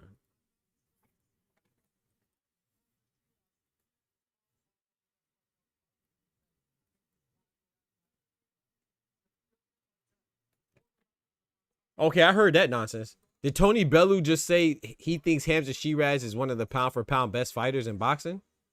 He didn't just say that. I didn't hear that. Boy, they be glazing, boy. He didn't say that. He didn't say that. The guy whose best win is Edgar Berlanga, he didn't say that. He didn't say that.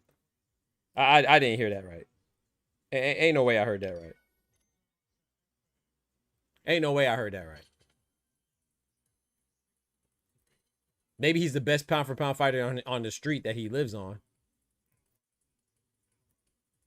Maybe he's the best pound for pound fighter in his neighborhood. He didn't just say that.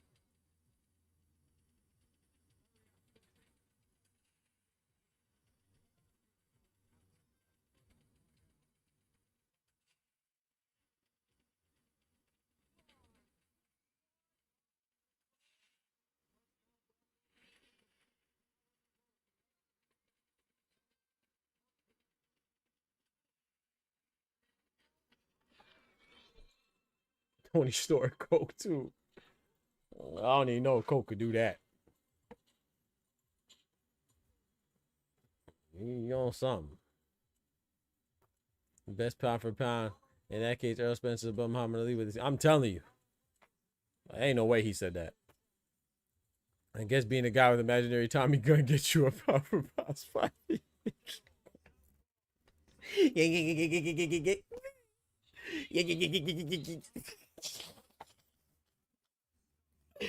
Hey, I don't care, but Edgar Malaga was funny that press conference. Man. Edgar Malaga was killing him, boy. And he was killing him with that Tommy gun, the street sweeper.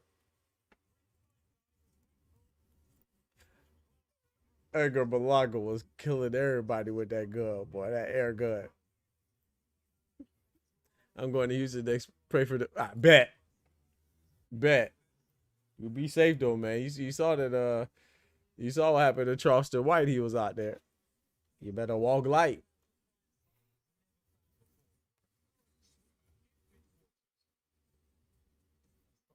That's a Q-tip track. I can't hear it. I don't know.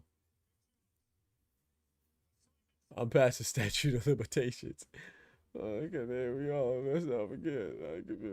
Any admission, bro. Exactly. If Tony Bellew said that, that's crazy. Just like sometimes you ain't gotta. You don't have to embellish. You don't have to sell it that much. Just say you like Kansas Shiraz. He's a great fighter. You think he's a great fighter? Cool, but he's a pound for pound fighter from beating who? Edgar Berlanga and freaking getting a robbery draw against Carl Sadamas and beating freaking Tyler Denny. That's all it takes for pound for pound. Wowzers. He did beat Emma Williams. He beat Emma Williams, which is still not.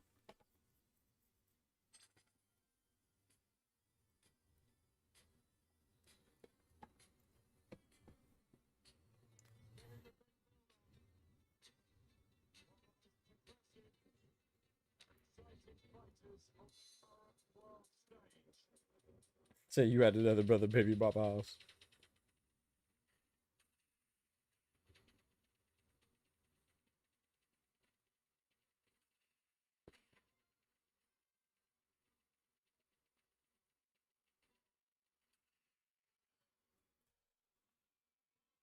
And more pack of mid, yeah. Who has he fought since he lost to Adamas?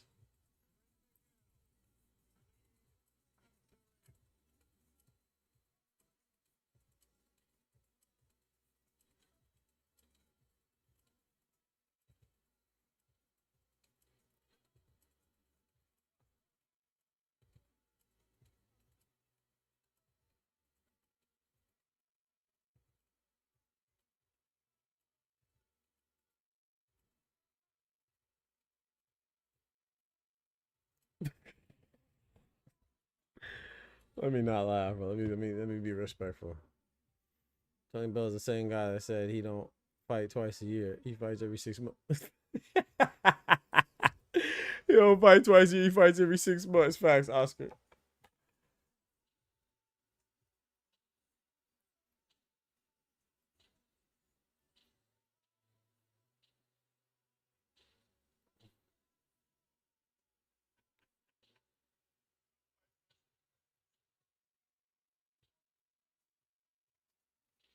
Triple G.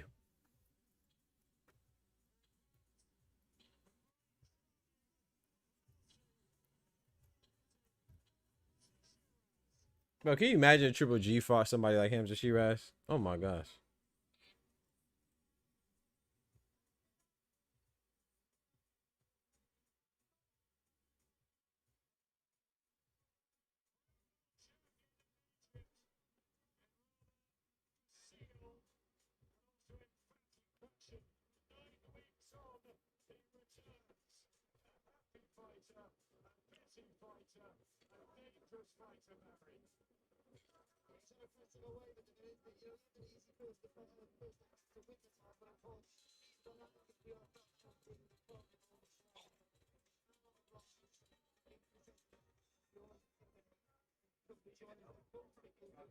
Imagine Jermaine Taylor. You feel me?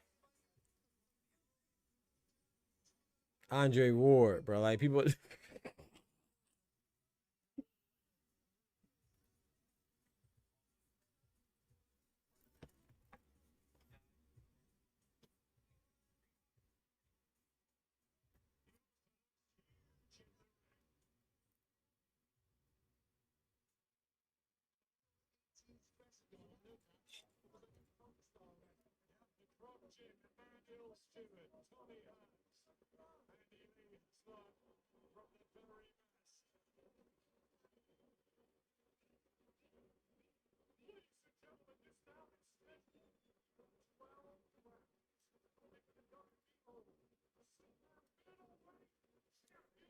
Yeah, I wanna see somebody hit Shiraz's body.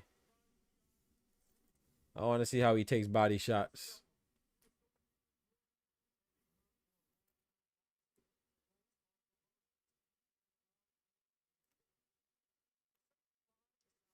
Yeah.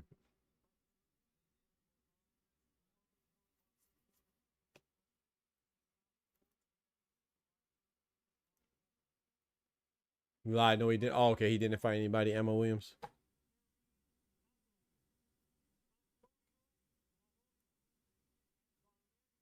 He said, I got Kelby yesterday. I did Key on Dirty this morning. I'm going to catch Key next week if he's still in Houston with Shoko.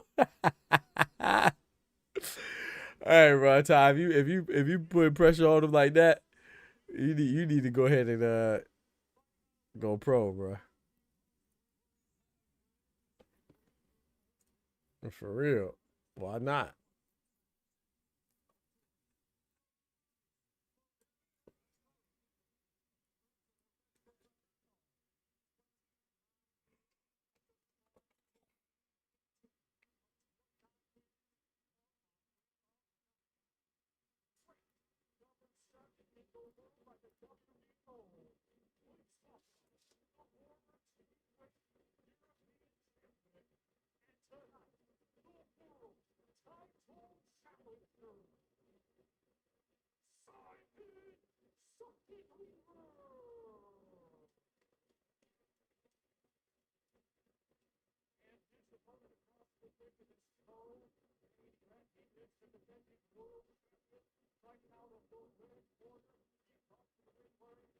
Oh, Eddie Hearn said he wants to see. So I'm looking at my phone, the updates. Eddie Hearn says he wants to see Josh Kelly versus Boots at the end of the year. Oh, GG's.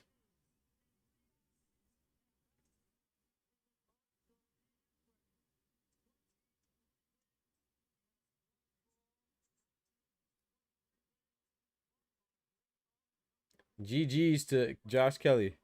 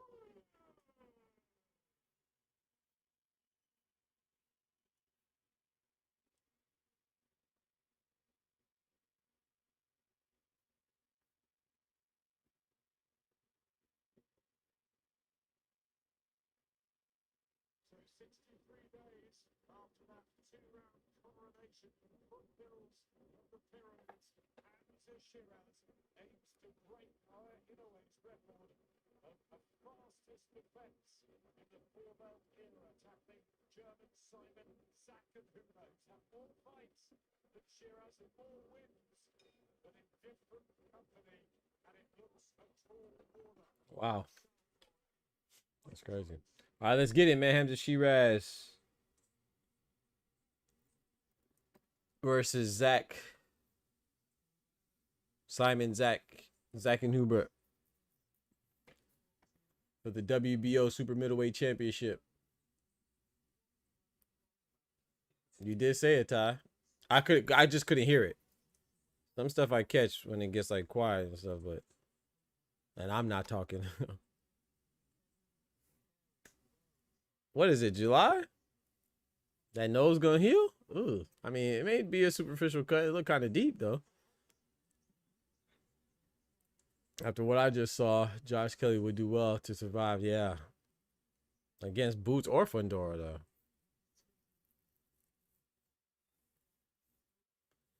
They're in the first round. 2 minutes left in the first round. Shiraz versus Simon. It just started.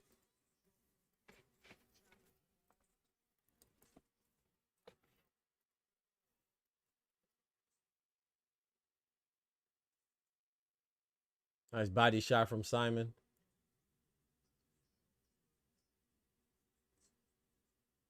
Straight right hand from Shiraz.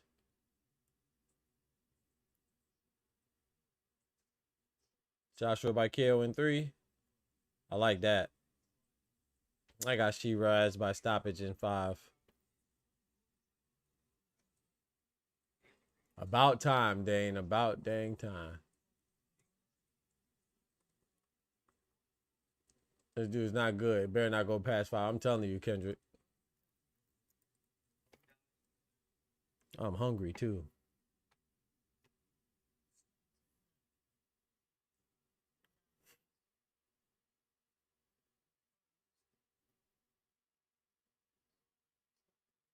Man, let that jab go. Ooh. That right hand. Long as hell. Futurism says he got Shiraz in 7 or 9.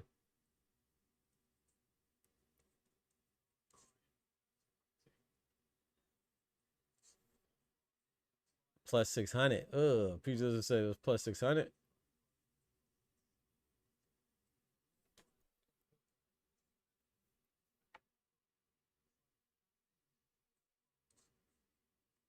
Straight right hand into a left hook from Shiraz. Simon Zakenhuber had his gloves up though, so.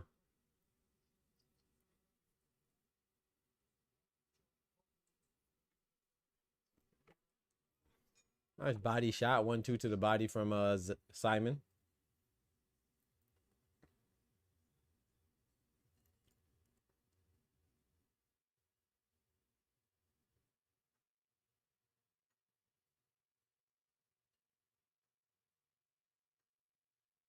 Pretty good weekend in boxing, like I said, man. Outside of Jamal Charlo being goofy and Stephen Fulton being a sucker.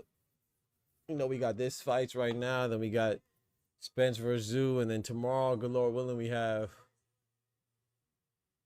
who was it? Berlanga and Butler and freaking Richardson Hitchens and Ricardo Salas.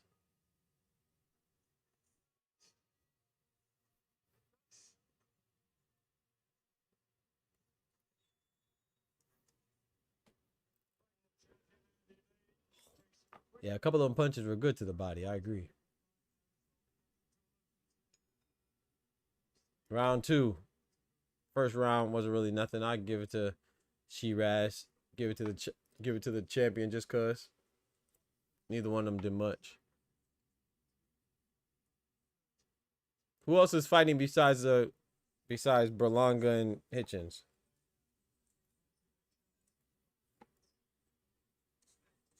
Oh, nice body shot from Shiraz into a left hook. Nice body shot retaliation for Simon as well. Pretty good exchange right there. Nice jab from Simon. Or a straight left hand. Knocking Shiraz's head back. Dang, my eye burning.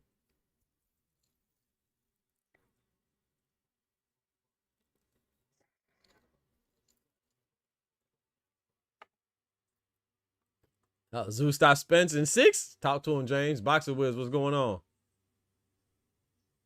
I took the regular Hamza Shiraz KO by any round. I'm not mad at that.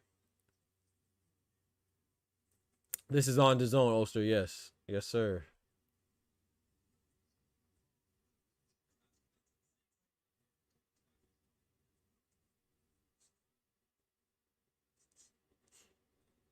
Oh, Jalil Hackett. That's right. He fights Sergey Derevyanchenko, right? That's right. I forgot about that. Jalil Hackett fights Sergey Derevyanchenko. SD.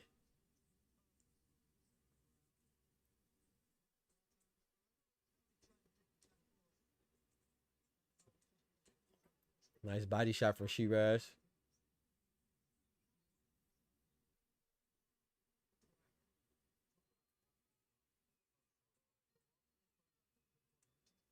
Tim Tszyu catches his first L in Australia, says Ty.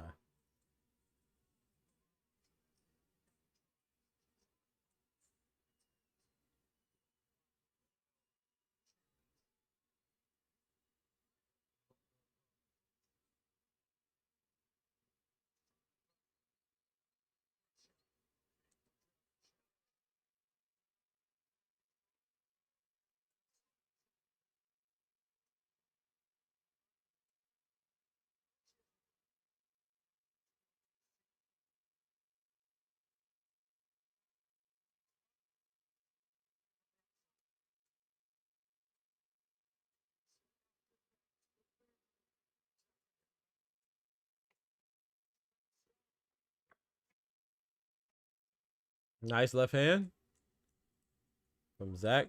Double jab with the left hand again. Shiraz coming back forward.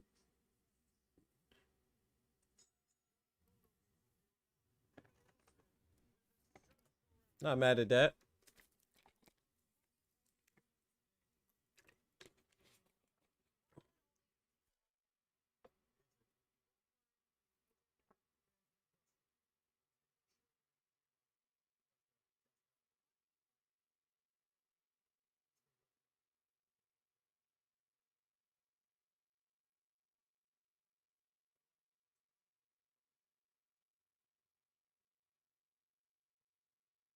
Costa Tszyu, Tim Tszyu, Nikita Tszyu are 55-0 in Australia.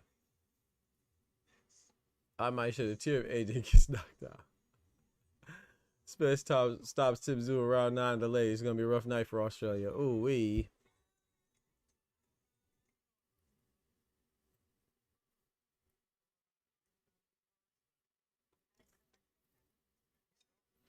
Cohen caught a break with Jamal Charles being cheated out of the visa. Man.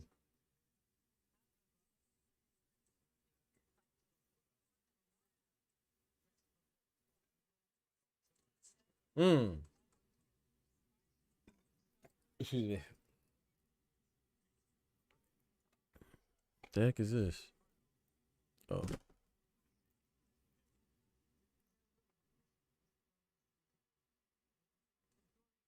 Jab to the body from Simon. Simon Zakenhuber. Hamza Shiraz.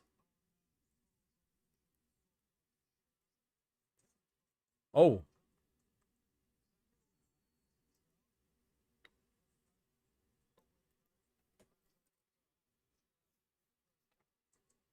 Nice 1-2 stepping in from Simon. Shiraz responds with a jab and then a right hand. Pushes Simon back. Zab Judah's in tremendous shape. He might be able to fight Tim Tszyu. Stop it.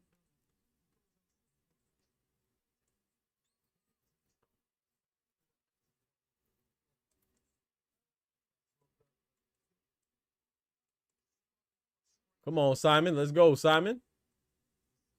Nice.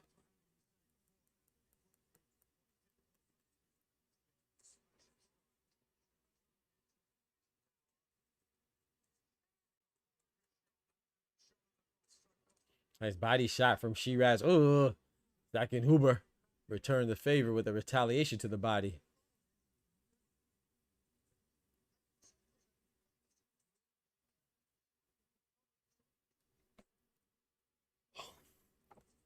I ain't gonna lie, man.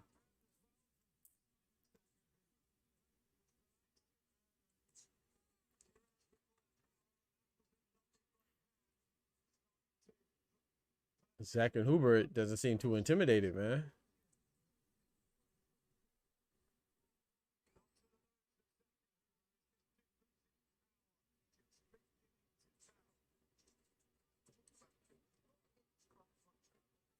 He said, "What is Shiraz doing? Pack this shit." So funny, man. Hey, it don't even matter, bro. We still gonna be waiting an hour anyway. Whether this fight ends early or goes the distance, we ain't gonna get AJ versus Prenga no sooner. That's crazy.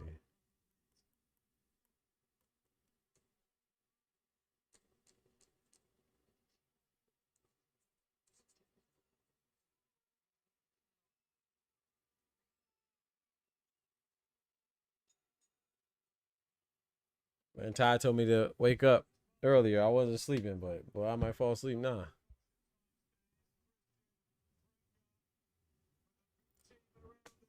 Oh, mention Zab versus Tim because of history. I got you. When Costa Zoo did the Zab Judah. Yeah, I guess get some revenge on the son.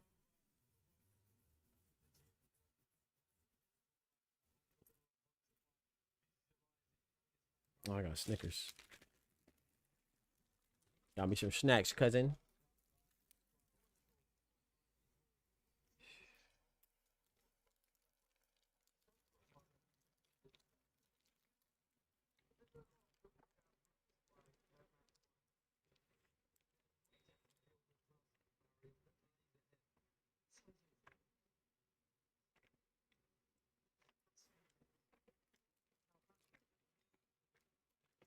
Round 4.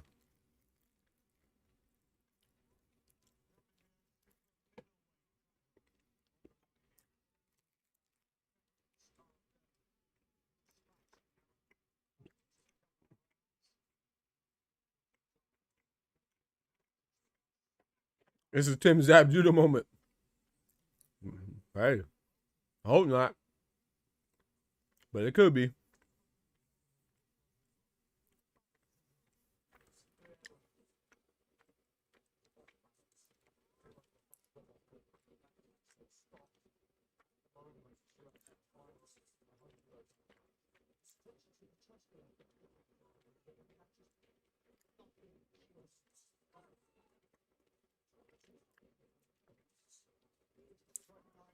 Talk to him, Dane, because Zab Judah tried to get up way too fast.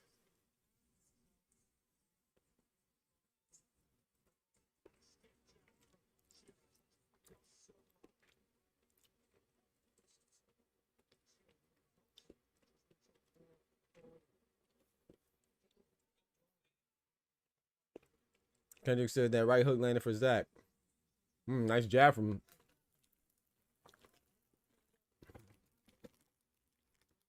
Simon. Zach and Huber.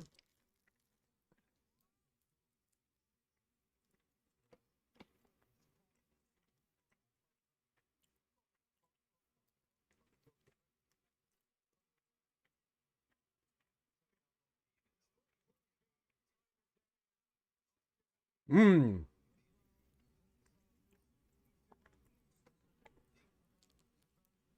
know, I would like to go to a fight in Australia,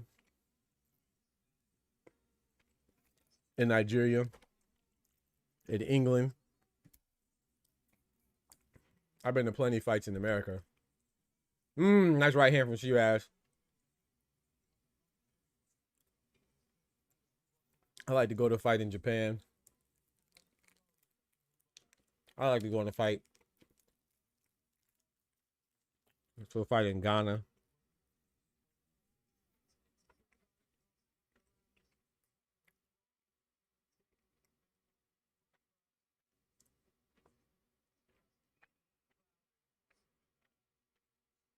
But I don't really have a desire to go to a fight in Saudi Arabia.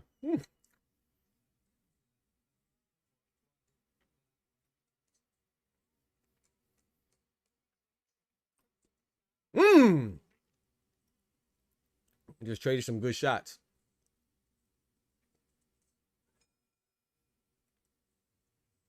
I don't know. I don't mean that disrespectfully. I don't know.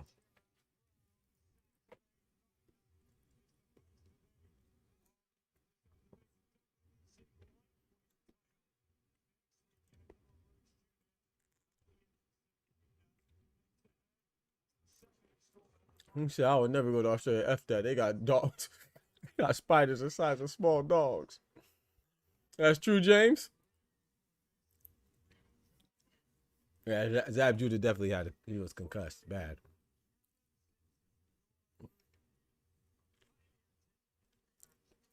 Dane says Zab went on to win titles. Costa went on to get his butt kicked by Ricky Hitman Hatton. Rest in peace.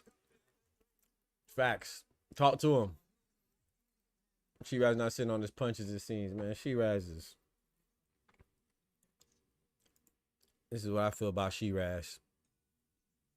Now I'll show you what I feel about Shiraz. Know your fucking place, trash. No, let me stop. Shiraz is not trash, but he just ain't nothing.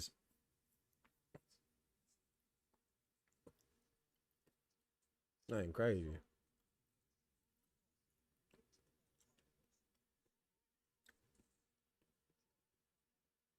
Not to mention the salties.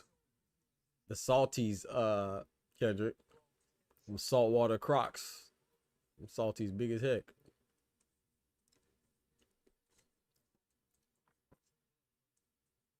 Shoot, they'll eat a small vehicle. Ooh. Nice body shot for Shiraz. Shiraz starting to open up a little bit more in this 5th round.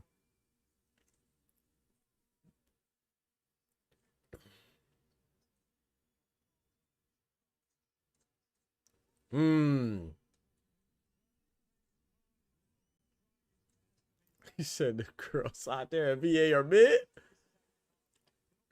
Nah, man. They out there, bruh.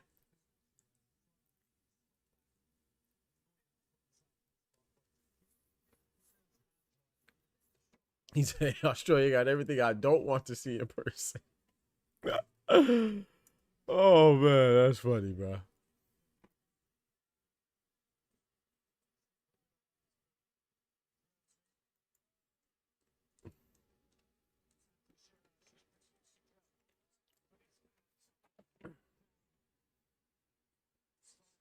Nice 1-2 from Simon. Well, a nice body shot right under the elbow from him to Shiraz. Pushes Simon back now.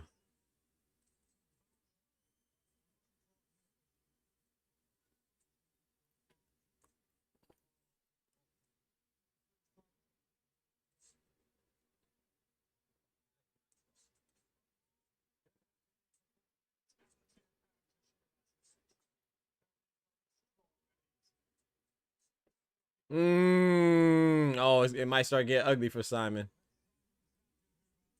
Shiraz is 9 to the nice 1-2.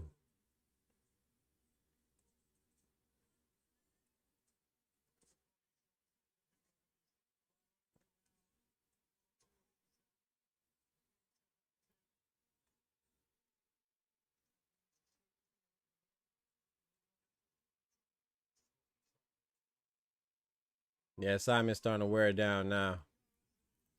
10 seconds left of the 5th round. He's fighting back, though, but Shiraz's size and power starting to wear on him a little bit.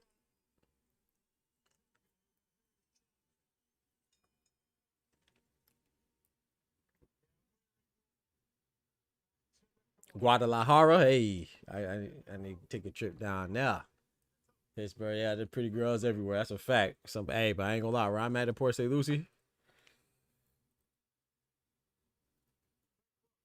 I used to think there was pretty girls everywhere. Them jokers must have been hibernating in Port St. Lucie, or maybe they traveling or something. Cause I ain't seen none of one. Oh man, you hear me there? I used to think that just man, pretty girls everywhere. Shit. Port St. Lucie said, "Hold my beer." But but that's to be fair though. Miami's right there. For a lot of those right there. So Palm Beach is right there. So I know if I go there, I'll see some. But in Port St. Lucie, yeah. Yeah.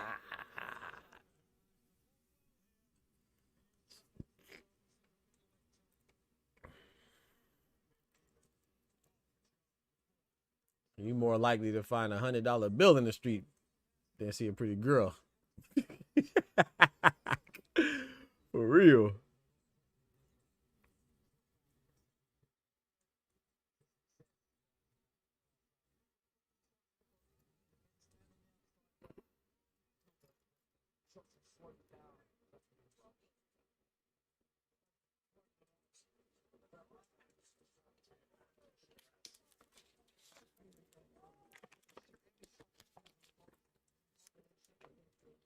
Shiraz pulling a winky right, huh? Pugilism.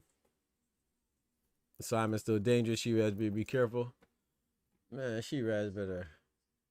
And this is what happens though. Simon might be good, but when you fight somebody that is relatively unknown, then that's the pressure you put. So it's like the, you know what I'm saying, give and take, right? Pros and cons. When you fight somebody good, then they're going to be dangerous, but people are going to be pretty much satisfied with the outcome, you know, no matter how you win. But if you fight somebody that no one heard of, then we expect you to get them up out of there like we ain't never heard of them. You want an easy fight, then you got to make it look easy.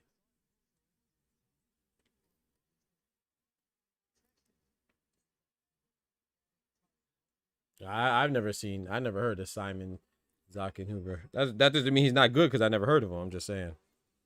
Maybe he is. He seems okay. He seems pretty good. Doesn't seem bad. And if I did see him fight, I don't remember, like, you know.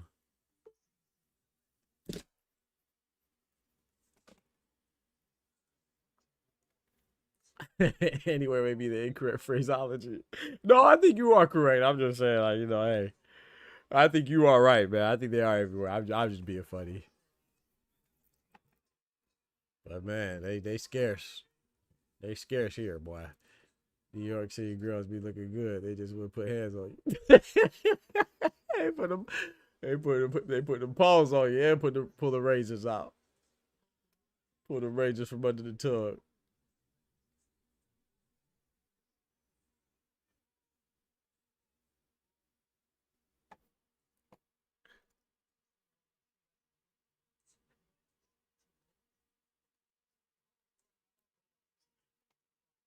I was just saying, watch your mouth about New York for real, for real. How much could you pay you? My team will double that to coach me. We had to fire Ulster or Cole. Oh, nice 1-2 from Simon.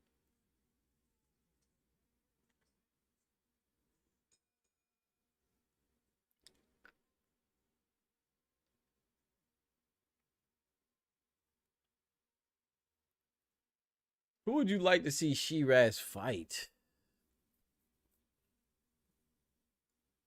Like after this, it's just like, just doesn't get me excited. You feel me?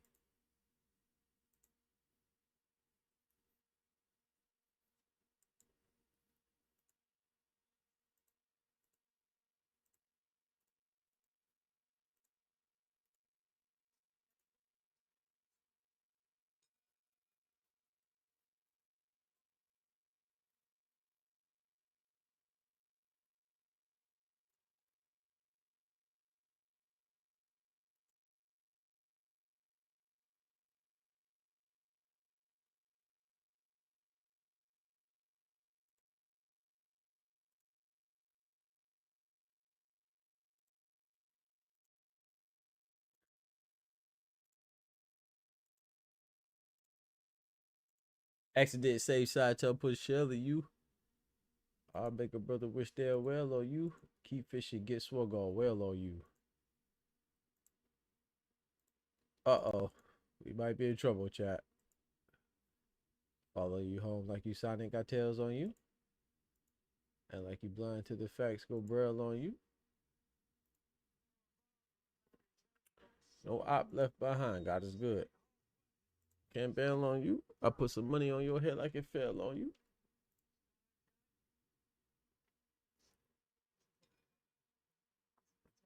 You said Shiraz versus Boots, Oster? Shiraz at 168, man. That's 2 divisions away from Boots.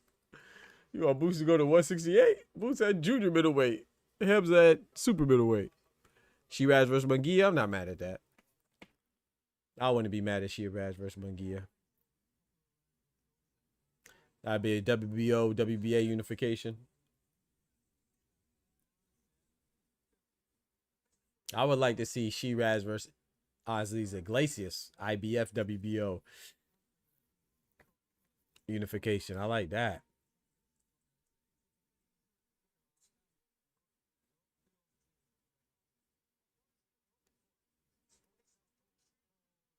Ozzy Iglesias is only a matter of time for Iglesias practice. Yeah, I think so too. I think Iglesias is if I had to pick one of the champions, you know, Christian and Billy with the WBC, Ozzy's with the IBF, Hamza with the WBO. Who has the WBA? Jaime Munguia with the WBA. I would pick Iglesias as a strongest. But I think my boy Cinnamon gonna go ahead and take that. You know what I'm saying, take that. No Diddy.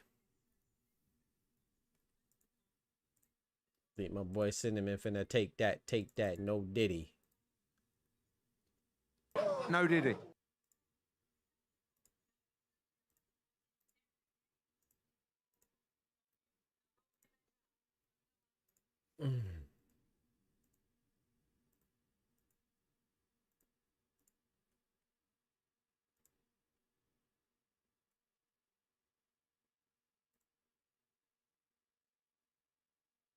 Let's not forget the Nello. Hold on now. Now you being disrespectful.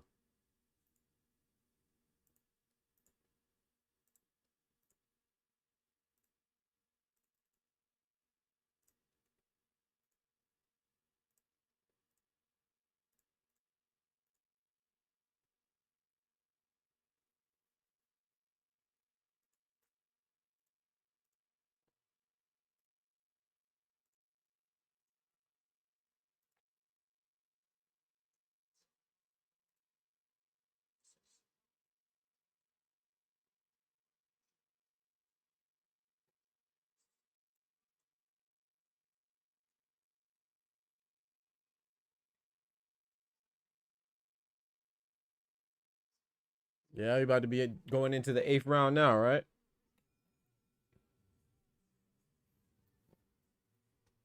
I'll be right back for the 8th round start. I'm gonna go walk around real quick. Been down too long. Away this orange peels too.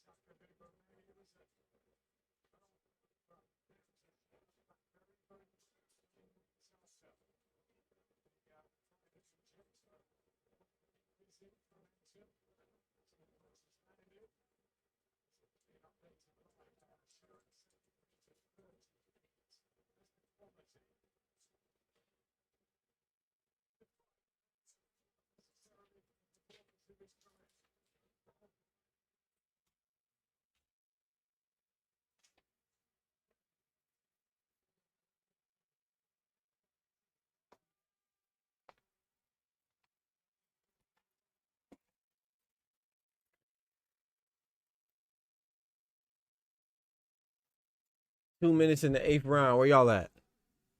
I'm at 2 minutes into the 8th round. 2 minutes left of the 8th round.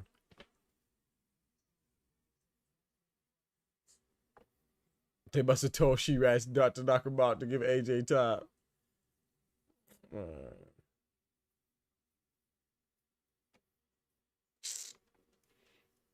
It's just crazy, bro.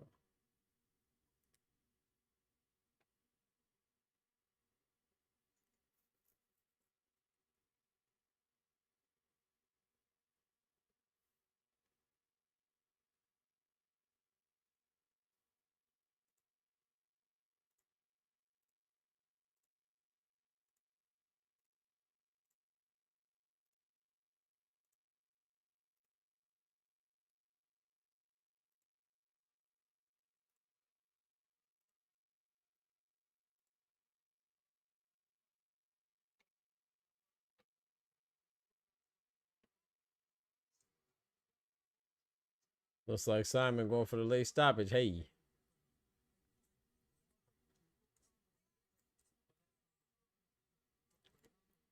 Hit him with a body shot. You hear him? Yes. Yes. Yes, lad. Good lad.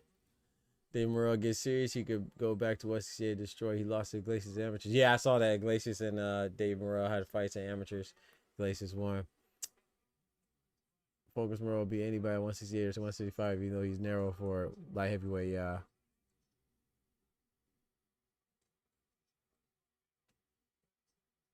Yeah, Simon's doing pretty good, man. You know, I can't take anything away from Simon Zackenhuber.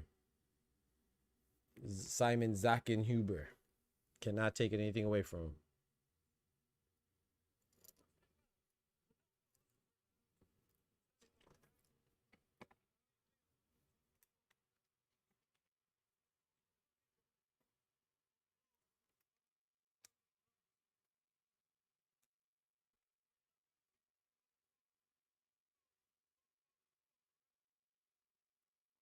Who's Andy Lee training? He's changed Hamza Shiraz right now. Ben Whitaker, right? And Joseph Parker. Those are three main guys.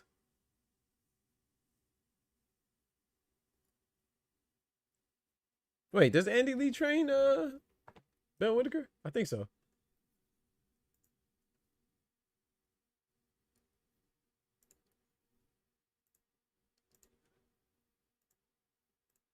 So many trainers.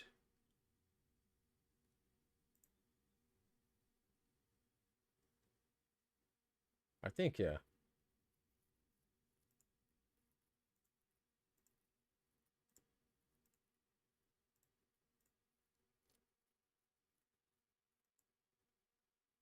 Yes, yes, and yes to answer you. Thank you.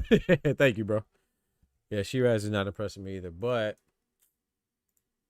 maybe, you know, like I said, I don't know Simon, so maybe Simon Zackenhuber is you know, maybe he's good, I guess.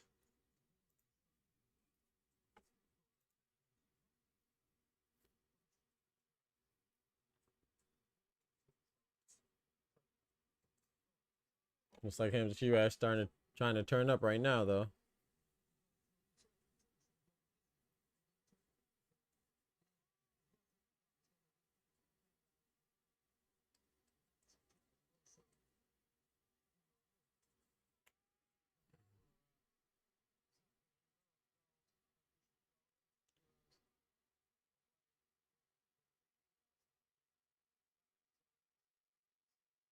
I did not anticipate this to go the distance though.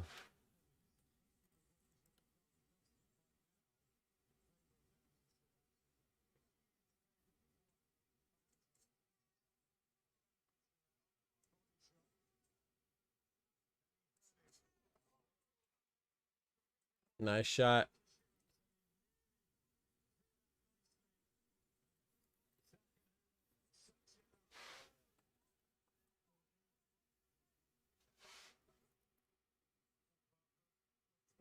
Ooh, a body shot jab from Simon. And Shiraz tried to time it with an uppercut. Just missed.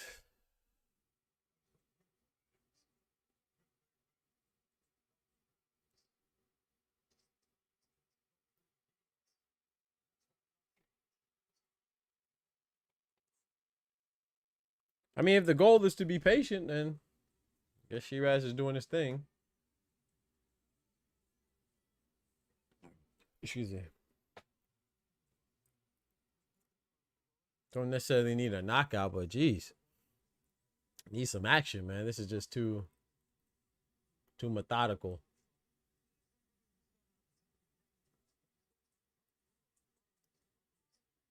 Or maybe Simons hits harder than what I think, and there's a reason why he's being so cautious.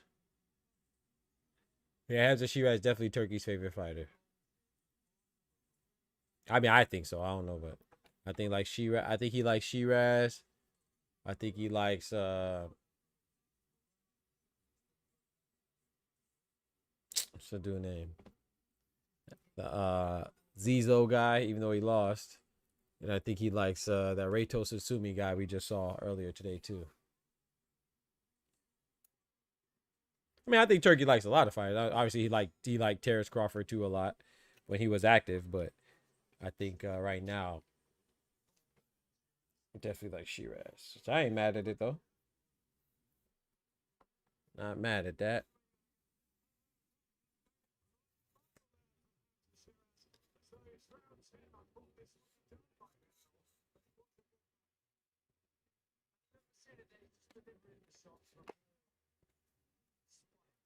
Follow you home like you Sonic got tails on you.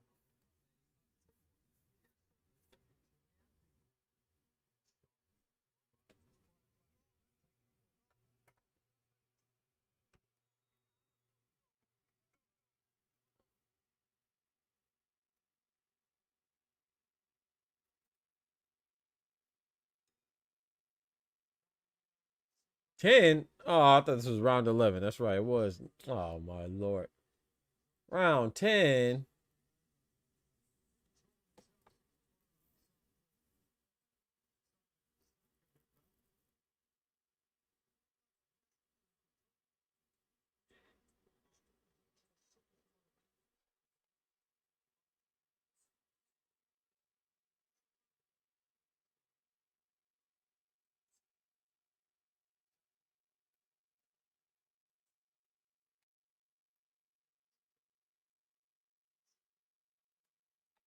Tank is low key turkey favorite fight. Why you say that? Jeff Goldblum is crazy, bruh. Speaking of Jeff Goldblum, man, rest in peace to I don't remember his name right now. Something McNeil, I believe. The actor that played with Jeff Goldblum in Jurassic Park. I think Sam McNeil, I think is his name. Rest in peace to him. And rest in peace to the young lady, man, the young girl that played in Kong, Godzilla versus Kong. The one that was played the deaf girl. Well, I think she's deaf. I think she was deaf in real life too. Rest in peace to her. She died in a car accident. Dang. This is very tedious, Wongo. Jeez, on peace. Like it'll be okay if it was like, you know, a fight that we anticipated or two known fighters, but Shiraz, you supposed to get this dude up out of here, man. We don't know him.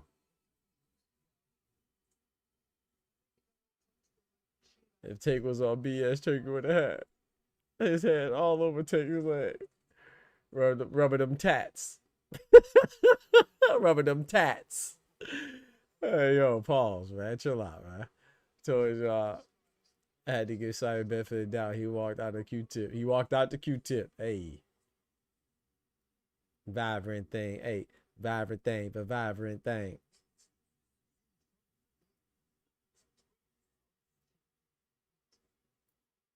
It's a vibrant thing. Hey. Vibrant thing, but vibrant thing.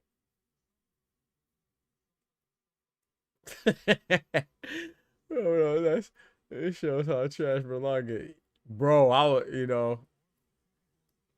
But like I said, yeah. Yeah. I was kind of thinking that too. I was like, man, Berlanga. But you never know, man. Maybe something's wrong with Shiraz. Maybe he's injured.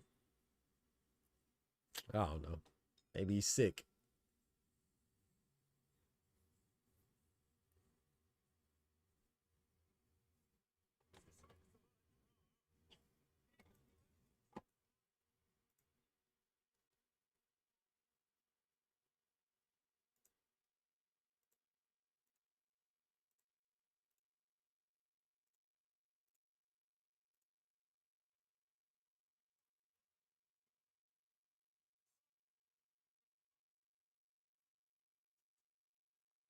It's just crazy.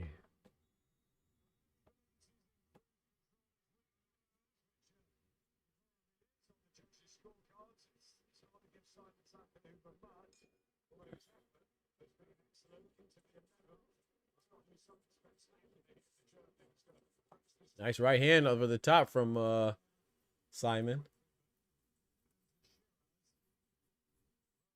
Jab to the body from Simon. Oh! A nice little exchange from Simon and Shiraz. Like neither one connected. Look good though.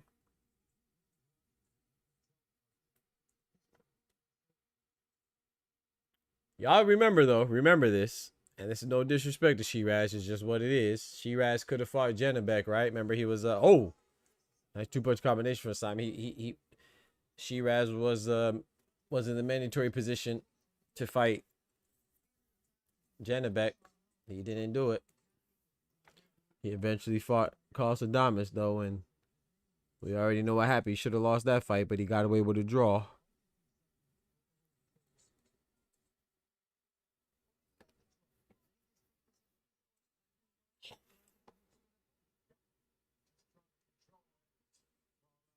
And this is why people talk trash about me, liking Munguia. I like Munguia, bro. Munguia ain't in one of these fights. Munguia coming to fight. He gonna block with his face. He gonna try to punch you in your face.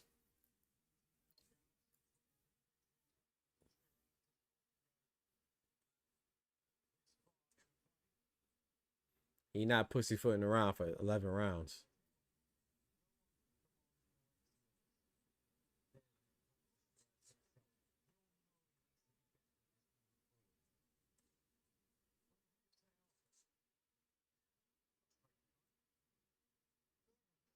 Isn't it funny that this is who Tony Bellew said it should be on the pound for pound list? Ain't that funny? Tony Bellew introduced this guy saying he's one of the best pound for pound in boxing. Bitch, where?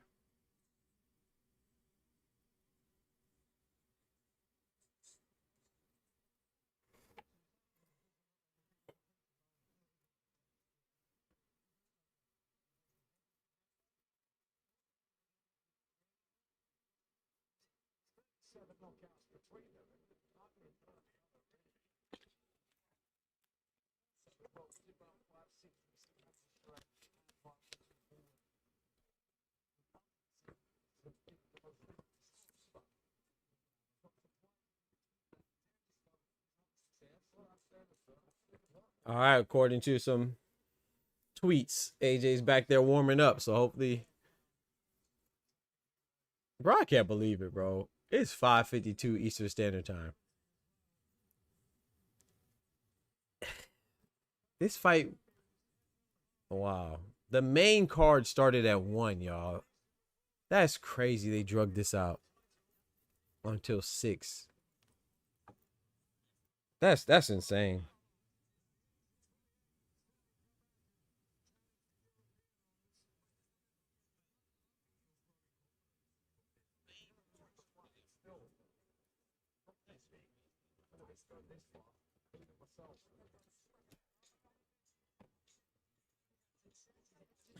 Take him down to Miami.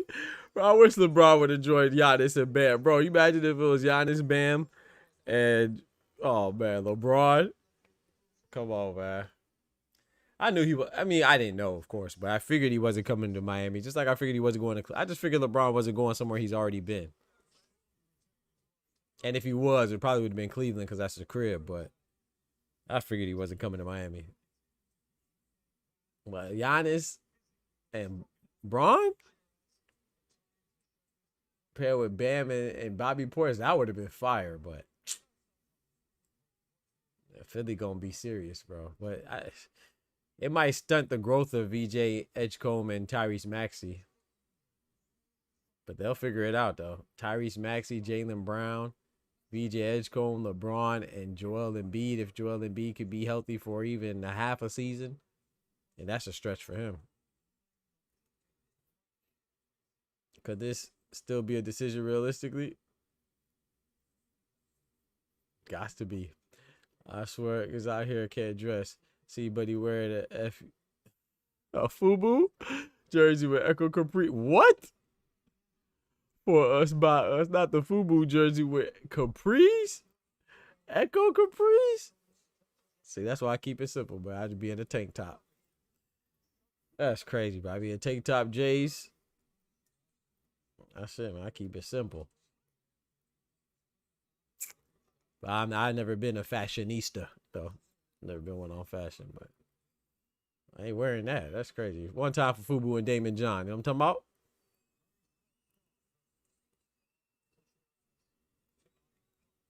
He said he should have went home. He should have went to Cleveland. Nah, man. He already blessed Cleveland already, man. LeBron said, I ain't going to play with James Harden and Spider Mitchell and Evan Mobley. That would have been a good team too, though. Can't trust James Harden in the playoffs, though.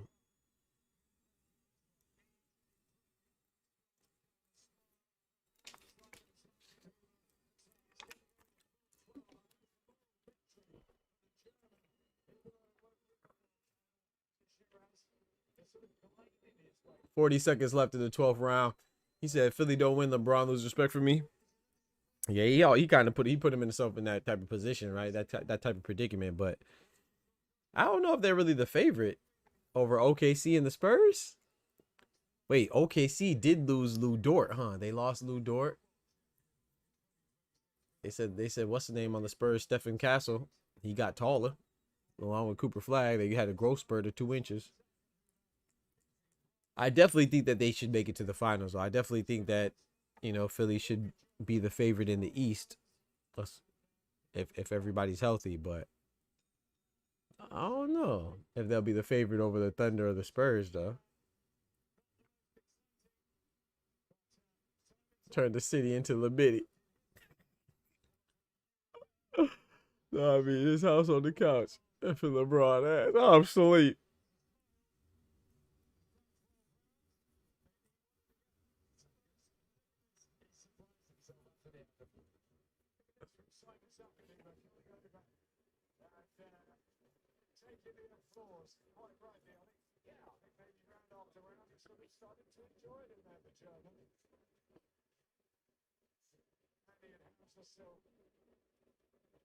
Offers ring chase. Nah, bro. No, you can't do him like that.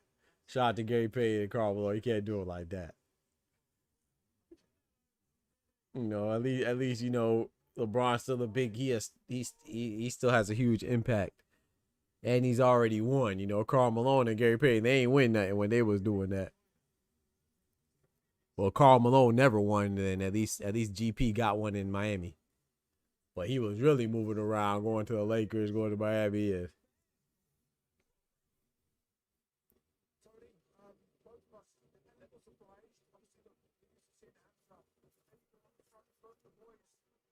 if LeBron will make him Gary Payton and Karl Malone were trying to join championship teams. LeBron makes them a championship team. Without LeBron, Philly ain't no championship team. It's crazy. I would have liked. I know it's gonna sound crazy, but of course I would have liked Miami. But I would have liked to see them all Golden State too. But even with that, I still don't think that they beat the Spurs and the Thunder. Le GOAT. Kelvin Davis. I wonder how many lottery picks about, bro. You ain't lying, bro. This definitely tarnishes his legacy, though. Don't get it twisted.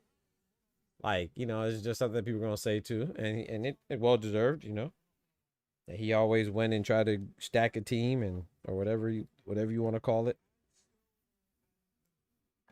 But Carl and GP, they was going out their way. I went to a big open market in Anaheim, California.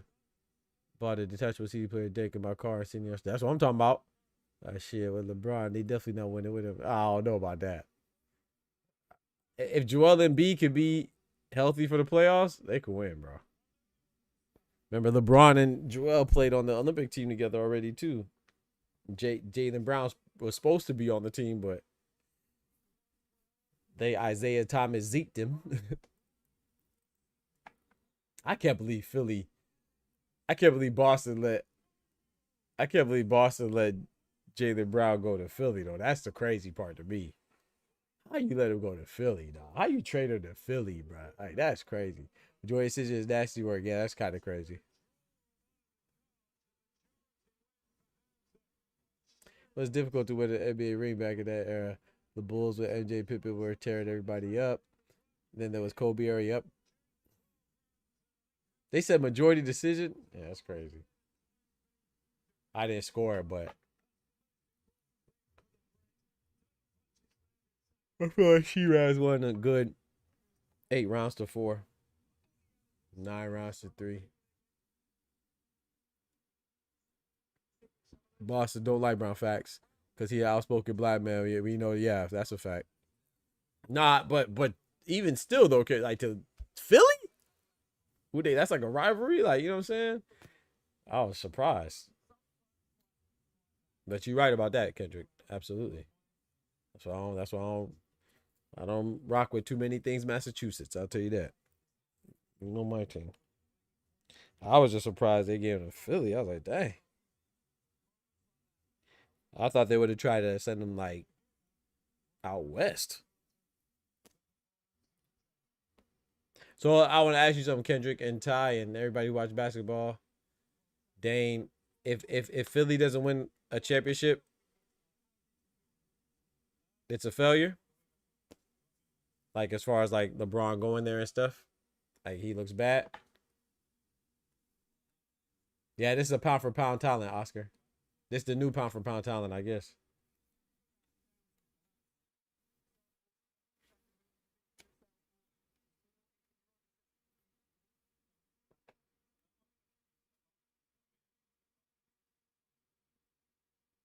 To F Boston, F Argentina, facts. Argentina's crazy, bro. I just saw a video where Argentine was slapping, choking, drowning, and burning a baby. It was a doll. It was a black. It was a black doll, like a black child. You know what I'm saying? Child doll. I don't know what's wrong with them, bro. Like, how you have that much hate in your heart, bro? That's just crazy. And granted, it's not every Argentine, but it seems like a vast majority of Argentines. Argentina, that bro. I don't support nothing Argentina. No, sir. I do like Messi though. I ain't gonna lie. I haven't seen anything bad about Messi, but I don't know. It's hard to trust him too, you know. But most the things I see about Messi is good, but I don't know either. I don't trust it. Y'all ain't know all the Nazis fled to Talk to him, Kendrick. Dallas Cowboys, San Francisco 49ers are the best. Shout out to Dave. I mean, James. I wouldn't say that. It's a team at the end of the day. Can't put all that weight on a player in his mid-40s, not a failure. Yeah, I don't think it's a failure either. I don't think so either. But I will say this. I do think that they need to make it to the finals. But like I said, I wouldn't favor them over the Spurs or the Thunder. But like I said, Thunder did lose Lou Dort. He said F Long Island too.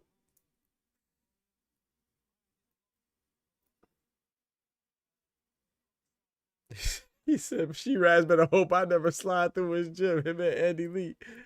This man Ty funny, man. F Andy Lee. A bunch of bands.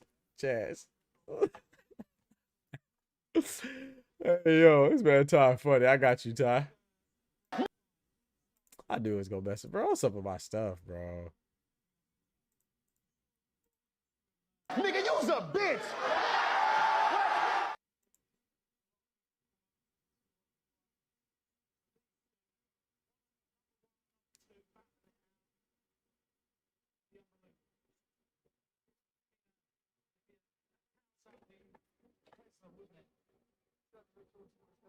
Kawasaki, who? There you go. Hey, Dane, where irony at? There you go. He dropped the Kawasaki reference. Kawasaki. I think he said Kawasaki Kessler, but I couldn't really hear.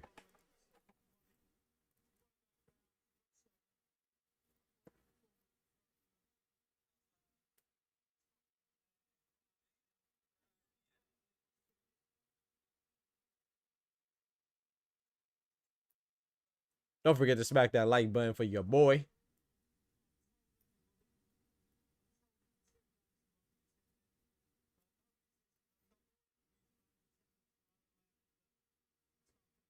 Yeah, James.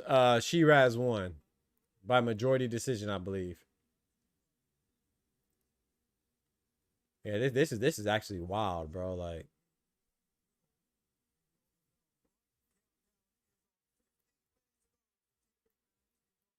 $11 minutes until they come. Oh, this is crazy, dog.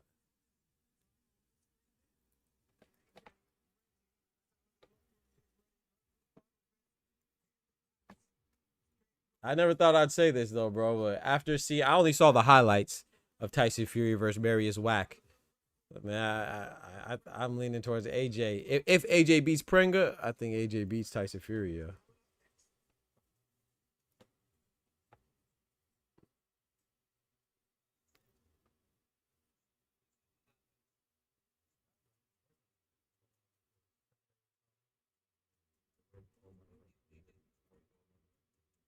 Yeah, Oscar, it was crazy, bro. I saw all their rants, and even before that, yeah, it was crazy, Oscar.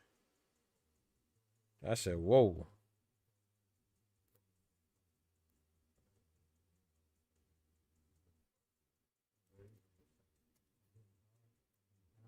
Joshua by KO in 3. So, I don't know, but you said Hebs and Shiraz by KO in 3. I don't know.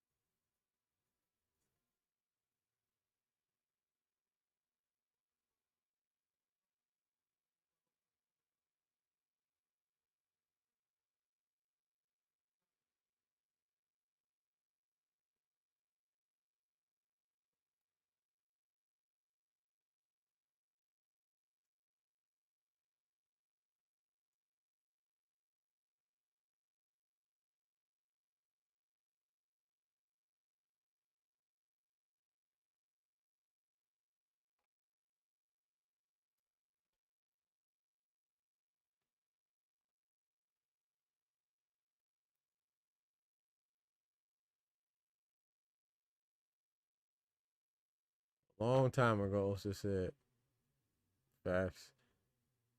Most people thought Shiraz was the. No, I thought so too, James. I'm with you. I'm just saying, hey, sometimes what what we think doesn't happen. I'm with you. I thought he would stop him too. I'm not saying you're wrong. Like, I mean, it's just a prediction, right? We get predictions right or wrong. I'm just saying that, hey, you just never know. If that dude went the distance with Shiraz, you never know what Christian Pringa got. I definitely thought Shiraz was gonna stop him in 7 or 8 or whatever I said. I don't remember. Would you say this reminds you of a Shakur fight, Doc? Hey, Shakur last fight was better than this one. I tell you that. Shakur last fight against Tio was better than this. And at least that was Tio. You know what I'm saying? Like I was saying before. At least when you that's the thing. When you fight a good fighter and it's not the best performance, it's okay because you're fighting a good fighter. When you fight a fighter that's relatively unknown and nobody heard of, we don't have any familiarity with them, then that's okay. You're fighting an easy fight, but you got to make it look easy. And Shiraz didn't do that, so that's why it looks bad.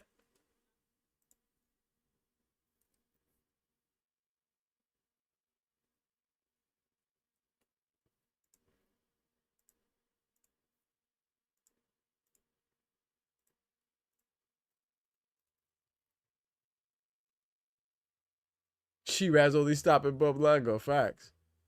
Shakur don't get majority decisions. Turk like Sky Nicholson too.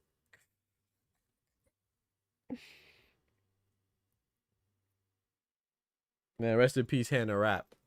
Sky Nicholson got beat by Tierra Brown. And Tierra Brown, her last opponent was Hannah Rapp. I think she was only 26 years old. Hannah Rapp suffered her first defeat to the Dark Menace, aka Tierra Brown, or Tierra Brown, aka the Dark Menace, and I think she passed away. She was struck while riding her bike, if I'm not mistaken. So rest in peace, Hannah Rapp. Was it last week or 2 weeks ago?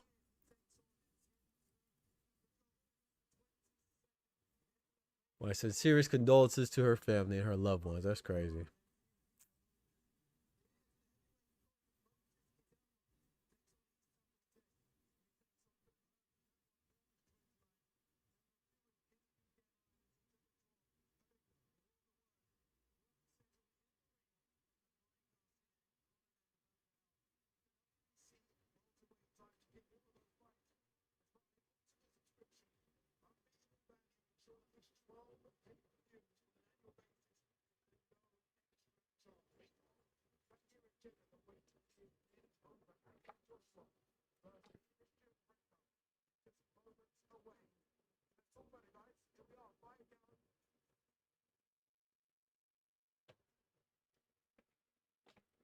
He about to get a movie, Anthony Joshua movie, bro.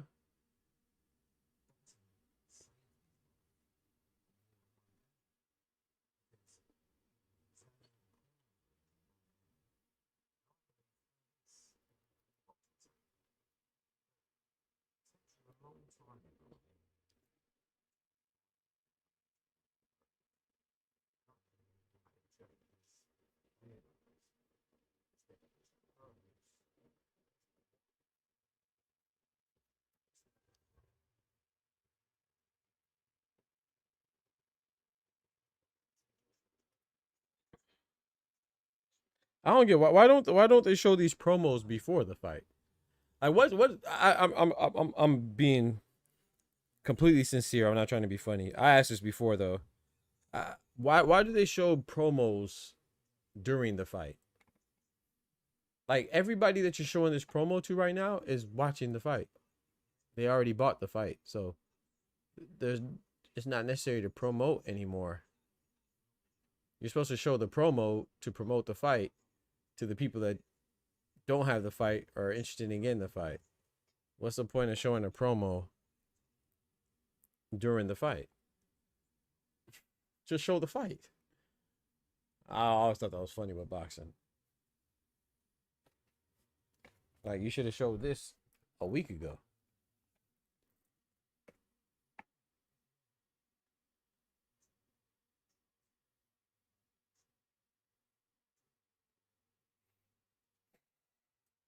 What do I know though?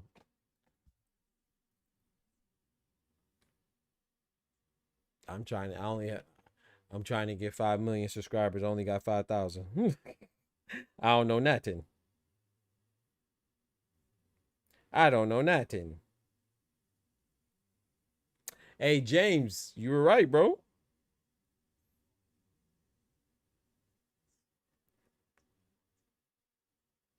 Job looks like Job Atai is being used as a pawn, man. Eddie Hearn and Frank Smith said, hey. Eddie Hearn sent Job Atai a cease and desist. He said, take my name out the lawsuit or I'm going to sue you. Eddie Hearn said, hey, man, I'm about to sue Job Atai. You don't stop mentioning my name with this lawsuit, bro. Tell Job Atai to tighten up. Shout out to Eddie. Eddie not playing.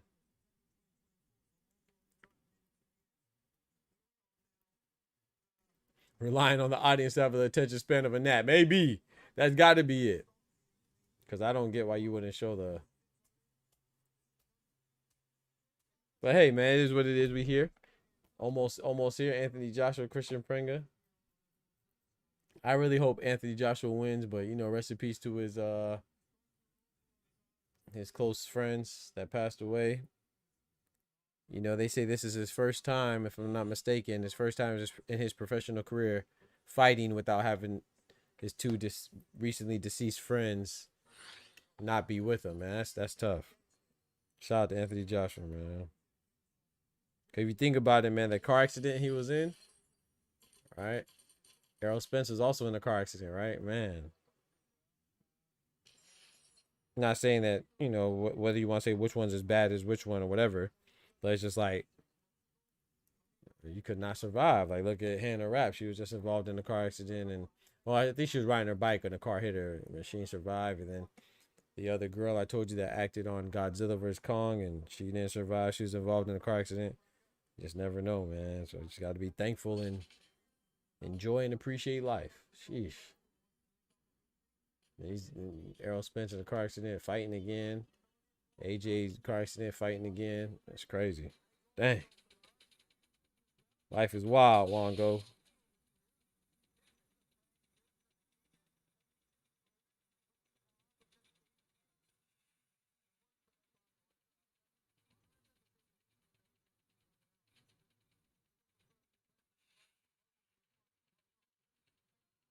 Respect, brethren, respect. That's crazy.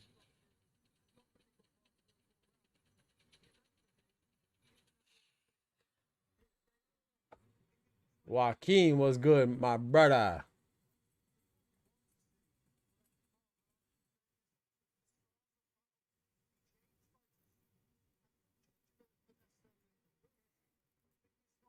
Anthony Joshua has 4 losses.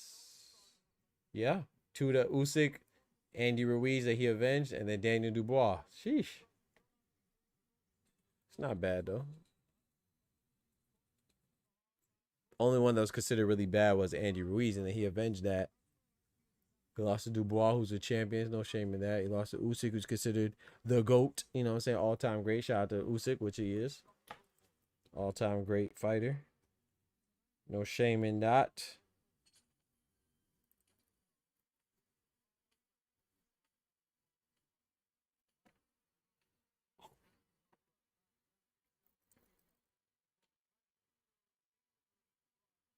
There's a Mike Tyson invitational fight now. Oh, yeah? I did see something about I believe it's a Cuban heavyweight fighter that they're saying he has a Mike Tyson style.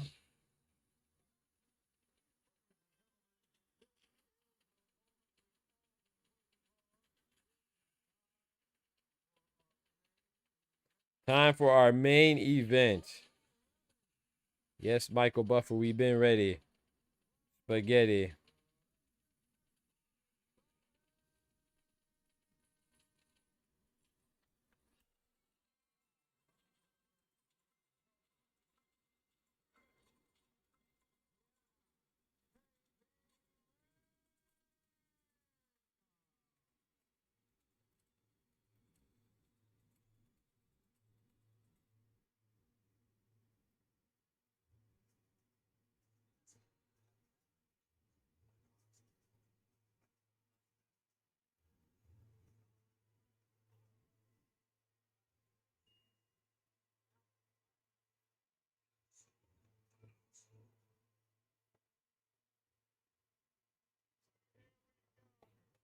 Christian Prenga.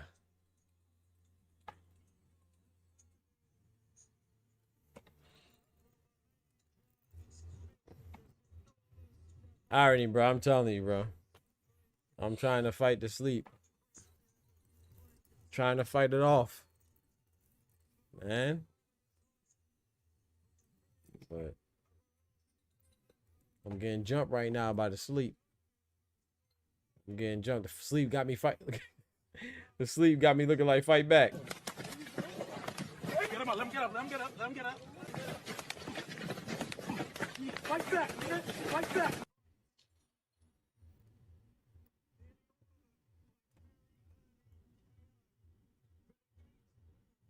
Full ton. I see what you did there, Joaquin.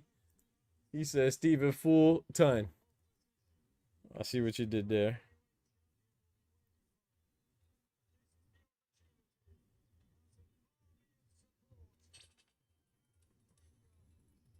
Got AJ getting slept, man. Stop it. Stop it. Stop it, Tufo. Stop it, bro.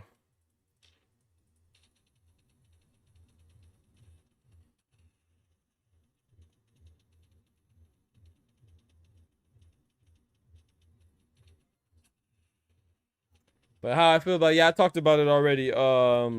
Joaquin, I'm done with Fulton, man. I think it's like back to back, bro. I think he's a joke, bro. Like he's just not serious, man.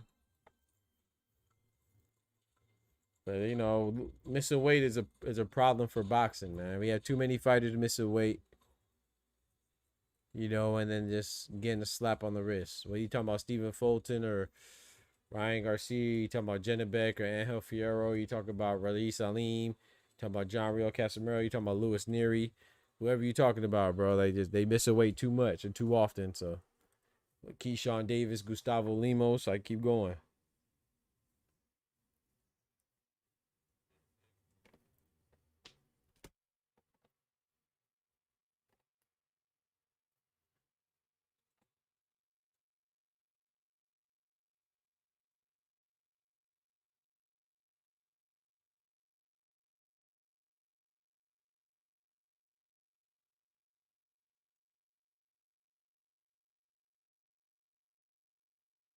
Pringles for the upside, man. Y'all better stop it.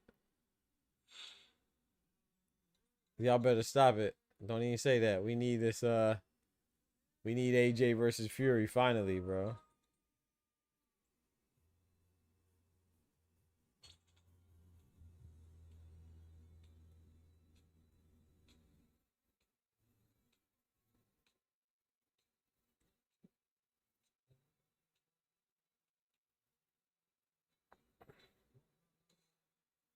Hey Jay, let's go. Michael Buffer the GOAT. Facts.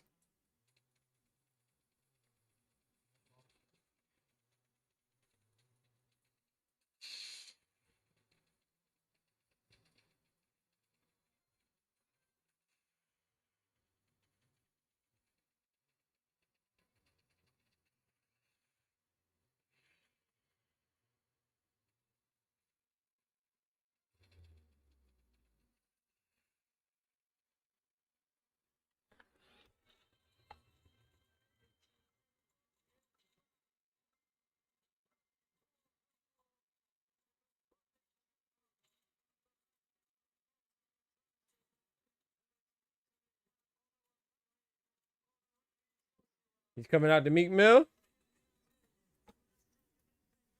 That's a good sign. Oh boy.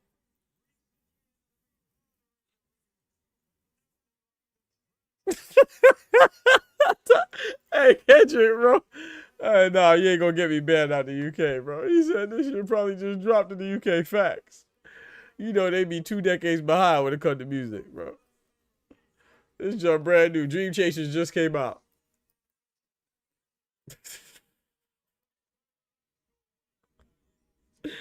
They bumping Dream Chasers, Graduation, and gosh dang Bop by the Hansons. Bop, diggity bop. Head ass. Those the new jams, bro. Hey, yo. Nah, man. That's crazy.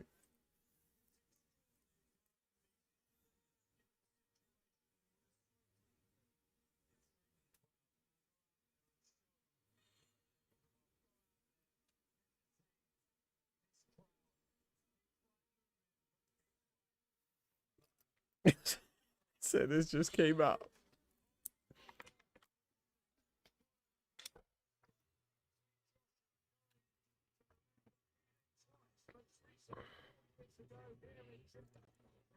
Don't worry, in 2030 they'll hear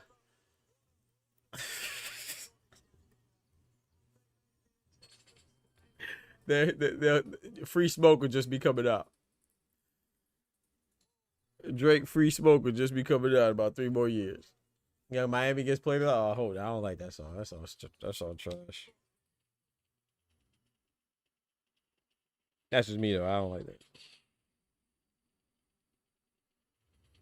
What's it called? Spin it. Spin that ish. That song trash.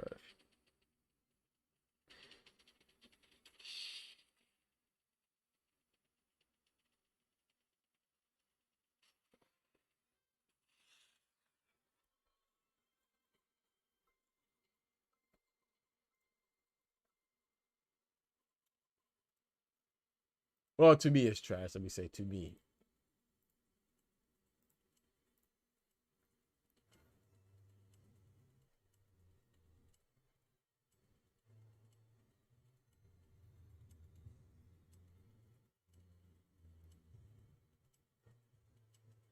They just heard about the new group, why Young Money. YMC and me. Yo, that's crazy, dog. YMC and me. The Squad mixtape just came out. The Drought mixtape. Squad Up mixtape just came out. Drought.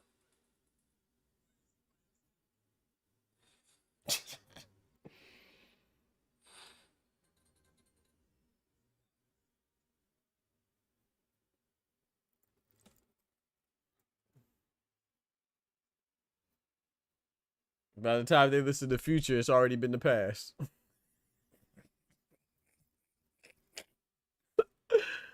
By the time they listen to Future, it's already in the past, bro. That's crazy. Have they started Superman? No, they're doing national anthems. Respect to the anthems.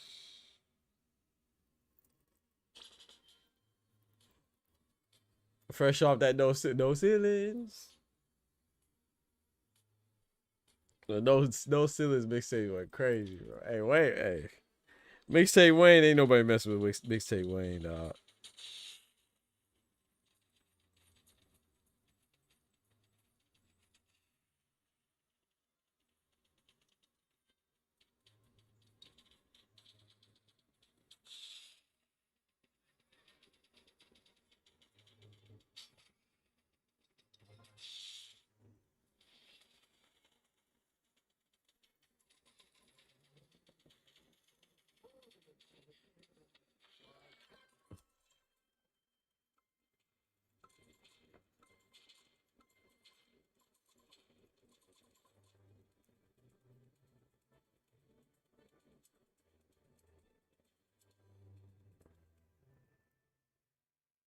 Turn this BS off. Oh my lord.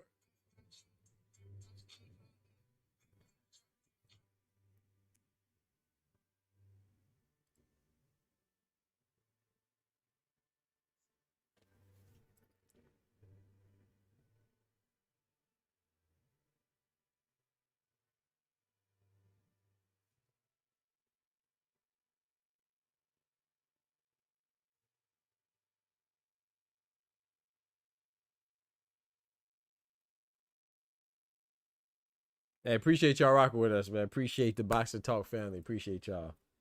Let's keep going and growing.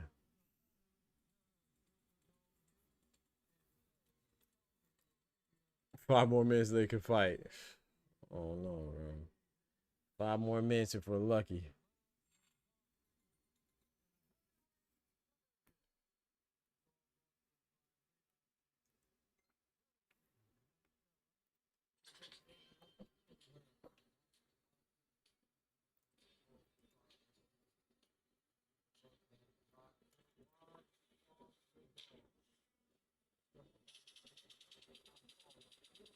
They say Tyson Fury might be in the house.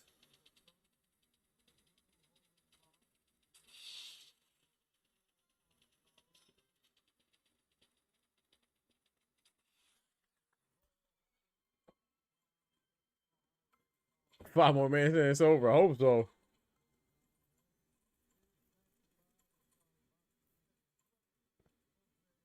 If AJ was fighting most of the time, who would y'all pick?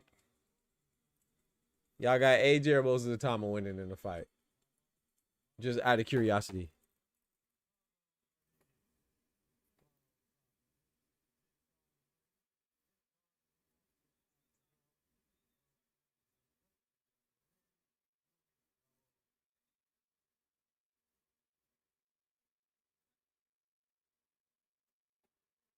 I don't know, man. I kind of lean AJ, man.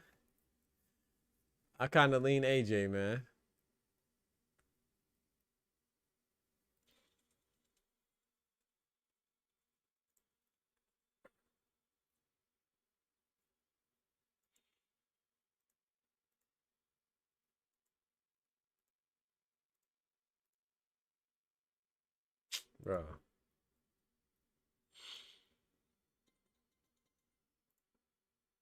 Follow you home like you Sonic got tails on you. Act like you blind to the facts. Go rail on you. You know, out left behind. Can't bail on you. I put some money on your head like it fell on you. James, are you close to the fight? Like, are you close to the area where the fight is happening? The Spence and Zoo fight?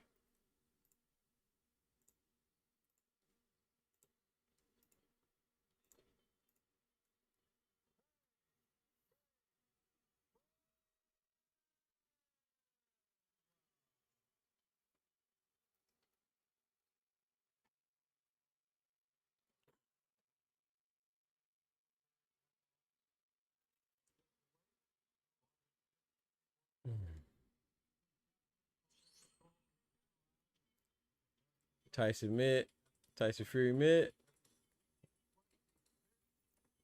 I only saw the highlights of his last fight against Marius Wack. It didn't look good. But Tyson Fury a beast though.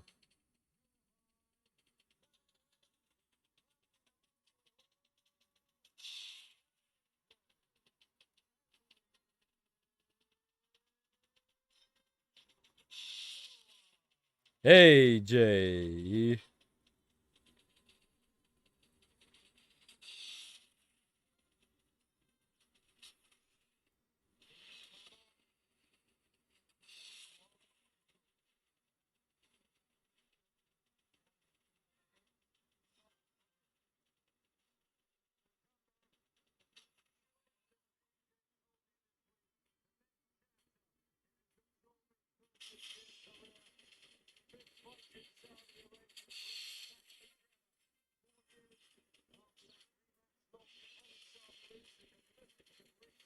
Let's get it. Round 1, let's go. I am in the same state, NSW. I'm on the North Coast, 8 hours. Ooh, so you 8 hours away. I don't blame you for not going. Well, are you going? I'm assuming you're not going. 8 hours away. It's been jab to the body from Joshua. Big overhead. Oh no, he didn't. No, he did. No, Anthony Joshua did not just get dropped. Yo, Christian Prenga got big. He got big KO power now. No, he didn't. No, he didn't. No.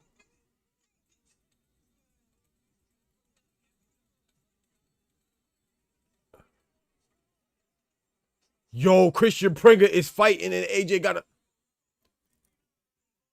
Ty said not like this. Bro. Nah, bruh. Jab from AJ. Usyk looking serious. Big left hand from Christian Prenga. Hey, Christian Prenga doing what he was supposed to do, though. Anthony Joshua tried to clinch. Christian Prenga knocking him off. Big right hand from Christian Prenga. Joshua's in trouble. Bro, hold on, Joshua. Oh, Lord. Oh, Lord. Oh, Lord. Joshua laughing. Don't be laughing. I don't know what you laughing at. Oh, Lord. We got a minute and a half left. We halfway through the first round. Yo, Christian Prenga should step on the gas. What are you doing? Prenga is tripping. Prenga should be going balls to the wall right now.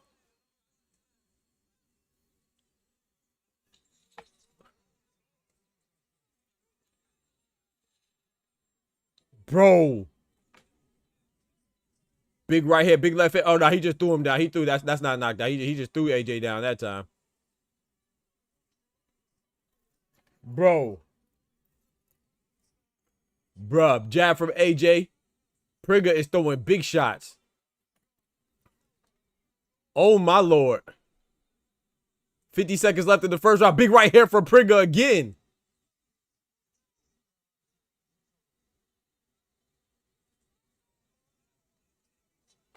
Nah, that's another.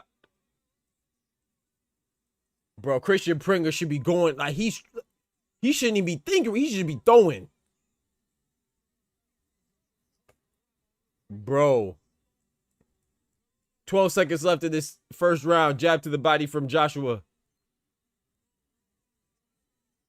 Hey, remember when I asked y'all? Remember when I asked y'all who would win, Moses Atama or AJ? And I said AJ. I take that back. hey, I take that back. I take that back. Ty said, nah. Hey, goodbye. Yo, this is crazy. I bought Spencer Zoo for my lounge room. $70. Shout out to you, James. And he watching his money go down the toilet, bro. But and I'm not giving AJ excuse. We do got to remember that AJ just got out of a car accident, and you know it's his first time fighting without his best friends there. So you know how we feel about chemistry around here, and no one's gonna remember that, or no one's gonna say that. But you know his fallen best friends are on the canvas, right? As far as like, you know, they're paying homage and have their names in the ring, you know, to honor them. So that's probably on his mind too, you know. Not giving excuses, but I got to give him something. Boy. Yeah, Christian Prenga, man. Christian Prenga, I don't know, bro. He should have went balls to the wall, man. He might pay for it. Juan go say he's not into it anymore. He been training with Usyk. It just goes to show you, want to go like, hey, you can train with the greatest. Don't make you the greatest. What works for you? What works for you may not work for me. Just because it's good for the gander don't mean it's good for the goose. Or however they say it. What's good for the goose, good for the gander? Not necessarily. That was a good right hand from AJ. Nice right hand from AJ, pushing Prenga back. Prenga could be playing possum or he could be feeling these shots. I don't know. He fighting like Larry. Not Larry Holmes, Larry Wheels, the streamer. And you know the ref will call it early on AJ's behalf too. You know where the money is, so Prenga got to be careful. Because they'll pull the Usyk and Rico Verhoeven. Oh my goodness.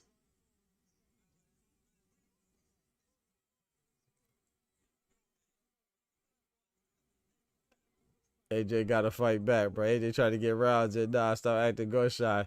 He not Daniel Wright. He not Daniel Dubois. I agree. AJ got to, but hey, he got dropped in the first round. That make you think, boy. Woo. Nice 1-2. AJ signature 1-2.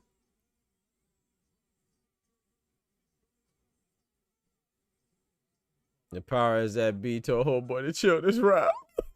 Average. They said, don't you mess up that money. Oh, nice uppercut on the inside for Christian Prenga. AJ responds to the left hook.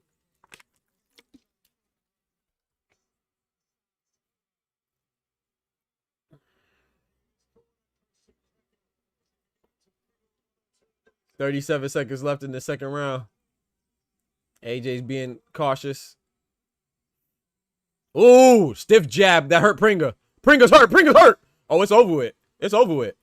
It's over with. It's over with in the second round. It's over with. That boy Prenga collapsed. Jeez, on peace. Hopefully he's good. I ain't like the way he fell, boy. Jeez. That's why AJ was smiling. He knew the fix was in. Chill, bro. Chill, bro. I ain't gonna lie, bro. It could have been. Nah, I ain't gonna lie, bro. If any fight was fixed average, boy, that was looking a little shaky, baby. I ain't gonna lie. Because I'm not gonna lie to you. I don't know what Christian Prenga was thinking. Look. Alexander Usyk. He was holding his breath the whole time. I ain't gonna lie to you, bro. I don't understand why Christian Prenga ain't. You know, I know that you're not supposed to, don't get me wrong. You know what I'm saying? You're not supposed to go buck wild and let off all your energy. But if you in this position, if you are the underdog, if you come in and you fight at AJ and you hurt him, bro, forget round 2, 3, 4, 5, 6, 7, 8, 9, 10, 11, 12. Forget all that. You fight for the moment. He should have went crazy. He should have been throwing punches. Hadoukens.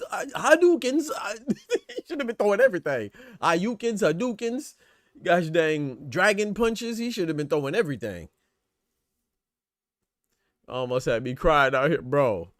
I'm not gonna lie, bro. I remember I said Tyson Fury ain't look good. I remember I told you a couple years ago I'd be going with Tyson. Hey, Ty, I might still be going with Tyson.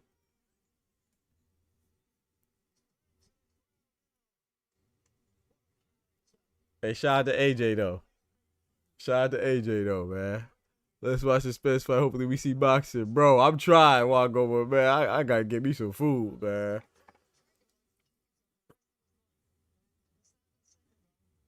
You see Sergey Lapin right there, former fighter. Daniel Lapin's older brother. Yeah, I think Christian Prenga, I don't know. He gonna be kicking himself. Unless it was fixed, like Average says, unless it was fixed, Christian Prenga gonna be kicking himself for the rest of his life.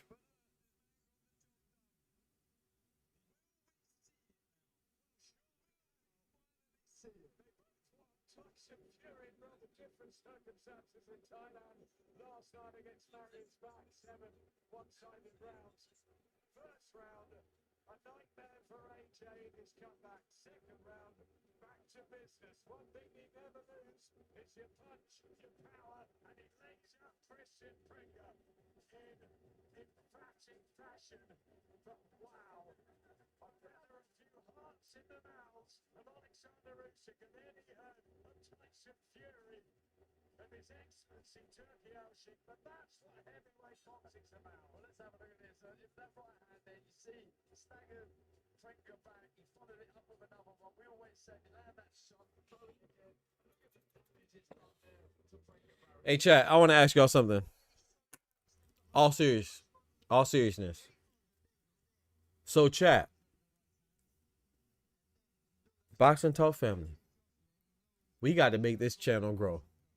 I don't want anybody to forget I was the first. Now, it's not confirmed, but I just read that it's being reported that Shakur Stevens' debut is, who do you think it is? I'll wait. Don't worry, I'll wait. The same guy that people said, oh, Doc, you tripping because Shakur Stevenson said he doesn't want it and Shakur Stevenson controls his future. Oh, okay. Remember I said it way back when this certain person fought a certain person that Shakur Stevenson fought. Okay. And I said, if this certain person beats this certain person that Shakur Stevenson fought. Oh, okay. Oh, I already was surprised. Ding, ding, ding, ding, ding. Okay.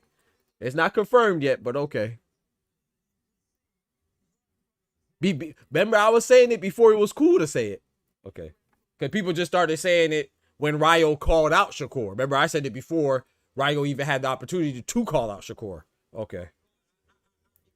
Because remember, I was saying it when they said, oh, Devin Haney and Shakur may sign to Zuffa. And I said, well, historically speaking, when somebody signs to Zuffa and they have their debut, their inaugural fight on Zuffa, they don't really fight anybody big.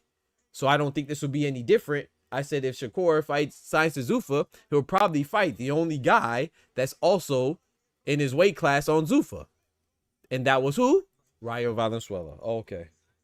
And now it's being reported that he's fighting who? Ryo Valenzuela. Okay. Remember, I'm not one of those guys that say I have fake inside sources either. You know, I saw a big channel that has the inside sources that said that, you know, Devin Haney was fighting Shakur in October. Then 30 minutes later, when it was reported that Devin Haney signed to DAZN, they also made a video saying that Devin Haney's fighting Keyshawn. Your inside sources told you it was in October against Shakur, but then 30 minutes later, those inside sources were wrong, huh? That's crazy. Keep AJ away from Daniel because it's going to be worse than. Oh, no.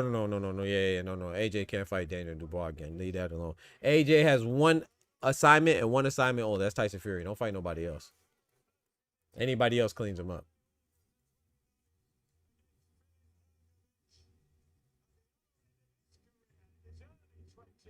Ryan says Shakur don't control nothing. You streaming the Spence fight? I don't know, Average. I don't know. I'm hungry, bro. I did not anticipate to be on from 1 o'clock till 6 o'clock. Till damn near 7 o'clock watching freaking AJ and Prenga. Like, what are we doing, bro? Like, I don't know, bro. They be wilding, bro. We've been live for almost 6 hours, bro, to watch 4 fights. That's crazy. That's crazy, bro.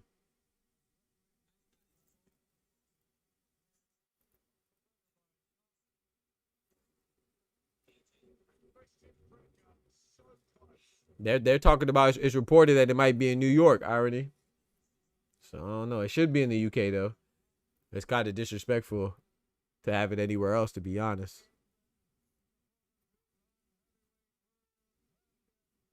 Hey, shout out to Christian Prenga, man. Shout out to Anthony Joshua for recovering and being the champion that he is. But shout out to Christian Prenga, man. Christian Prenga almost upset the apple cart. I wouldn't say Buster Douglas type of loss, but hey, Christian Prenga almost upset everything.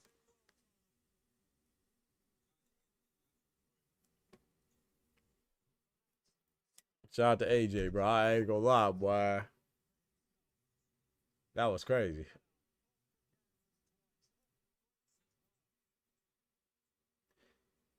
Hamza, thank you for proving me right and say that Berlanga win the whole weight. But F you, Hamza, for destroying all my parlays. Yeah, bro. Hamza trash too, man. Know your fucking place, trash. Shout out to Wack and Pringles. Yeah, shout out to Christian Pringles and Marius Wack. Hey, don't get twisted though. I saw the highlights. Tyson Fury, I think people exaggerate talking about he got rocked. I don't think he got rocked, but he did get cracked with a nice right hand. And we know who has a nice right hand, AJ. So but yeah, Marius Wack, he did hit Tyson Fury with a good right hand. I think people exaggerate a tad when they say he got rocked. I don't think he got rocked, but he got like, cause rocked implies that he got wobbled. He got hit. He didn't get rocked. It got to be UK. They need one of them soccer stadiums unless they worry about the weather. Yeah. Yeah. I've been watching since 9 a.m. sparred and then watched the main card. Shout out to you, Ty. Yo, Christian Prenga, he gonna be kicking himself. I don't know why he didn't go for it, bro. He tripping. I'm glad he didn't, but he should have went for it, bro. That's crazy.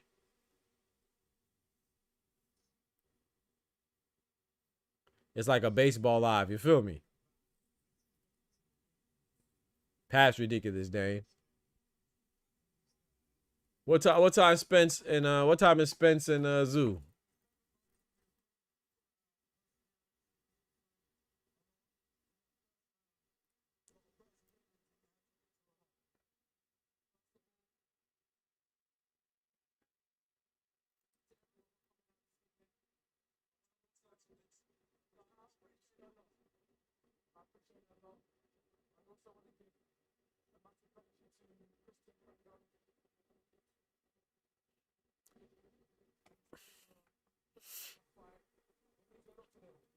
Nine. Yeah, I might be able to get back on by 9.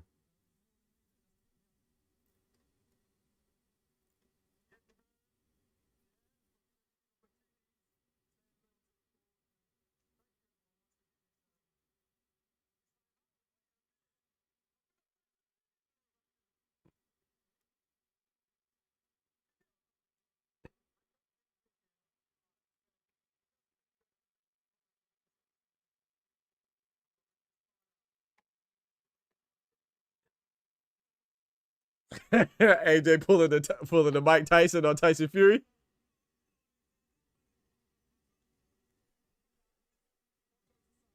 Pulling a Bruce Shushu carry tip. AJ officially ducked Wilder. Treese, what it do?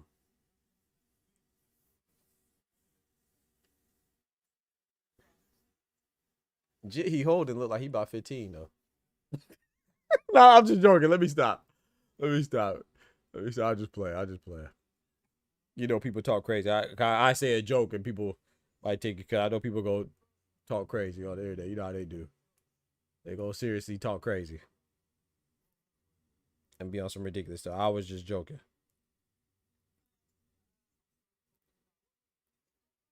Need that energy last time. AJ called out Tyson down, talking about his room. You know, dang well he's out there. Well, Tyson Fury did say he was going to be there, though. He did say he was going to be there.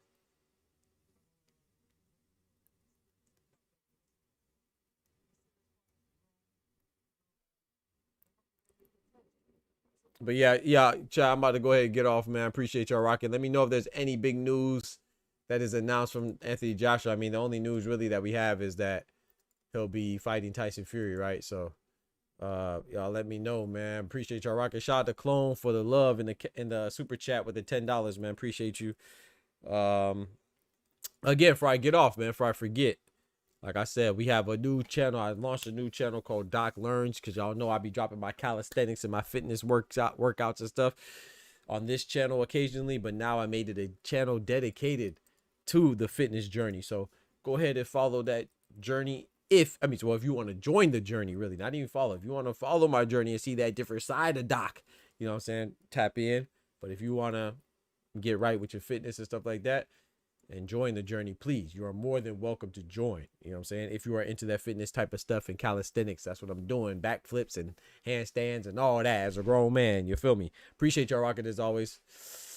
I'm going to try my best to be back. I'm going to try my best to be back for the Spence and Zoo fight. No promises, because your boy is hungry. Nah, heck no, we ain't calling in, boy. I've been on for 6 hours, bro. I'm finna give me some food. You know what I'm saying? While you over there, stuffing your face with all types of foods at your restaurant. Boy, I'm hungry, boy. Got to go get me some food, man. I'm gonna try to be back for Errol Spence versus Tim Tszyu, Lord willing, but no promises. You know what I'm saying? Appreciate your rocking as always. Don't forget to smack that like button, but most importantly, remember with God we can do anything. Without God we're nothing. The doctor's out. Peace. From the hood to college. Bro, I don't know what's up with all my stuff, bro. They bucking. Hey, man. All my animations are tripping. Here you go. From the hood to college, both worlds they had to meet. 6 degrees between us, so cold, we're about to freeze. But we're Florida boys, hot takes, we bring the heat. We're moving the culture, the engineers to the streets.